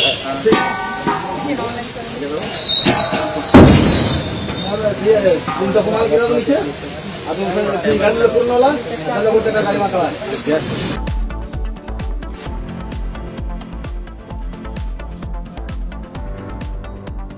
रानी, इस घर में कुछ है जो टूटता नहीं। ये पिलर कभी नहीं टूटेगा। रुंगटा स्टील TMT से बना। रुंगटा नहीं तो घर स्ट्रॉन्ग नहीं। रुंगटा स्टील TMT बार एकदम सॉलिड। थोड़े में ज्यादा स्वाद, यही तो है इसकी खास बात। वाओ मामा, क्या स्वाद है। अरे मेरे राजा, राजा आर प्योर मसाला।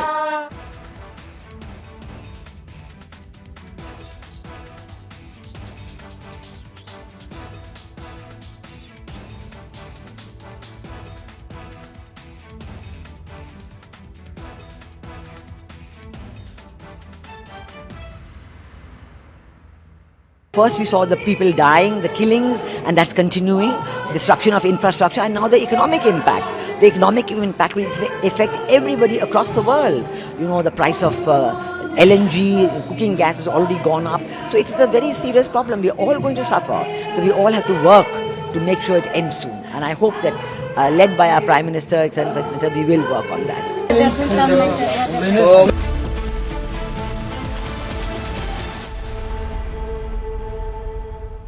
चमकी चाट से क्या बना है? सैंडविच, लस्सी और छाछ। हर घूंट में चमकी चाट। ड्राई फ्रूट और दही बड़े। चमकी चाट से स्वाद बढ़े। असली स्वाद सिर्फ चमकी चाट।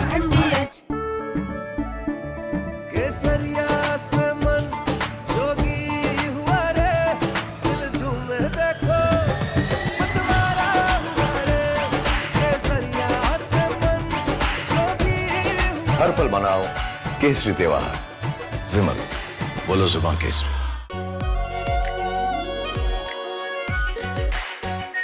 Are pure shahi paneer masala, delicious, healthy everyday. First we saw the people dying, the killings, and that's continuing, destruction of infrastructure, and now the economic impact. The economic impact will affect everybody across the world. You know, the price of LNG, cooking gas has already gone up. So it is a very serious problem. We're all going to suffer. So we all have to work to make sure it ends soon. And I hope that, led by our Prime Minister, etc., we will work on that. ठीक है mandu भेज दे रहा है। ठीक है ना भेज रहा मंडू। नहीं तो फोन तो कराएंगे। आलू से नहीं होगा।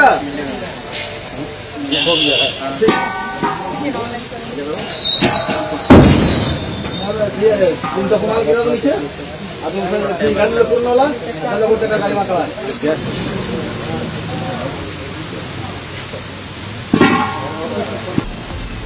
From Asia's largest news headquarters, setting the agenda for Bharat.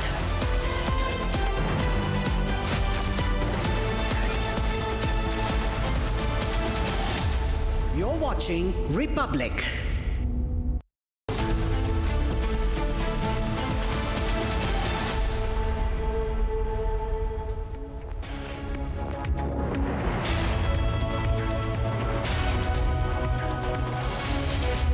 Hello and welcome viewers, you're watching live and breaking on Republic TV with me, Ishita Mitra. Now viewers, second LPG carrier Shivalik is all set to dock soon at Mundra port. We'll get you all the details on that.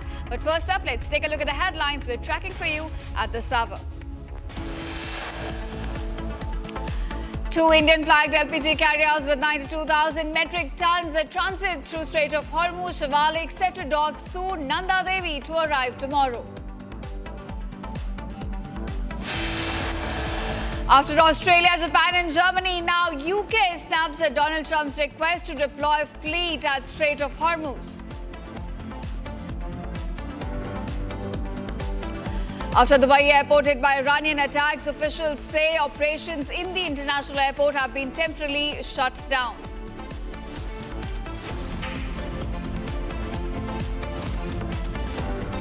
After a series of conspiracy theories surrounding Netanyahu's well-being, Republic spoke with Israeli envoy who says Israeli Prime Minister very much alive.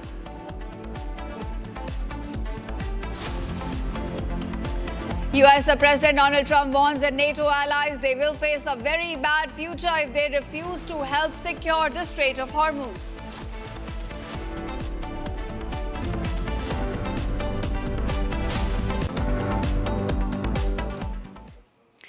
All right, viewers, our top focus at this hour, Shivalik LPG carrier, which sailed from the Persian Gulf and crossed at the Strait of Hormuz, is now headed towards India.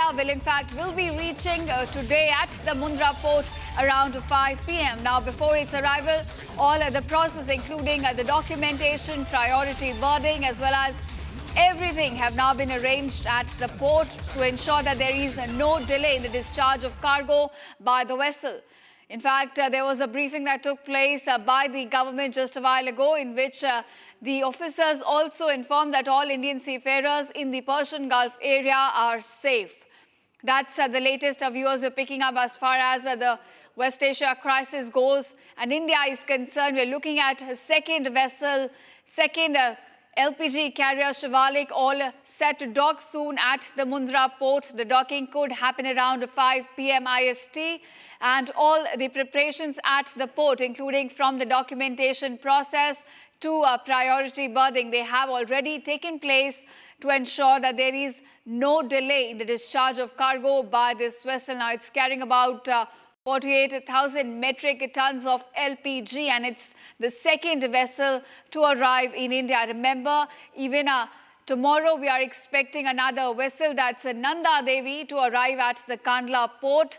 But today, just an hour from now, the docking will take place. Shivalik will be arriving at the Mundra port in Gujarat, and all the preparations have already been made at the port to ensure that there is no delay in the discharge of cargo by this vessel. Now, that's the latest we are picking up. In fact, just a while ago, there was an interministerial briefing by the government that also informed that all Indian seafarers in the Persian Gulf area are now safe. के दरमियान पूरी world economy इस चीज़ से affect हुई है, लेकिन अगर हम एनर्जी सप्लाईज की बात करें तो वो सबसे ज़्यादा इफेक्ट हुआ है। और स्ट्रेट ऑफ हॉर्मुज से भारत के पहले 2 शिप सक्सेसफुली वहाँ से एस्कॉर्ट कर लिए गए हैं। ईरान के साथ जो स्ट्रैटेजिक टॉक्स किए गए, उस टॉक्स के ज़रिए भारत सरकार इन 2 शिप्स को वापस लाने में सफल हुई है। भारतीय नेवी के शिप्स ने और हेलीकॉप्टर्स ने भी इनको एस्कॉर्ट करने में योगदान दिया है। इसी जगह पे 4:30 बजे के बाद, और अगर हम 2 शिप्स की बात करें, नंदा देवी, तो 92,700 मेट्रिक टन्स इन दोनों शिप्स में मिलकर इतना एलपीजी है। सो ये बड़ी सफलता बताई जा रही है। और इसके बाद भी जो गवर्नमेंट ने इंफॉर्मेशन दी है उसके हिसाब से 20 से ज़्यादा शिप्स पर्शियन गल्फ में स्ट्रेट ऑफ हॉर्मुज के वेस्टर्न साइड में अभी भी लगी हुई है और लगातार बातचीत ईरान सरकार और भारत सरकार में जारी है ताकि ज़्यादा से ज़्यादा शिपमेंट भेजी जा सके। Right, that's my colleague Sorali reporting just from across the Mundra port, which is where Shivalik will be in fact docking at around 4:30 p.m. Now, she's informed us that Indian Navy has also played a role in escorting Indian vessels which passed safely through the Strait of Hormuz earlier and now headed towards India. Today we are looking at Shivalik docking at the Mundra port, and tomorrow in fact Nanda Devi will also be arriving at the Kandla port. 2 vessels which were given the safe passage through the Strait of Hormuz. Now my colleague Swarali joins me again on this. Swarali, give us more details. Exactly when are we expecting the docking to take place at the Mundra port, and of course the preparations that have been made?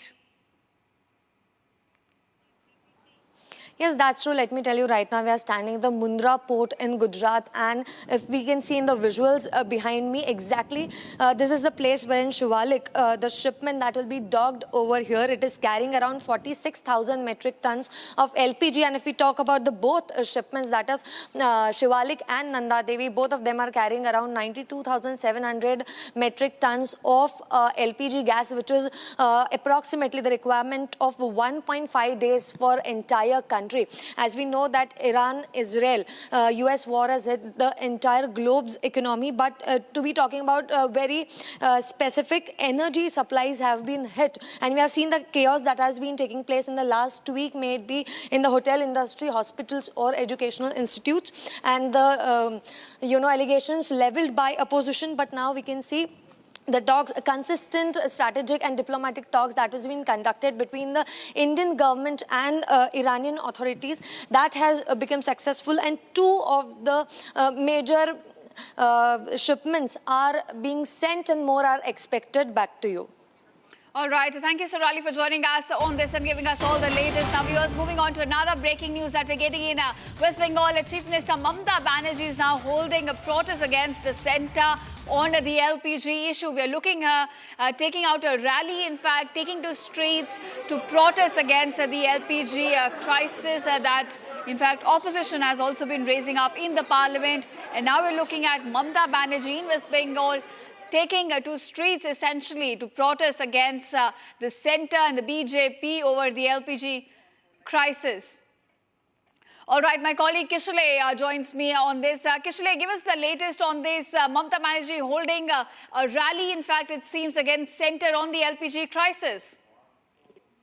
Well, exactly. Mamata Banerjee has hit the streets again. Now her demand is that the central government should ensure that LPG should reach all the households and no scarcity of LPG should be there. So that is why she's protesting. She's heading a rally from College Street in Kolkata to Dorina Crossing, which is about 8 kilometers of road. Now, the point is, Mamata Banerjee has been protesting previously as well. She erected a stage near Dharmotala, and there as well she was protesting against LPG and gas price hike. On the other hand, the BJP is alleging that Mamata Banerjee has already understood that the people of West Bengal are not with her, and she is spreading fake news about LPG and gas scarcity, which does not exist.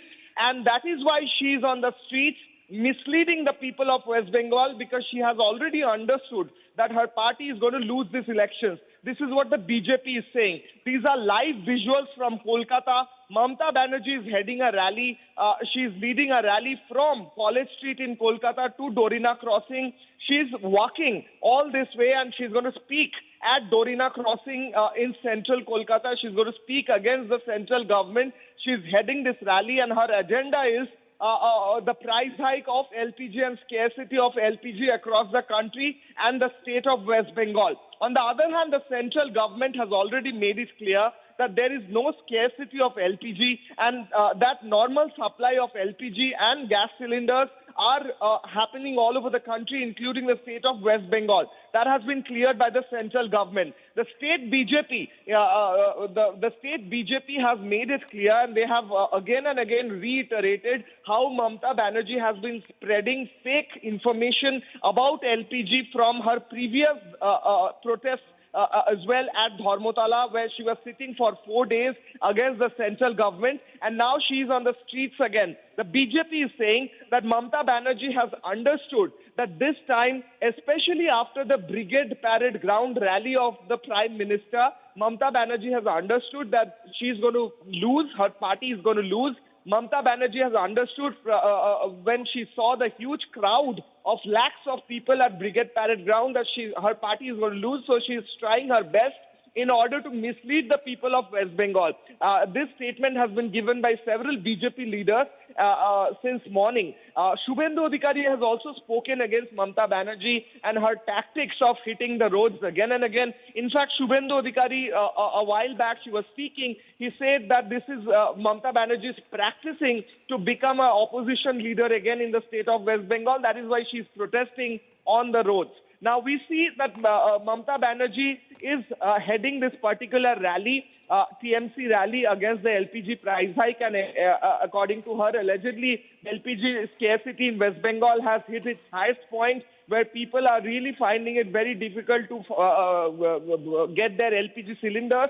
And that is why she is heading this rally. That is what she has said. All these posters behind her, all these TMC workers and leaders who are walking with her are holding posters which has clear message against the central government and their alleged mismanagement of LPG scarcity. This is what the TMC is saying. On the other hand, the fact of the matter is...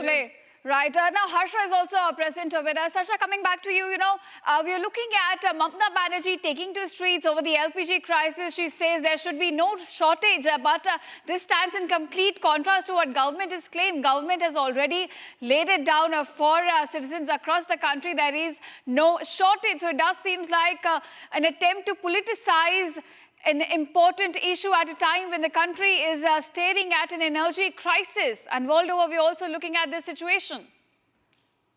Yes, you rightly pointed out. Now, this is Mamata Banerjee and most of the opposition party leaders who are trying to mislead the general public, who are trying to mislead the citizens of the country. What we see here is that every day government is doing the interministerial briefing. In fact, Hardeep Singh Puri, who's the Minister of Petroleum and Natural Gas, stated in Lok Sabha that there's no shortage. Let me tell you that the domestic supply is intact. There's 100% domestic supply. Each and every distributor in our country who supply LPG gas to the citizens of the country, they have adequate amount of LPG cylinders. There are no shortage. Only what government has been doing is that they have been trying to tell public not to rush, not to panic.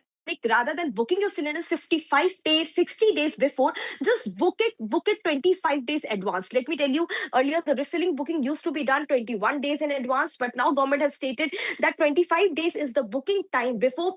If the days are 55 days, if the days are 60 days, then the LPG cylinders will not be given to the citizen. But if you are booking it, filling it 25 days earlier, you will get your cylinders. In fact, Prime Minister Narendra Modi also addressed and stated that how the opposition party leaders are misleading. Today in the Rajya Sabha as well, we saw Mallikarjun Kharge taking up the issue of the LPG gas, to which JP Nadda, who's the leader of the floor in Rajya Sabha of the BJP, he clearly stated that today our correspondent from Gujarat, Raleigh, was also reporting Nanda Devi and Shivalik, those both will be reaching, they'll be docking as well, and there is enough adequate supply of the LPG. Only the diversion which has been done, 80% there has been done the diversion of the LPG which was supposed to be supplied to the restaurants. The domestic supply comes on the number one listing. The CNG supply to the vehicles come on the number one listing. So there's no issue of that crude. There's no issue of that supply. There's no problem in the supply to the domestic household, but the opposition party leaders are misleading. And Mamata Banerjee, on the other hand, let me tell you, like most of the opposition party, after the Brigade Ground rally of Prime Minister Narendra Modi, the huge turnout of the citizens, the huge turnout of the people, which was seen at the Brigade rally ground of Prime Minister Narendra Modi, after that, Mamata Banerjee is clearly shaken. She's shaken to the ground that how come these elections are not going to be a cakewalk for her as it was in the year of 2021. Therefore, she's continuously finding ways to attract the voters. Yesterday, we saw that Mamata Banerjee announced honorariums for the Purohits. And today she's on ground taking up the issue of the LPG gas cylinder. This is misleading. They're certainly finding out an opportunity in the crisis moment. This is the entire world is facing energy crisis, but our country is on the very proper scenario. The domestic crude is intact. That's There's right, no Harsha. shortage of the LPG. And this is Mamata Banerjee misleading with the ministers and the Karyakartas of TMC on ground protesting. Same Dharamtalla area, same Dharamtalla, South Kolkata area, where exactly the urban population is facing trouble also because of Mamata Banerjee's protest. Is how come she's disrupting the business? All right, that's right. And Harsha, I want to explain to our viewers how, how critical it is that here in Mamata's holding this rally. It's a political rally trying for political motivation. And I think it's something that should have been avoided. This is a war happening in West Asia. Its consequences are felt across the world. This is just a political use of another situation. Thank you, Harsha, for giving us those details. And the other big breaking news, UK Prime Minister Keir Starmer is now speaking on the war. He's speaking out. The problem in the war is continuing in its third week. Starmer is now getting extremely not doing well with the key allies in the Gulf for how he's applied, and spoken. He says we've learned lessons of Iraq. He's spoken out. Let's first listen to what Keir Starmer is saying. The conflict in Iran and across the Middle East is now entering its third week. So I want to take a moment to set out how we're responding to this crisis and standing up for the British people. Our priority is always the national interest. And so we have been clear and consistent in our objectives throughout this conflict. First, we will protect our people in the region. Second, while taking the necessary action to defend ourselves and our allies, we will not be drawn into the wider war. And third, we will keep working towards a swift resolution that brings security and stability back to the region and stops the Iranian threat to its neighbours.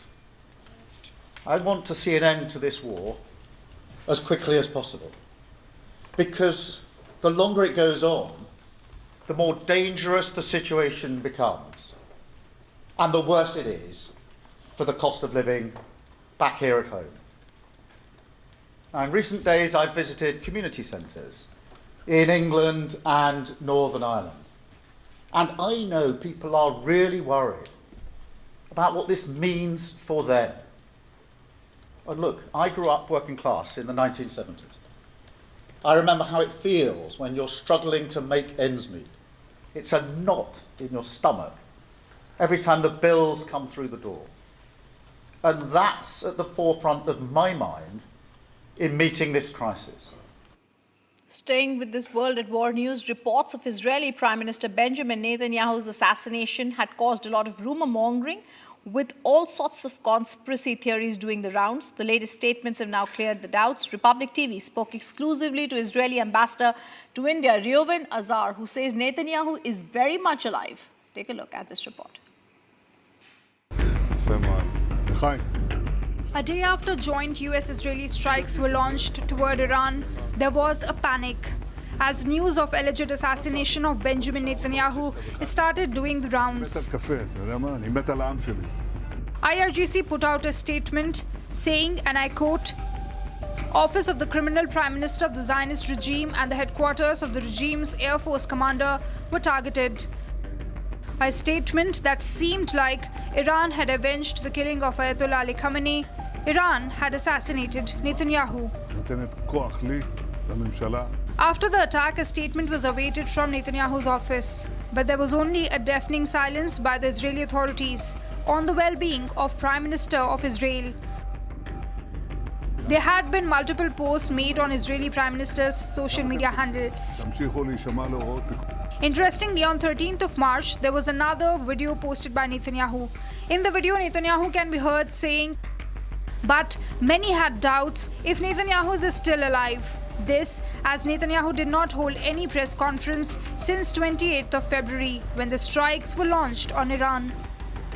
Some even pointed out that the video was in fact AI deepfake.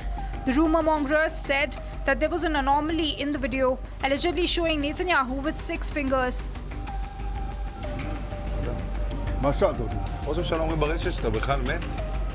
But all the rumors have now been dispelled. Netanyahu has now posted a video of himself in a Jerusalem cafe, sharing a candid moment with the cafe staff and enjoying his coffee, captioning the post which read, "They say I'm what?" Even the cafe posted pictures of Netanyahu, captioning the post, "Happy to host the Prime Minister and his staff at the headquarters today." The cafe quipped they knew which bakery to visit. Even Israeli envoy to India, Reuven Azar, spoke exclusively to Republic TV, saying that Benjamin Netanyahu is very much alive. So first of all, yes, Prime Minister Netanyahu is alive. I saw him personally when I was in Israel more than once. Yes, this video at the cafe is not AI fabricated. So, there's a lot of disinformation. I think it derives from the fact that the Iranian side and those who are accomplices to them are trying to cover for the weakness. This puts an end to all the conspiracy theories surrounding Netanyahu. But even as Netanyahu is safe and alive, the war is still on and the threats are real. As IRGC says, Netanyahu would be pursued and killed. Leh Apex Body and Kargil Democratic Alliance hold protests demanding 4-point agenda including statehood, 6th schedule, job and culture security. Let me go across to Zeenat, who's joining us live on the story. Zeenat, give us more details.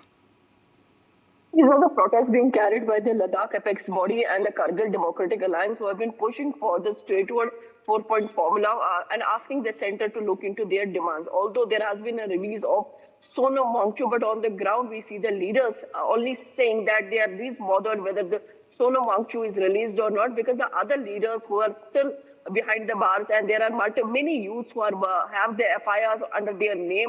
There had not been much being done by the government for their release. So they are going with the same protests which were announced by the Ladakh Apex Body and the Kargil Democratic Alliance, because as per them, they have been having the talks with the central government, with the MHA for the last 6 years now, and for which they have been pushing their demands, and many meetings were held by the Ministry of Home Affairs with the members of the Ladakh as well as the Kargil Democratic Alliance. But as of now, no breakthrough has come. And now we are seeing they're holding the ground and demanding what they have been demanding with the Ministry of Home Affairs for the last 6 years. Well, you can see these are the peaceful protests that were observed in Leh Ladakh today, where there you see the display of the hoardings that justice delayed is justice delayed is. Then Ladakh is demanding the 4-point formula. They are demanding the statehood, because as far as their demands are concerned, and after the abrogation of Article 370 and 35A, when Jammu and Kashmir, the state was bifurcated into 2 union territory, one is Jammu and Kashmir and the other was Ladakh. They have been demanding that. First, we have seen at that time there were the protests, and there were at places like the Kargil there were protests, but in Ladakh the celebrations were also being carried by the Ladakh population and welcoming the decision. But with the passage, as the time goes by, we have been seeing that they have been demanding from the central government, as far as their jobs are concerned, reservation is concerned, they are demanding separate statehood, but for which the government has made it very clear in multiple meetings that statehood is not possible because of the less number of population in Ladakh. There had been the multiple round of talks with the MHA, with these leaders, the local leaders of the Ladakh. But as of now, the breakthrough we have not seen, and that is why they had given a call for today on 16th of March, and we have been seeing they have been marching with the banners and with the placards in their hands, demanding what they have been demanding from the central government for the last 6 years, and they are demanding that the demands that were made by these associations have not been fulfilled, and the time is right when their demands needs to be fulfilled. Recently, there had been a decision when the Sonam Wangchu's release was also made to see that these protests do not escalate, but people on ground say that it is fine that the Sonam Wangchu has been released, but the demands of the Ladakh population still remains unfulfilled. Thank you, Zeenat, for giving us those details. And there's big breaking news coming in right now, and this one is coming back to back. Fujirao port in the UAE has again been attacked by Iran. It's very clear now, the Fujirao port being attacked in the UAE, one of the largest ports that UAE is using, being attacked once again by Iran, is going to see an escalation in the Gulf. We've seen earlier when Iran had stated that this particular port area could be attacked. And now this is the big breaking news coming in, that there is another attack on the Fujirao port in the UAE. The significance of this is extremely pertinent to mention, because earlier on March 16th, that is today, also the UAE has been hit by the second drone attack within 48 hours. The media officer had suspended.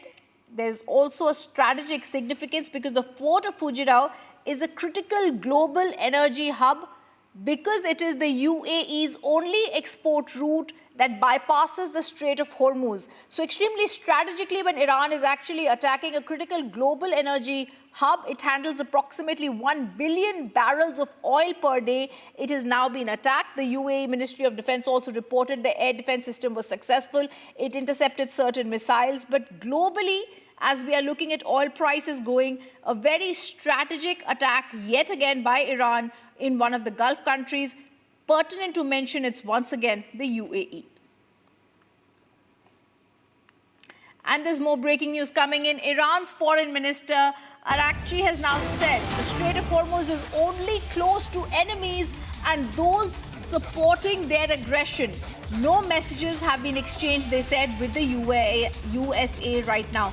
Very critical now, the Strait of Hormuz being opened up, but the Iran foreign minister Arakchi saying the Strait of Hormuz is now continuing to be closed for enemies. And that's a big breaking news coming in, because it's very critical to understand now how Iran is working this strategy. They're going to continue attacking all those ships that are owned by the US, by Israel. But even as they've rejected the ceasefire, they say they will keep Hormuz open to only those people who are not enemies and those not supporting this aggression by US and Israel. It's critical to mention that now there is selective access from the Strait of Hormuz.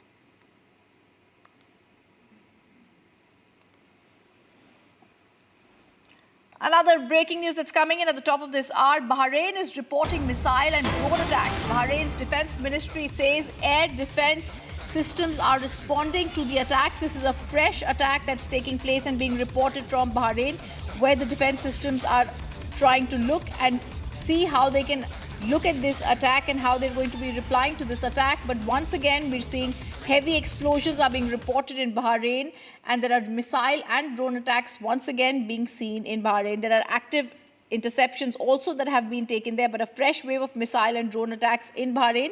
Remember, the BDJF had earlier announced the successful interception of destruction of 129 missiles and 215 drones since the onset of hostilities. This is another regional impact we are seeing. These strikes are part of the wider escalation that's across the Gulf.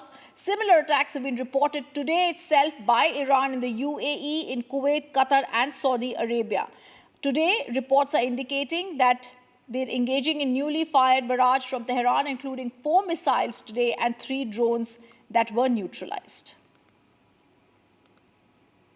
Now, we're also getting you more details about what this really indicates. Like we said earlier, there's selective access to the Strait of Hormuz, and we're also now being told that Bahrain is also continuing to face these attacks. This is a fresh wave of attacks that is taking place in Bahrain, and today itself they have tried to ensure that these attacks that are selectively being done at Kuwait, UAE, Qatar and Saudi Arabia and Bahrain are met.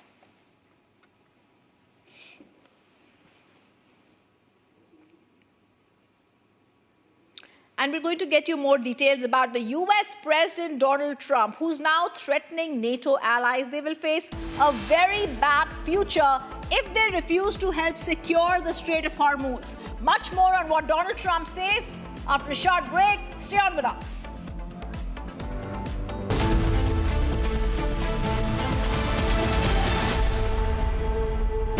Pure suji pasta उबालो मिलाओ और खाओ 8 minute में तैयार। क्या taste है सबका राजा आर प्योर मसाला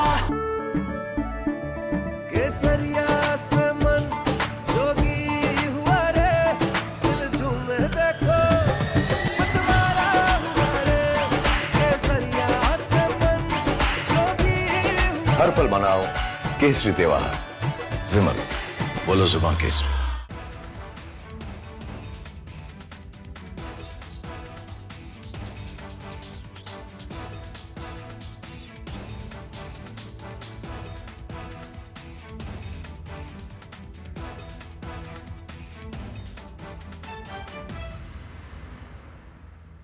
First we saw the people dying, the killings, and that's continuing, destruction of infrastructure, and now the economic impact. The economic impact will affect everybody across the world. You know, the price of LNG, cooking gas has already gone up. So it is a very serious problem. We are all going to suffer. So we all have to work to make sure it ends soon. And I hope that, led by our Prime Minister, etc., we will work on that.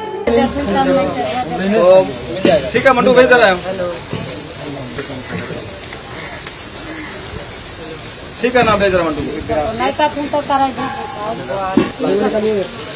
अनुसरण होगा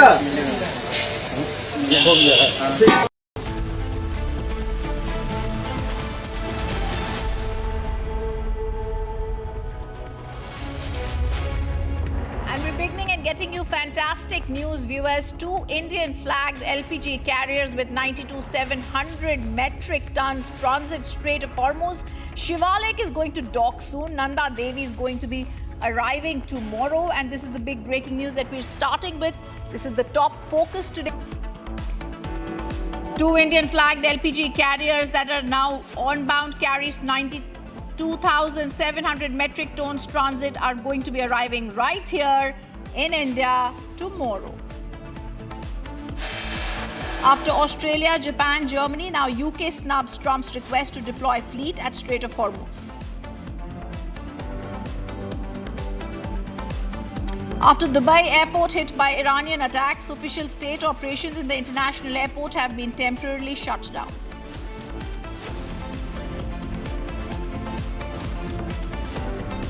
After a series of conspiracy theories surrounding Netanyahu's well-being, Republic spoke with Israeli envoy exclusively, who said the Israeli PM is very much alive. And US President Donald Trump issuing another threat, this time to NATO allies. They will face a very bad future if they refuse to help secure the Strait of Hormuz.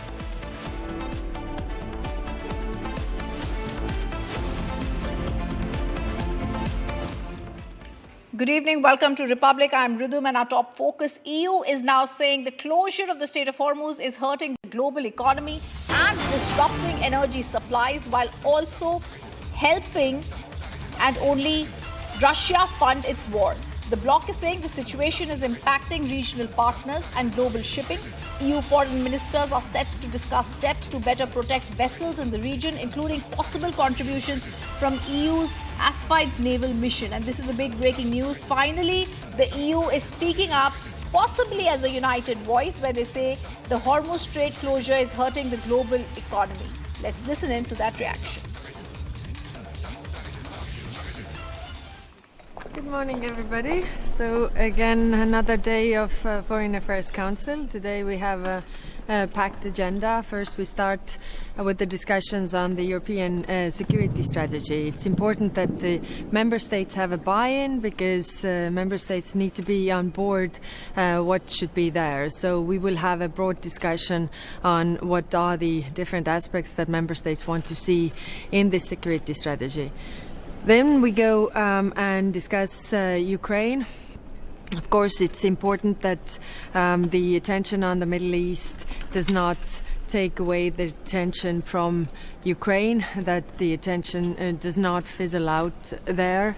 We see the easing of sanctions on oil on Russia by US is a dangerous precedent, because right now we need them to have less money for waging the war than more. And of course, the Strait of Hormuz being closed is also to the benefit of Russia to fund this war. So we need to do definitely more on this. And then, of course, we will discuss Middle East and everything.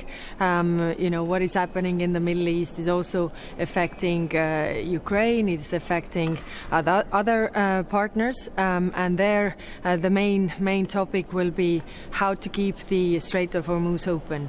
During the weekend, I also had talks with UN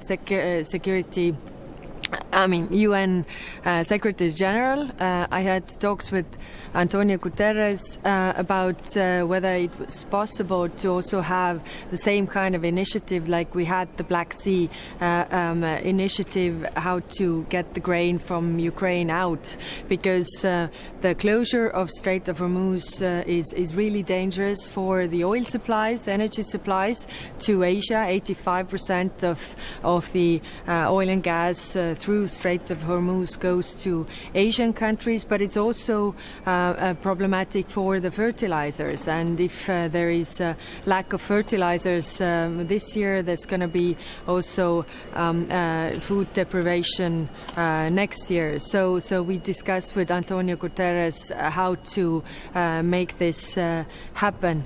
And then on our side, we have missions and operations in the region. We have Aspides. Of course, we will discuss with member states whether it's possible to really change the mandate of this mission. The point is that whether the member states are willing to actually use this mission. If we want to have security in this region, then it would be easiest to actually already use the operation that we have in the region and maybe change a bit. There is also talk of coalition of the willing in this regard, but we also need to see what could be the fastest to provide this opening for the Strait of Hormuz. But of course, as you can see, it's not easy. And then we will also have a discussion on the southern neighborhood. So there's also how these Middle East crisis affects southern neighborhoods. So we will also discuss this and many other topics. And we're also coming back to the breaking news from India. Now, the BJP releases the first list for Kerala election. Former Union Minister, present Kerala BJP Chief Rajiv Chandrasekhar is going to contest from Nemom. 47 candidates in the first line. We're getting more details about what lies ahead for the candidates. And remember, this is a critical news that we're getting you as the BJP is releasing. These are developments coming in now. Reports are indicating that the BJP has also finalized a list of around 50 candidates in its initial phase, with central leadership reviewing the names. Let me go across to senior executive editor Abhishek Kapoor joining us on the story. Let's remember the key candidates with a formal list being finalized. Reports suggest high-profile nominations also including Rajiv Chandrasekhar, V. Muralidharan expected to contest from Kazakotam, Sobha Surendran, R. Sri Lanka, former DJP likely from Vatti-Orkavu, and K. Surendran likely from Manjeshwar. But this is the news that's coming in. Also remember, viewers, just a short while ago, Prime Minister visited Kerala, he visited Kochi, and there was a lot of news about the Prime Minister. He also said that he wanted, and he had in fact started some projects, development projects worth 11,000 crore in Kerala's Kochi to boost infrastructure and industry. Let me go across to try and grasp what's happening in this battle for Kerala. Abhishek, the first question, the first list of candidates being released, Rajiv Chandrasekhar's finding a name there. 50 candidates almost finalized. What's the latest that you're picking up, Abhishek? Well, Rhythm, couple of observations. Kerala has 140 assembly constituencies. BJP releasing first list and 47 names, 47 seats. That gives you an idea of the ambition that the party has. Remember, they have won an assembly seat in the state only once in 2016 and effectively drawn a blank in the rest of the elections. So if 47 is first list, we are hearing that the second one might have similar numbers, which means out of 140, the BJP is going to be contesting on around 100 odd seats. That's some ambition, as I said. Also, Nemmam is one seat where the BJP has won earlier. From there, the party president, Rajiv Chandrasekhar, is contesting.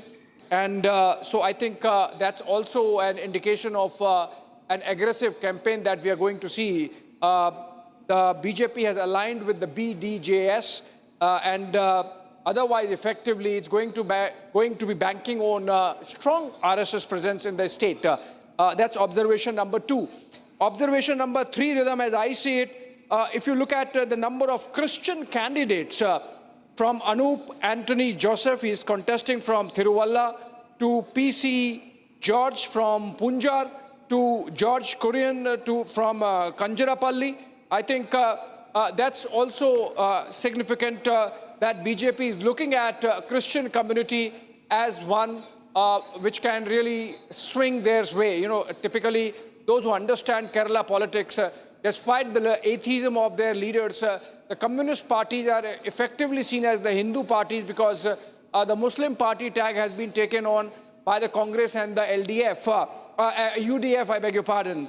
So in that sense, for the BJP to be wanting to pivot to Christian votes in Kerala, which is a substantial 20-22%, is indication of a strategy going through the list. Also, Padmaja Venugopal getting a ticket from Thrissur is also indicative of how the BJP has gone around the Keralam chessboard, so to say now, getting in the likes of Padmaja Venugopal, among others. So I think if you look at it, ambition and aggressive posturing seems to be the case. Also focus on Christian community, that the patterns that come out of this first list of the BJP on Keralam. The observations, Abhishek, you are making now, Kerala seems to be a key state. We've also seen the Prime Minister's 11,000 development projects and infrastructure being, put out there. Just a few days ago when the Prime Minister visited, he had also launched these to boost infrastructure and industry. How critical is this going to be? Because Kochi, they have said, is going to come across as a magnificent experience.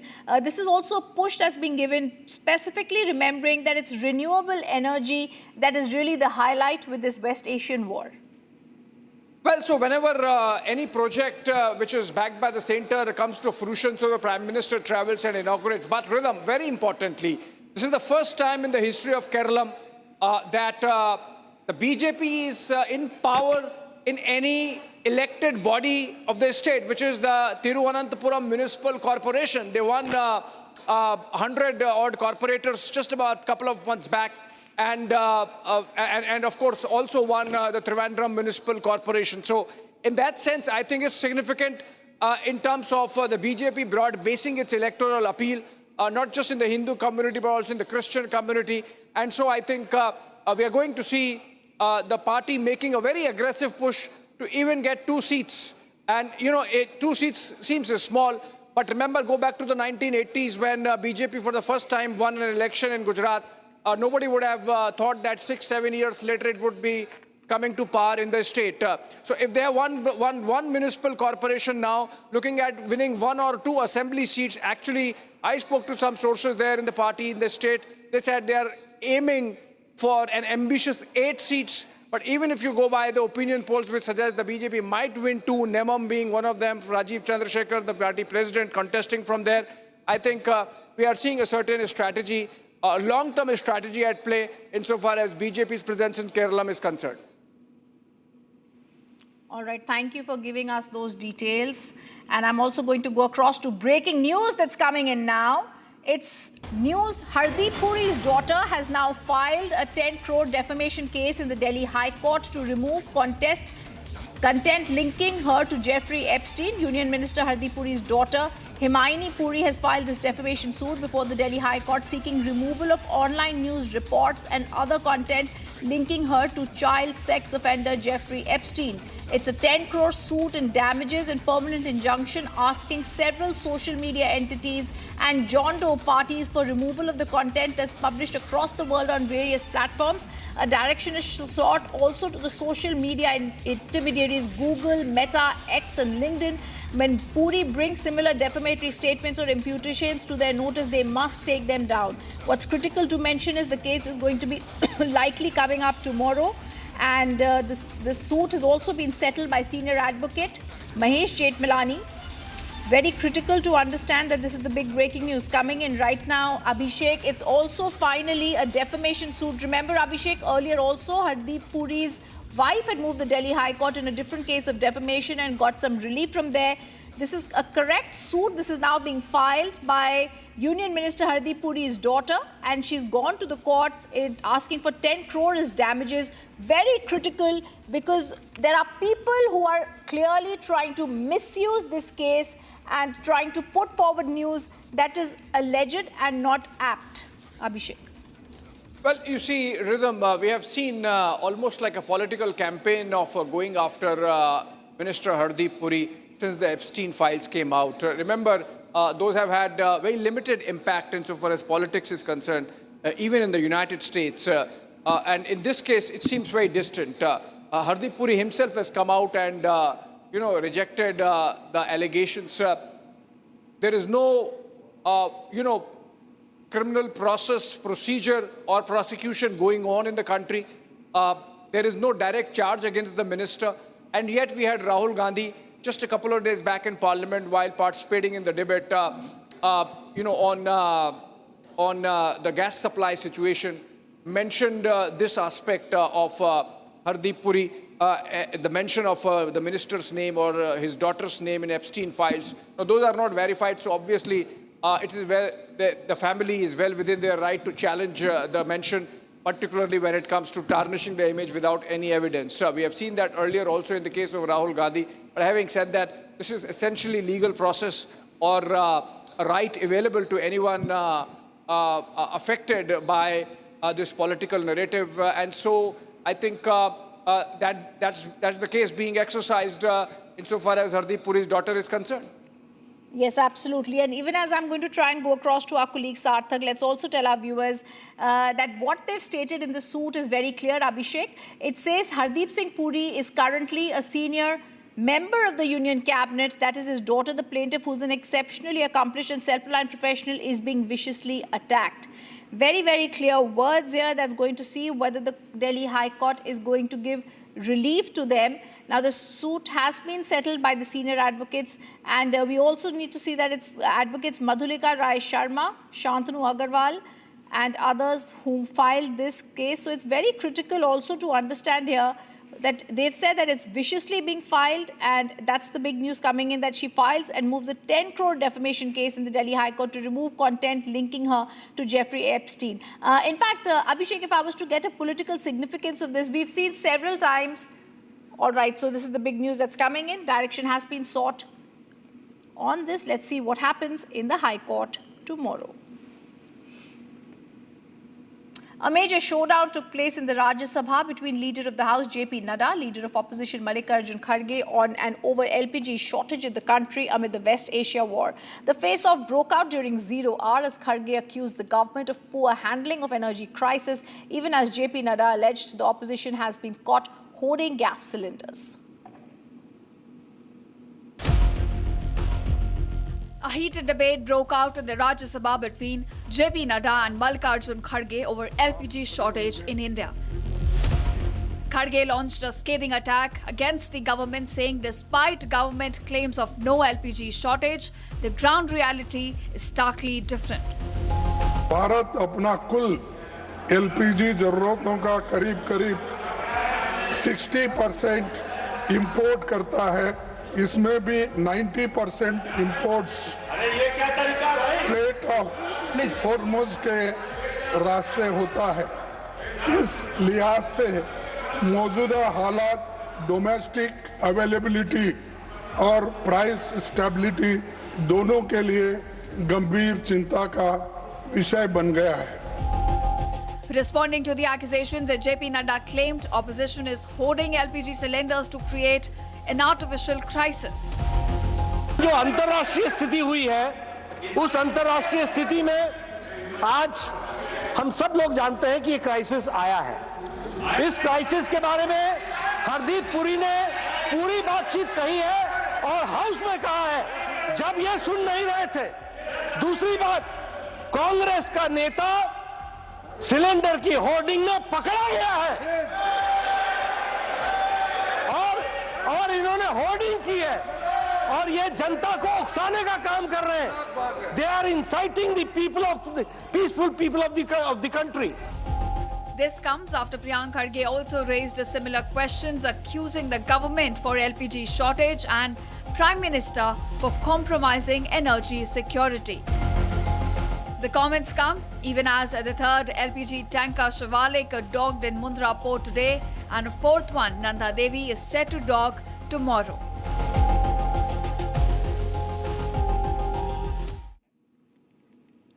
And now we go to the big news coming in. It's 20,000 metric tons LPG that's going to be unloaded at Mundra Airport from Shivalik. Rest will be unloaded at the Mangalore port. Nanda Devi possibly will dock at Vadinar port in Jamnagar. This is the news that we're getting in on the Shivalik and how it's docking and where. This is the big update coming in. Let me also tell our viewers that this is also the Strait of Hormuz opening up for our ships, one of the largest ships that we had. Let me also tell you, the ship carrying LPG via the Strait of Hormuz is going to reach India soon, and that's the news that we're giving you right now, viewers. We're also getting you the Indian flagged LPG carrier carrying very crucial fuel suppliers set to arrive in India. It's likely, like we said, at Mundra around 5 p.m. IST today. It safely crossed the Strait of Hormuz, so a big diplomatic victory again for India. As we speak about this, we also show you India's LPG numbers. The vessel is carrying around 46,000 MT of LPG, escorted as part of efforts to ensure energy security in India, and it successfully traversed the Strait of Hormuz under security escort following negotiations that India had with Iran. According to the shipping ministry officials, 22 Indian-flagged vessels with over 600 seafarers were operating in the Persian Gulf region, with India effectively coordinating their security and safety. This is the big news. Shivalik, it's a VLGC, a very large gas carrier. It's going to arrive in India soon. It's a big victory for India as we're seeing another ship arrive as the tensions in Hormuz have escalated, with Donald Trump asking for NATO allies to help, and if they don't, it will have very bad consequences. Interestingly and proudly, India remains very, very crucially diplomatically aware and has already had its Indian LPG carrier heading to India today itself. We get you another breaking news coming in back-to-back. Now, Fujairah port in the UAE has again been attacked by Iran. This is the second attack that has taken place on Fujairah port. Remember, earlier too it had been attacked. And this time, even before they attacked Fujairah port, I would say, not airport, Tehran had given out a warning that those near the Fujairah port should already evacuate the same. Today it had been hit by missiles and drones. There's fire erupting again at the Fujairah port in UAE, and harbors suspended the oil loadings today itself amid the Strait of Hormuz tensions. Remember, viewers, Fujirao port is key to oil trade, and that's the reason Iran strategically has targeted Fujirao again. And also, this is a major global hub for ship refueling for crudes and fuel exports, but there have been no all the functions here have been stalled for today. It's located just outside the Strait of Hormuz, and Fujirao exports an average of more than 1.7 million barrels per day of crude oil, refined fuels last year. It's located in the Gulf of Oman, but because of this attack today, this key port has now been stopped any work today. The UAE, remember, a big player in the oil industry, is now critical for the UAE, and any disruption in Fujirao would force the UAE, OPEC's third largest crude producer, to shut down more production. They're trying to strategically play havoc in the Gulf countries, Iran, to try and get some relief in this Israel-USA-Iran war.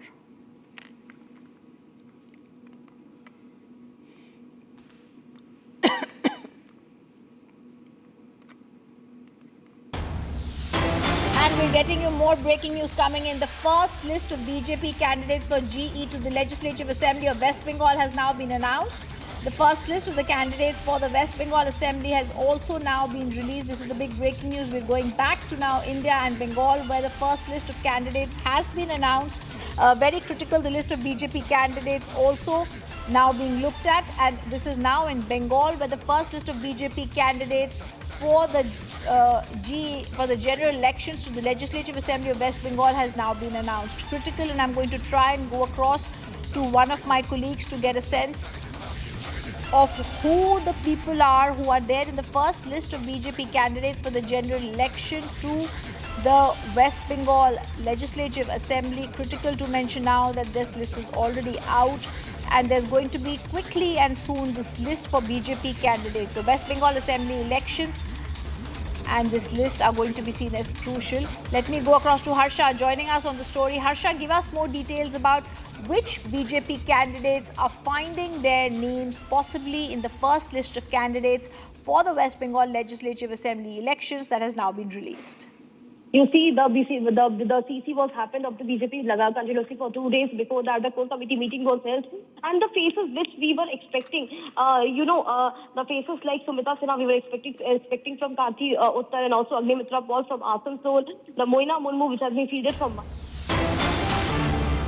We're going back to our focus story that we were talking about. It's a world live and breaking, where the Shivalik LPG carrier is now expected to arrive at the Mundra port in Gujarat today, and it's possibly arriving there. These are the first shots that are coming in. It had to arrive any moment now. The Shivalik is carrying 45,000 metric tons of liquefied petroleum gas. The ship sailed from Qatar on 7th of March, successfully transitioned the Strait of Hormuz on the night of 13th and 14th March after being delayed due to regional geopolitical tensions. But now, after Indian diplomacy is seen at its best, the second LPG carrier, Nanda Devi, is also en route. It's expected to reach Kandla port tomorrow. Port arrangements have been made. These are the pictures, and we stay with those pictures at the Mundra port in Gujarat. The shipping ministry has arranged also for priority berthing, completed all necessary documentation to see what's happened there. The arrival is a significant relief for India's domestic fuel security, as the two ships together bring approximately 92,700 metric tons of LPG to stabilize supply. This is fantastic news coming for India. The LPG carrier Shivalik from Persian Gulf reaches India. Those are the shots that we are staying with.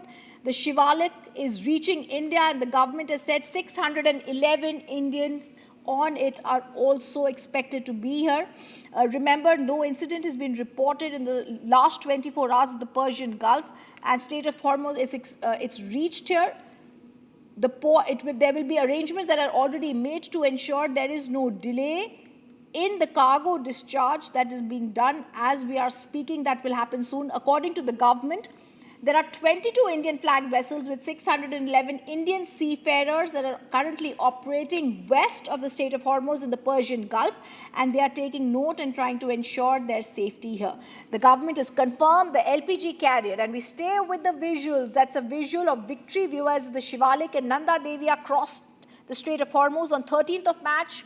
They were sailing towards India. They are currently, Shiva Lake is currently at the Mundra port at Gujarat. There are all arrangements that have already been made for it in a coordinated manner by the government. And this is the news that's also a diplomatic victory for India and also a sigh of relief, because we are clear that our ships are coming back here.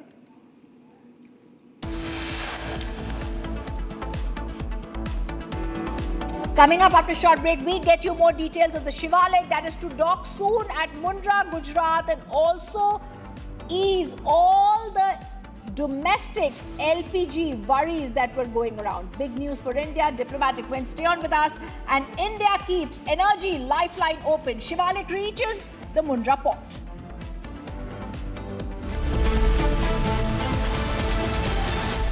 प्यास बुझाए ठंडक लाए सबको भाई जीरा से MDH का जलजीरा जीरा से जीरा से असली रिफ्रेशिंग, असली स्वाद, असली मजा। MDH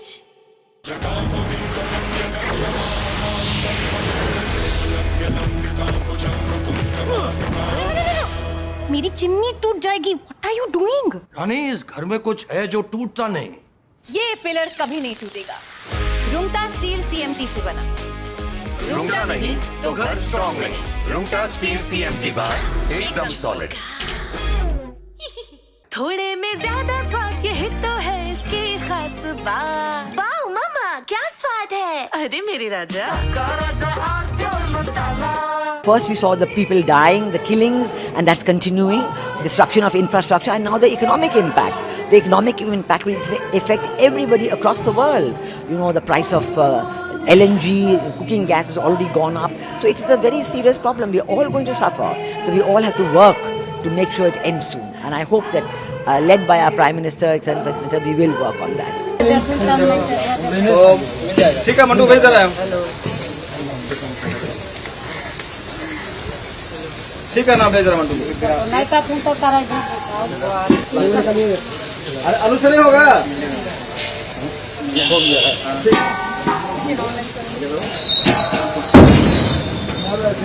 तुम तो कमाल किया तो नीचे।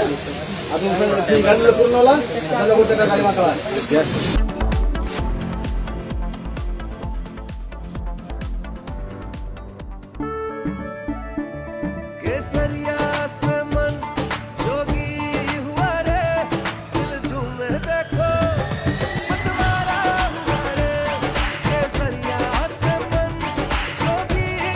हर पल बनाओ केसरी त्योहार। विमल, बोलो जुबान Kesari.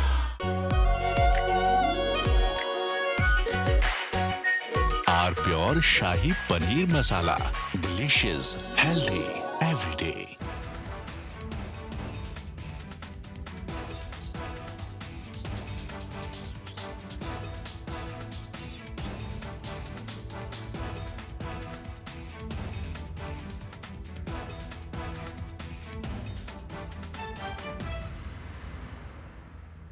First we saw the people dying, the killings, and that's continuing, destruction of infrastructure, and now the economic impact. The economic impact will affect everybody across the world. You know, the price of LNG, cooking gas has already gone up. So it is a very serious problem. We are all going to suffer. So we all have to work to make sure it ends soon. And I hope that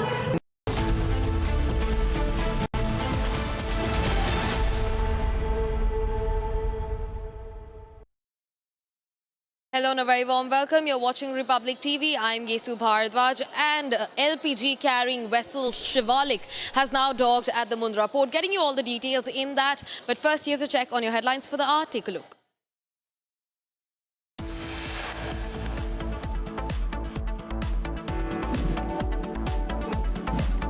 Two India-flagged LPG carriers with 92,700 metric tons transit the Strait of Hormuz. Shiva Lake reaches India, Nanda Devi to arrive tomorrow. After Australia, Japan and Germany now snub Trump's request to deploy fleet at the Strait of Hormuz.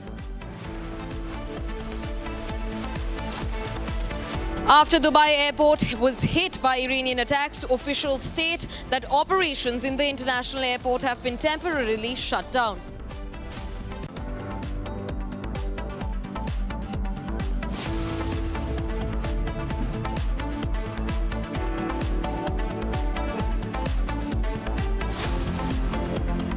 After a series of conspiracy theories surrounding Netanyahu's well-being, Republic spoke with Israeli envoy who said that the Israeli Prime Minister is very much alive. US President Donald Trump warned NATO allies they will face a very bad future if they refuse to help secure the Strait of Hormuz.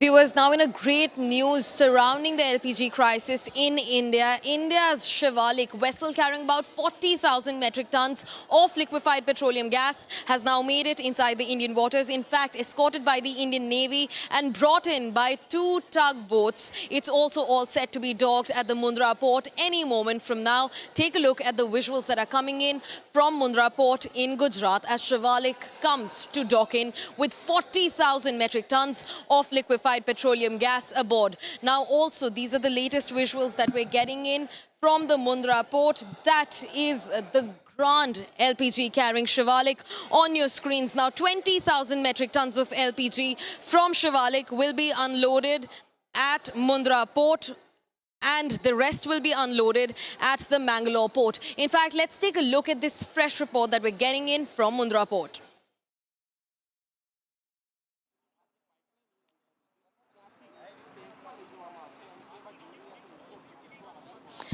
तो यहाँ हम देख as we can see, Shivalik shipment that crossed Strait of Hormuz on Saturday, Shivalik and Nanda Devi, which were expected, and now first shipments, it has left from Strait of Hormuz, and it will be docked very soon. In visuals we are showing you from ground zero at Mundra port in Gujarat that Shivalik is ready to dock anytime soon. It will be docked here, which is carrying 46,000 metric tons of LPG in times when an entire past week India was facing LPG crisis or fuel supply crisis, as we have seen in the hospital industry or hotels or education institutes, and allegations were being leveled up by the opposition, but government constantly kept on saying that efforts are being made, and this is the power of strategic diplomacy. The talks which were conducted with Iranian authorities, there were consistent efforts by External Affairs Ministry, maybe the Minister Jai Shankar or other related to the department, and now we can see the power of the diplomacy, the strategic ties India is having with all the countries at this point of conflict, wherein Iran, Israel, US are at the war, but India has balanced its strategic and diplomatic ties with all these nations, and how it has navigated its 2 shipments, its 2 containers, Shivalik and Nanda Devi. Nanda Devi is expected tomorrow at the Vadinar port, which is near Jamnagar. And right now we are showing you the visuals from Mundra port, which is in Gujarat, and Shivalik is ready to be docked. Let me tell you, with Sukhjit Singh, a captain of this ship, 27 other crew members are present on the ship. And the way tugboats went, they left the port to tow it from the Anchorage area. It's called Anchorage area when it comes in the radar of few kilometers. At that time, tugboats leaves from the port and they escort them to actual dockyard, and now it is ready. According to the information given by the port authorities, let me tell you, 20,000 metric tons of LPG will be unloaded at the Mundra port, and rest 24,000 will be unloaded at the Mangalore port. So this is how they have navigated so that the LPG reaches in all parts of India. So the rest of the capacity will be unloaded in Mangalore, and Government of India has also given us information that more than 20 ships, containers are right now present in the Persian Gulf on the western side of the Strait of Hormuz, which is one of the busiest strict checkpoints, and let me tell you, it's 1/5 of the oil transit, global oil transit passes from the strict checkpoint, and India through its strategic ties has made it possible. This is a power of diplomacy, strategic talks that went successfully, and Minister Jai Shankar has also said that this has just initiated the entire process, but there are more containers, and there are consistent conversations and bilateral talks are going on right now to make efforts. And very important point over here is that it's not a blanket arrangement for all the ships or containers that are waiting over there. There are several, loads of them, but very specifically, it's a very individualistic approach made for each ship, out of our more than 20 shipments, Shivalik and Nanda Devi have crossed the Strait of Hormuz, and we have also been informed that more are expected anytime soon. And this is the visual. Right, Swarali. The sheep, the Shivalik sheep will be docked here anytime soon, as we can see clearly in our visuals. 20,000 metric tons of LPG, and if we talk about both the ships combined, it's 92,700 metric tons, which is like around about approximately 1.5 days of requirement for India in the times in the crisis wherein questions were leveled or allegations were put up. How are we going to deal with the crisis? But this is the start of the initiative taken by the government, and more is expected in the line. Back to you.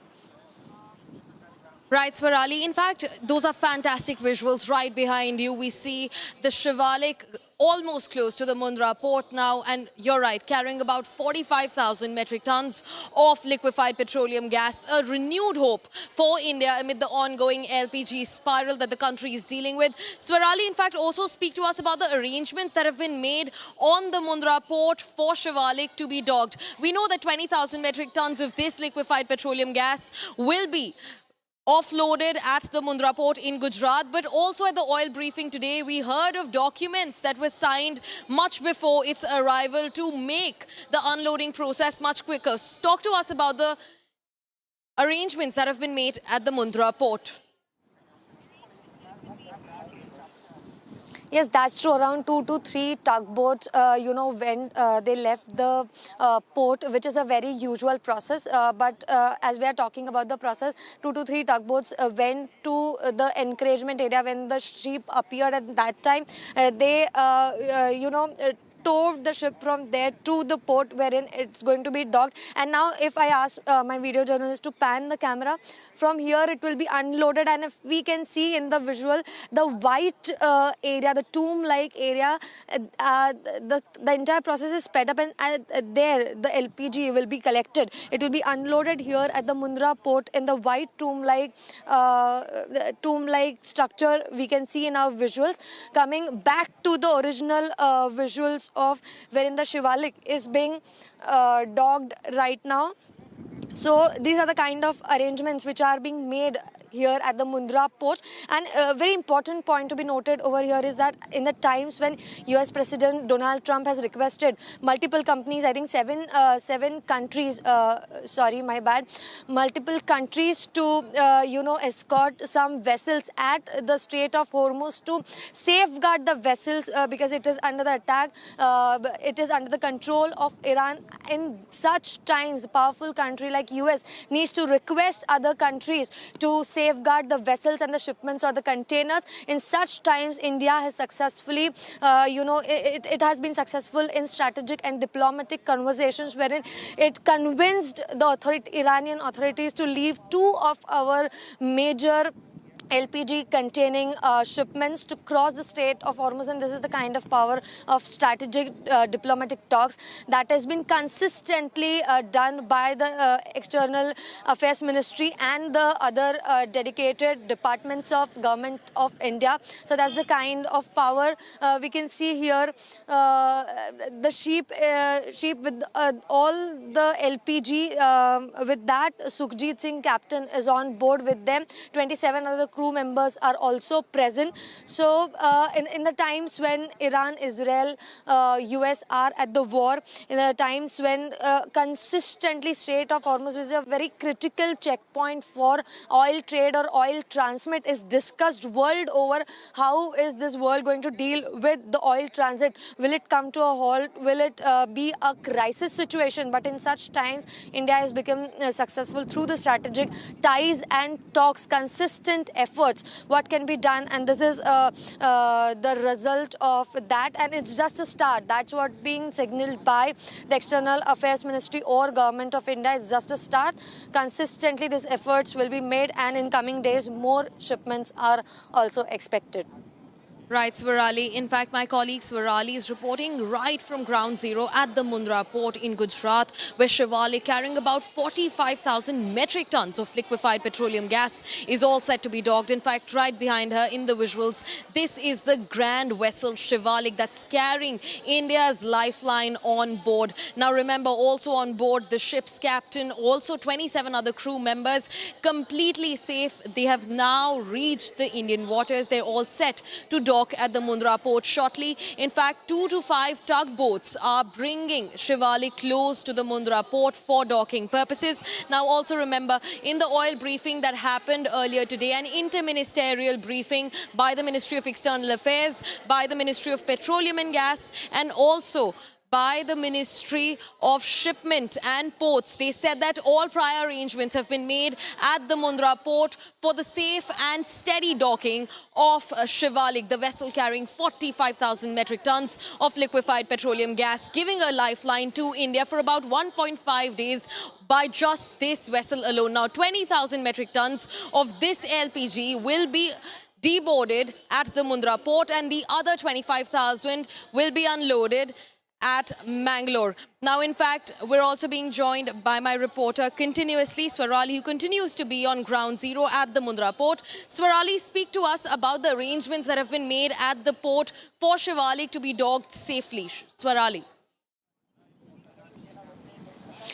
जी बिल्कुल, मैं आपको बता दूं कि यहाँ पे गुजरात के Mundra port में सारे अरेंजमेंट्स जो की गई है ताकि ये पूरी प्रोसेस स्पीड अप हो जाए। जैसे कि हमने आपको बताया कुछ समय पहले 2 से 4 या 5 टग बोट्स यहाँ इस पोर्ट से आगे गई, जो एनकरेजमेंट एरिया कहा जाता है, ताकि वो शिवालिक शिप को वहाँ से टो करके एस्कॉर्ट करके यहाँ पे ला सके, जहाँ पे मुंद्रा पोर्ट पे ये शिप जो शिवालिक जिसका नाम है वो डॉक हो सके, और जो सारा 20,000 मेट्रिक टन्स एलपीजी गैस जो है वो यहाँ पे अनलोड होने वाला है। और जैसे कि हम आपको लगातार बता रहे हैं कि जो पोर्ट अथॉरिटीज़ है उनसे हमें जानकारी मिली है कि जो बाकी के 24 से 25,000 मेट्रिक टन्स एलपीजी है वो मैंगलोर के पोर्ट पर अनलोड किया जाने वाला है, ताकि भारत के हिस्सों में बराबर वो बांटा जा सके। क्योंकि हमें पता है कि पिछले हफ्ते में जो क्राइसिस है वो पूरे देश भर में देखा गया, कहीं पे होटल्स में, कहीं पे स्कूल्स में, कहीं पे एजुकेशनल इंस्टीट्यूट्स में, हॉस्पिटल्स में ये क्राइसिस देखने को मिली। कहीं पे हाइप भी बनाया गया,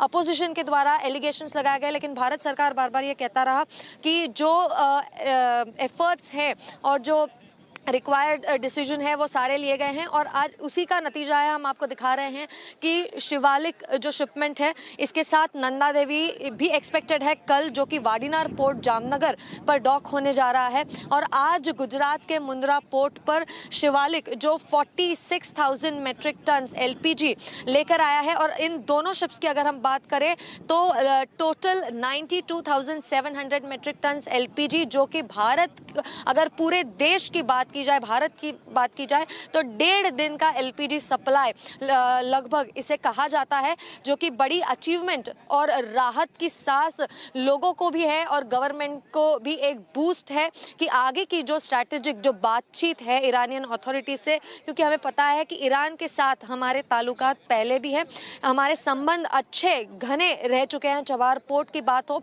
या बाकी के पॉलिसीज की बात हो, इंडिया और ईरान के एक अपने अलग टाइज रहे हैं। लेकिन यही एक भारत की बात उभर कर आती है, चाहे वो रशिया यूक्रेन वॉर हो या फिर आज यूएस, इजराइल और ईरान का जो कॉन्फ्लिक्ट चल रहा है। आज दुनिया इस सवाल से जूझ रही थी कि स्ट्रेट ऑफ हॉर्मुज से जो सारे शिपमेंट्स, क्योंकि as we all know that one fifth of the entire global oil transit is being done from the Strait of Hormuz, which is a very critical checkpoint for the ships, and it's a very narrow space wherein these containers and ships have to pass, which is under the control of Iran.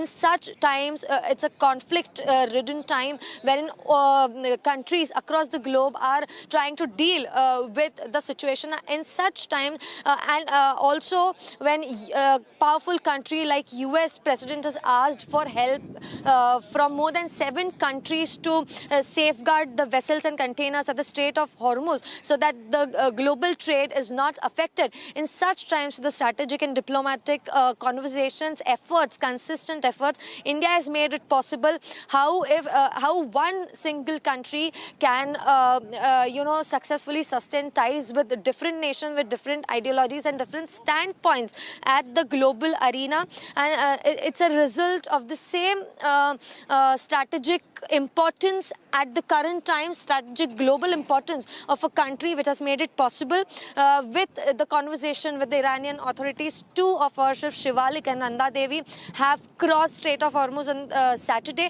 Also, government has informed that more than 20 such shipments and containers are right now lying in the western area of Strait of Hormuz in the Persian Gulf, and consistent efforts are being done to also clear the gateway for them. On the other hand, it is also a very important point that this is not a blanket arrangement for all the containers. Loads of containers are being stuck at the Strait of Hormuz, which is a very critical checkpoint. It is a very individualistic approach made by the government of India.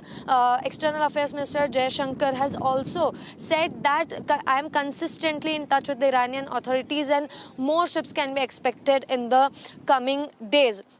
So here we can see in the visuals, Shivalik is being docked right now at the Mundra port, which is carrying 46,000 metric tons liquefied petroleum gas. As we have been observing in last week, the way crisis was being flagged in entire country, may it be in the hoteling industry or schools or hospitals, and the queues in which people were standing. This is a sigh of relief for people as well as the government.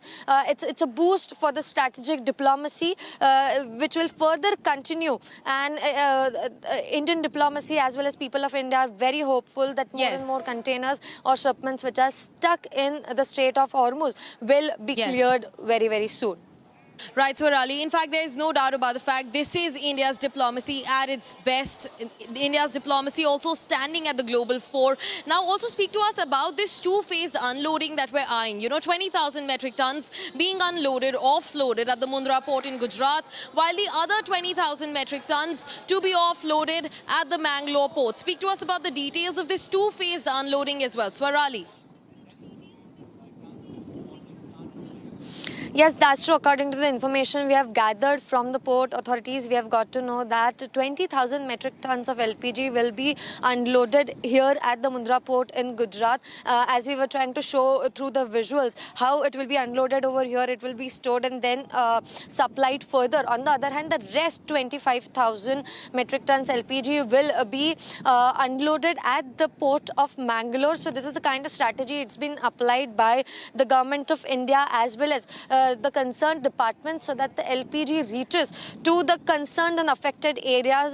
This is a western part of the country, and then it will move towards the Mangalore port, so that it is distributed well. On the other hand, we are also expecting Nanda Devi ship, which will be coming tomorrow to the Vadinar port near Jamnagar tomorrow, and many more containers and ships are also expected. But right now, both the ships will be containing 92,700 metric tons of LPG, which is approximately 1.5 days requirement for the entire country, and that's the kind of effort being made by the government. On one hand, wherein the Indian Navy ships escorted Shivalik and Nanda Devi which safely, without any attack on both the ships, were escorted from the Strait of Hormuz. And on the other hand, quick and speedy arrangements are made over here so that the uploading and offloading process can be done, and then the ship can leave for the Mangalore port, so that the purpose is served as soon as possible.